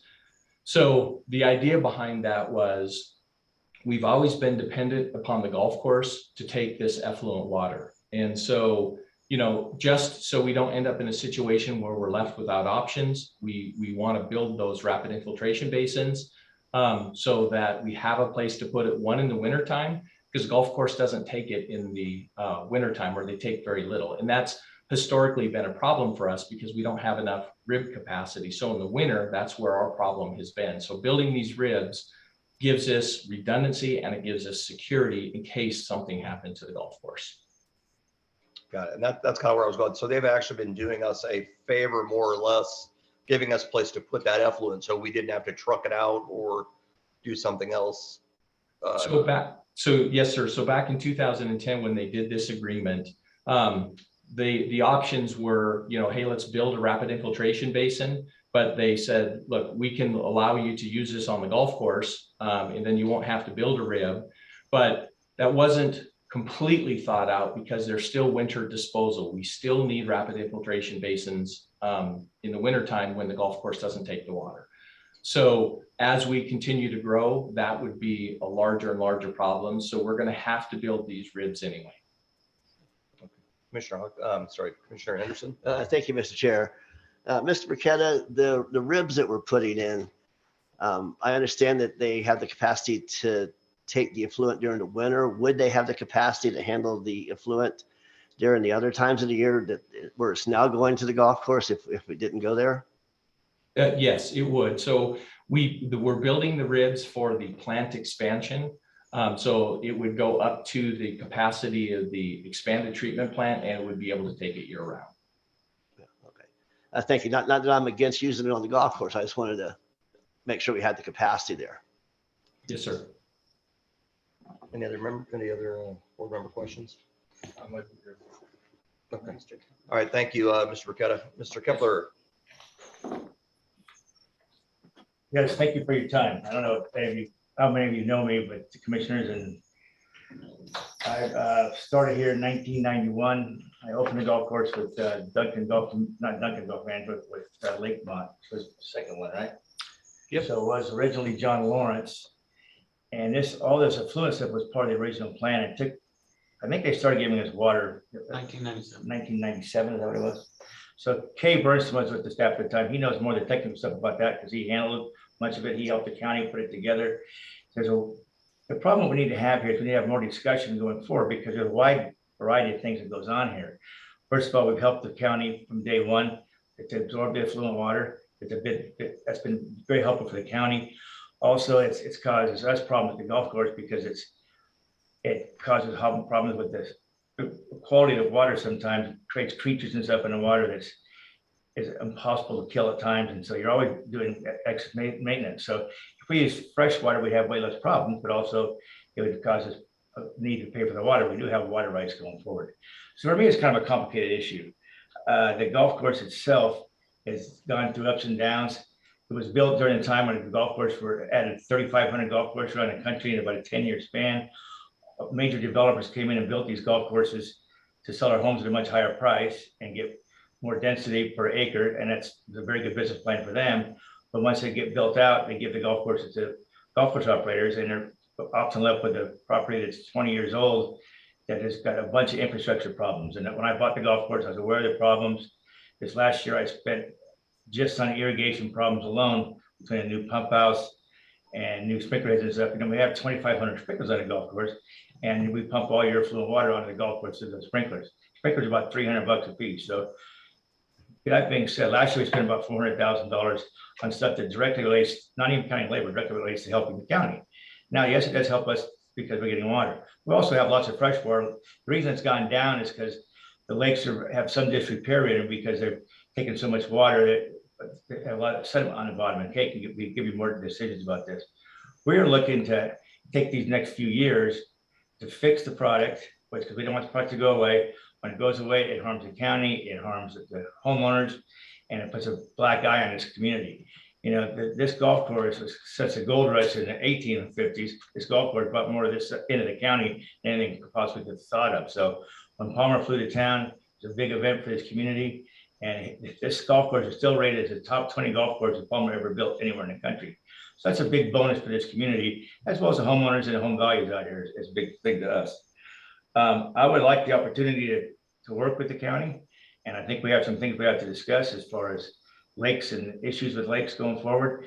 These lakes are also holding ponds for the roads out there during storm drains and stuff. So it mixes with the other water, that causes issues.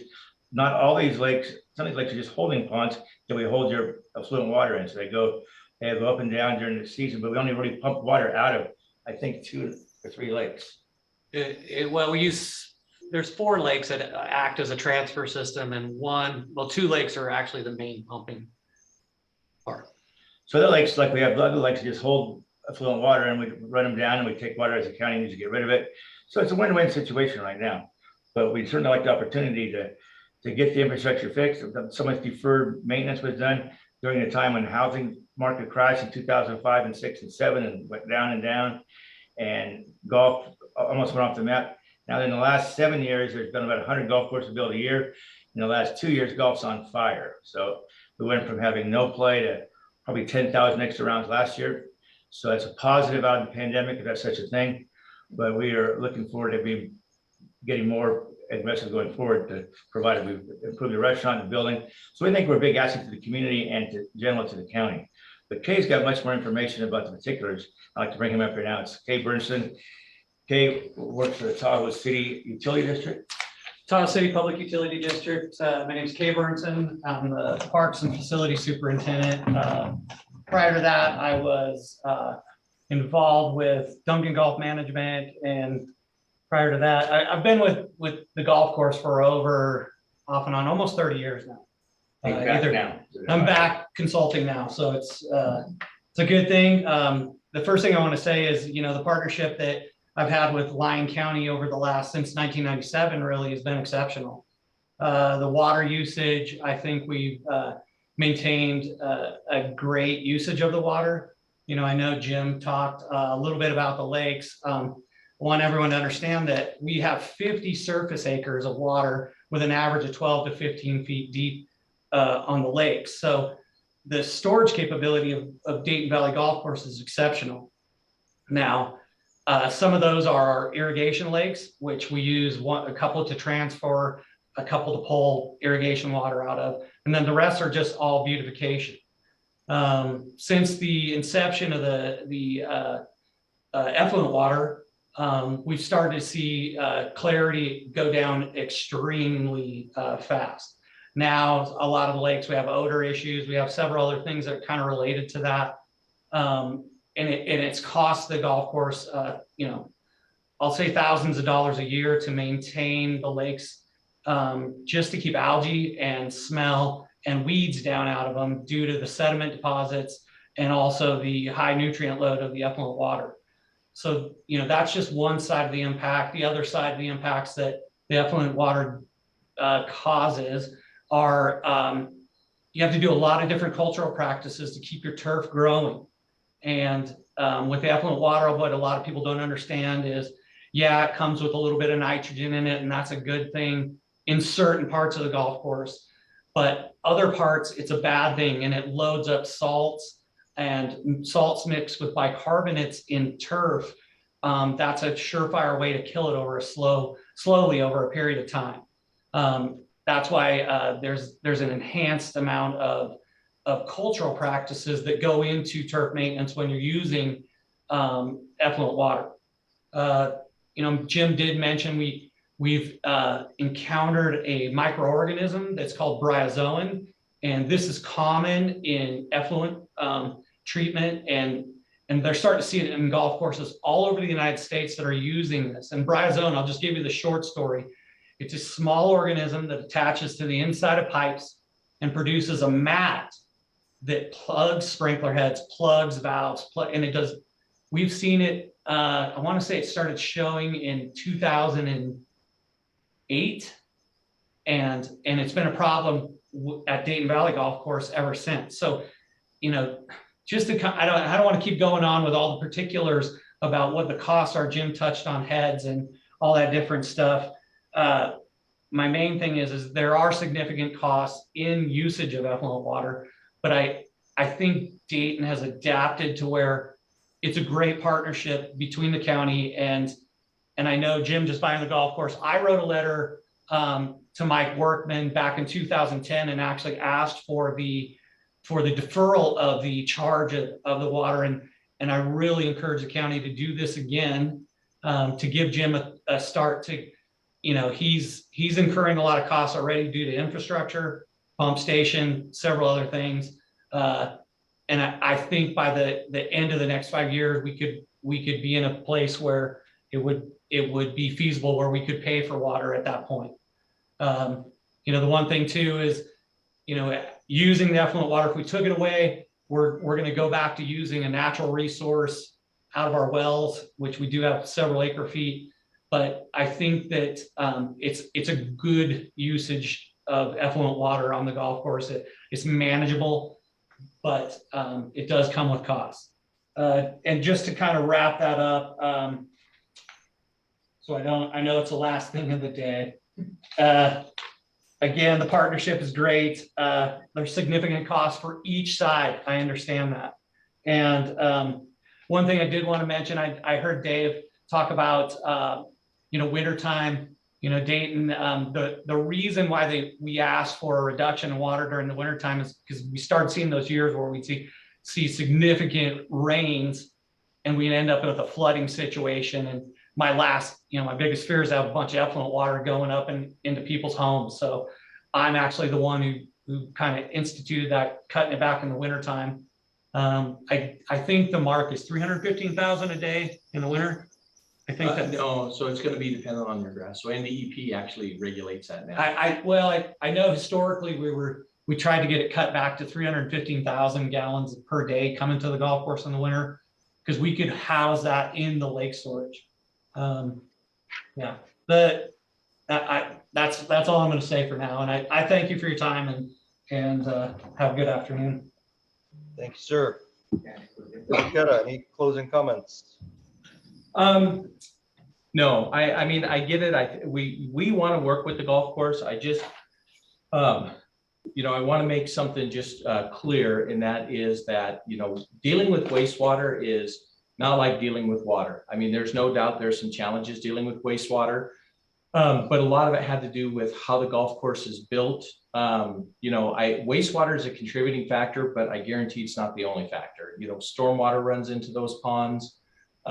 You know, people who fertilize their grass, that runs into the ponds. And so it is a condition set up. So whether you use reclaimed water or wastewater, golf course expenses, the way that it's designed, are still going to be up there. But we are a contributing factor. I'm not trying to deny that.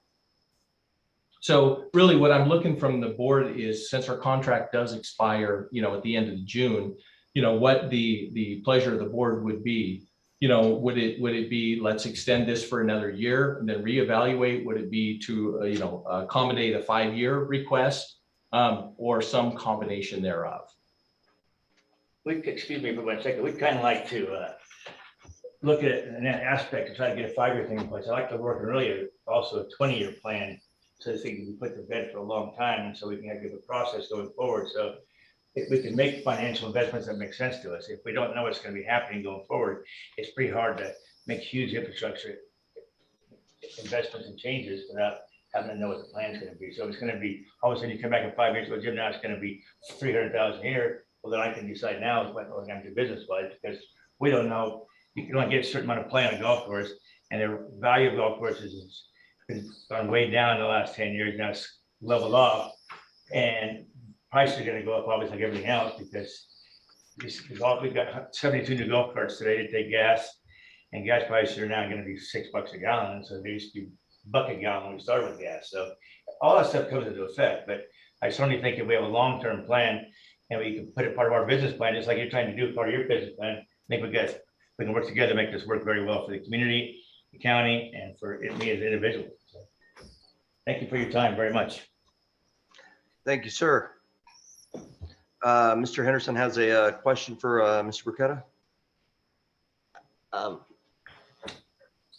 Actually, I got it answered during that discussion, so I don't have a question.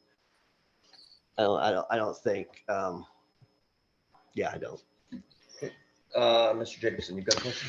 Thank you, Mr. Burketta. Thank you, Chairman Gray. Mr. Burketta, is that, just for curiosity, is that pond next to the building, utilities building where your office, or where your office is that effluent water as well? No, that's actually a private water well owned by Atlas. And that's where some of the groundwater rights, it's not associated with the Dayton utilities at all. But that is where some of the groundwater rights are currently stored in that well there, associated, they're jointly owned groundwater rights between Lyon County and the golf course. Thank you, sir. Thank you. Okay, looks like we've got all of our questions answered by the board. We are looking for a motion, and then we'll go back to comments. Well, I got one question Okay. before I make a motion. That's fine.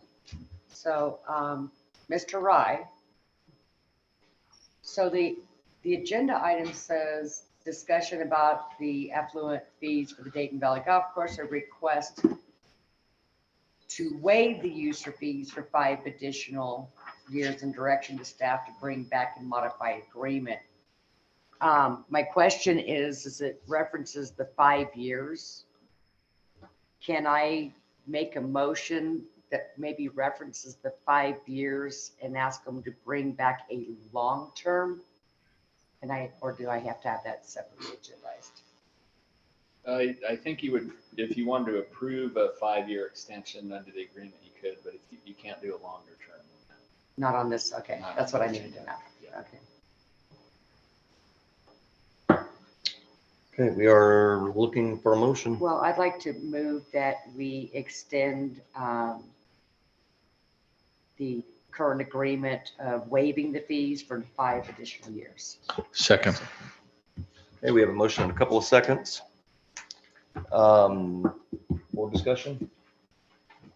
Sure. Josh Foley, Lyon County Comptroller.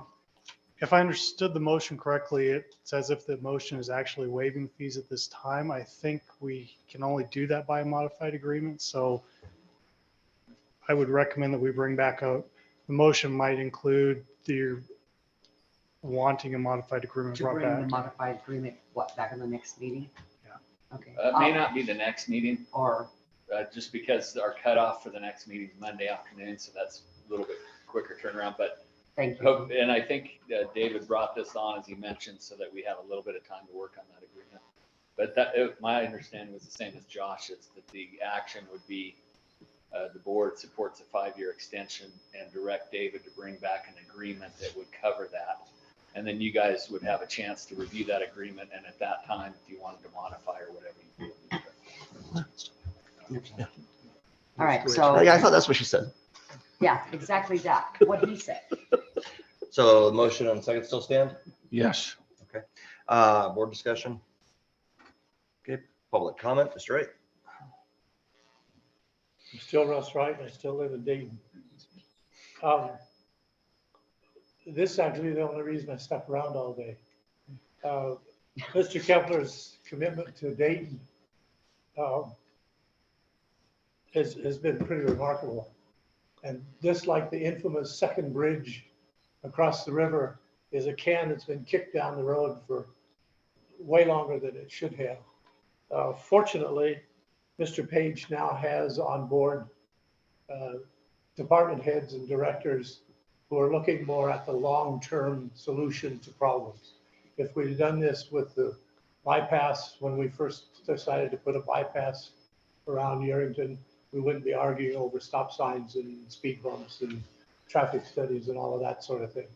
So the fact that Mr. Kempler has offered to enter into some sort of a negotiation with Mr. Burketta for a long-term contract seems to me something that this board would jump on. Waiving the fees for five years. We've waived the fees ever since we've had fees. Just kick the can down for the next guy to take care of it. So I think if you give Mr. Kempler 5 years to ease into his golf course improvement, you give Mr. Burketta 5 years, but you also direct him to come back with a 20-year contract. Mr. Kempler's already said he's amenable to that. I think then that becomes a real win-win for the county, because now Mr. Kempler's business plan shows him that he's got to have people like me go there and eat, or golfers. I couldn't hit a golf ball if I tried, but go there and golf, and he can see what his business plan is going to require him to do in the next 5 years, the next 5 years, and the next 5 years.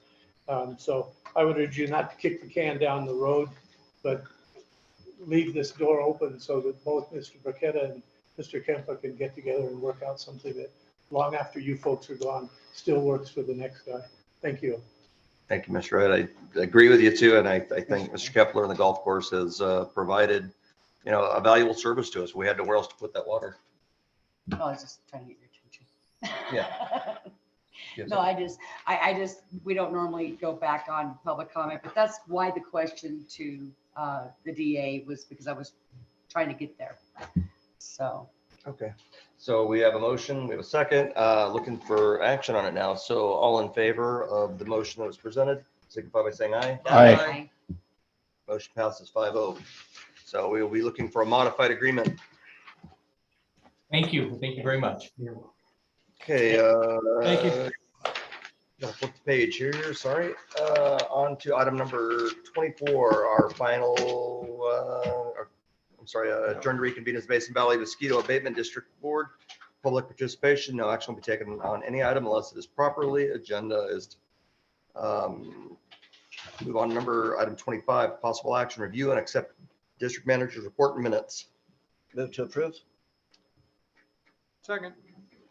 Sorry. No, that's okay. I'm asleep. Any discussion? No. Okay, any public comment? All in favor, signify by saying aye. Aye. Aye. Motion passes 5-0. Item 26, public participation. Not seeing any public participation. We will adjourn to reconvene as Lyon County Board of County Commissioners. Agenda requests. Start with my left.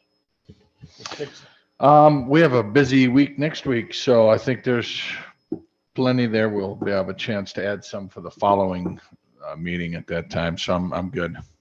Actually, the cutoff is, when it's cut off, Rob? I mean, Monday, yeah, so you need to get that on there now if we need to. You got it then? Okay. Commissioner Keller. Mr. Wright, I have a question. You need to take a seat up front from now on, boss. Yeah. Your little Fitbit's probably going crazy today. Okay, so I couldn't do what I wanted to do a little bit ago because the way the agenda item was written. So we approved the 5-year extension, modify the agreement. Now, under agenda request, can I request an agenda item for Mr. Briquetta, Mr. Foley, whoever needs to be involved to look at a long-term agreement? It's just an agenda request. You can do that as an agenda request. Okay, got that wrote down, right? I want to make sure I understand what long-term signifies to you versus. At least 20 years. Okay. I'm gonna go with me this time. I've got 2 of them. One is I've submitted language to the DA and county manager regarding election integrity. This is kind of been on again, off again, and I absolutely want to get this heard at the next meeting. That language has already been reviewed by the DA, so we should be good to go on that. Second item is going back to Bybee and Hendricks, Pete Hendricks Road, yes. I want to see an item on there to direct staff to, oh boy, how can we word this? Develop courses of action. Should we go? I'll get back to you on the wording on that one, and I'll work with Commissioner Hockaday on that one about, having something else, a placeholder on the agenda if, say, the traffic study is too expensive or something. So something we're not able to take any action. Oh, okay. So I just want to cover both bases. Commissioner Henderson. Thank you, Mr. Chair. I would like an item to consider authorizing commissioners to attend the annual NACO conference in Aurora, Colorado, July 24th to 24th. And that's National NACO, so it's a little low. NAC, a little low. That's it. Commissioner Hockaday. Okay. Commissioner Keller. On my agenda request, I didn't clarify on that.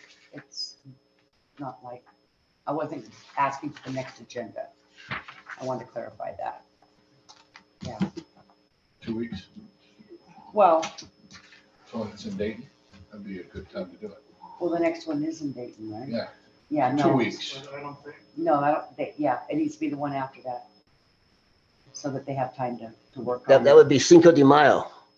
Yeah. Anyways, Oh, I there is apologize, political. forgot to clarify that when I threw it out there.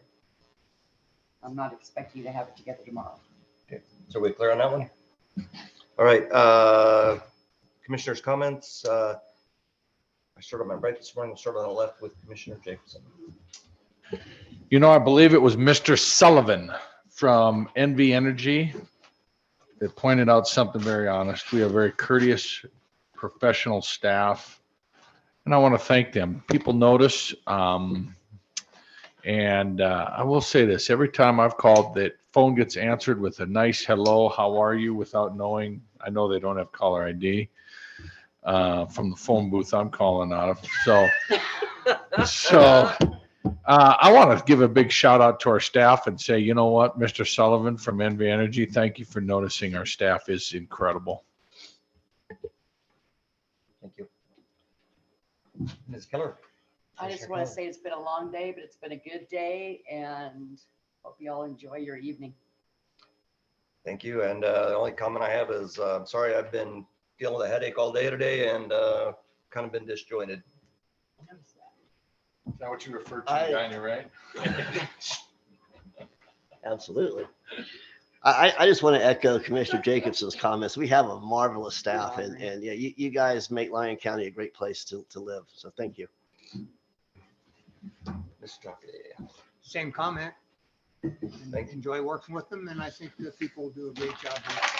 And yes, we do have an excellent staff, and thank you to all staff. Mr. Wright, closed session today? Oh, man. All right. Okay, well, then I'm gonna need a Yeah, short break. we're gonna take, Are these mine or yours? we're gonna go to public comment Those are mine. real quick.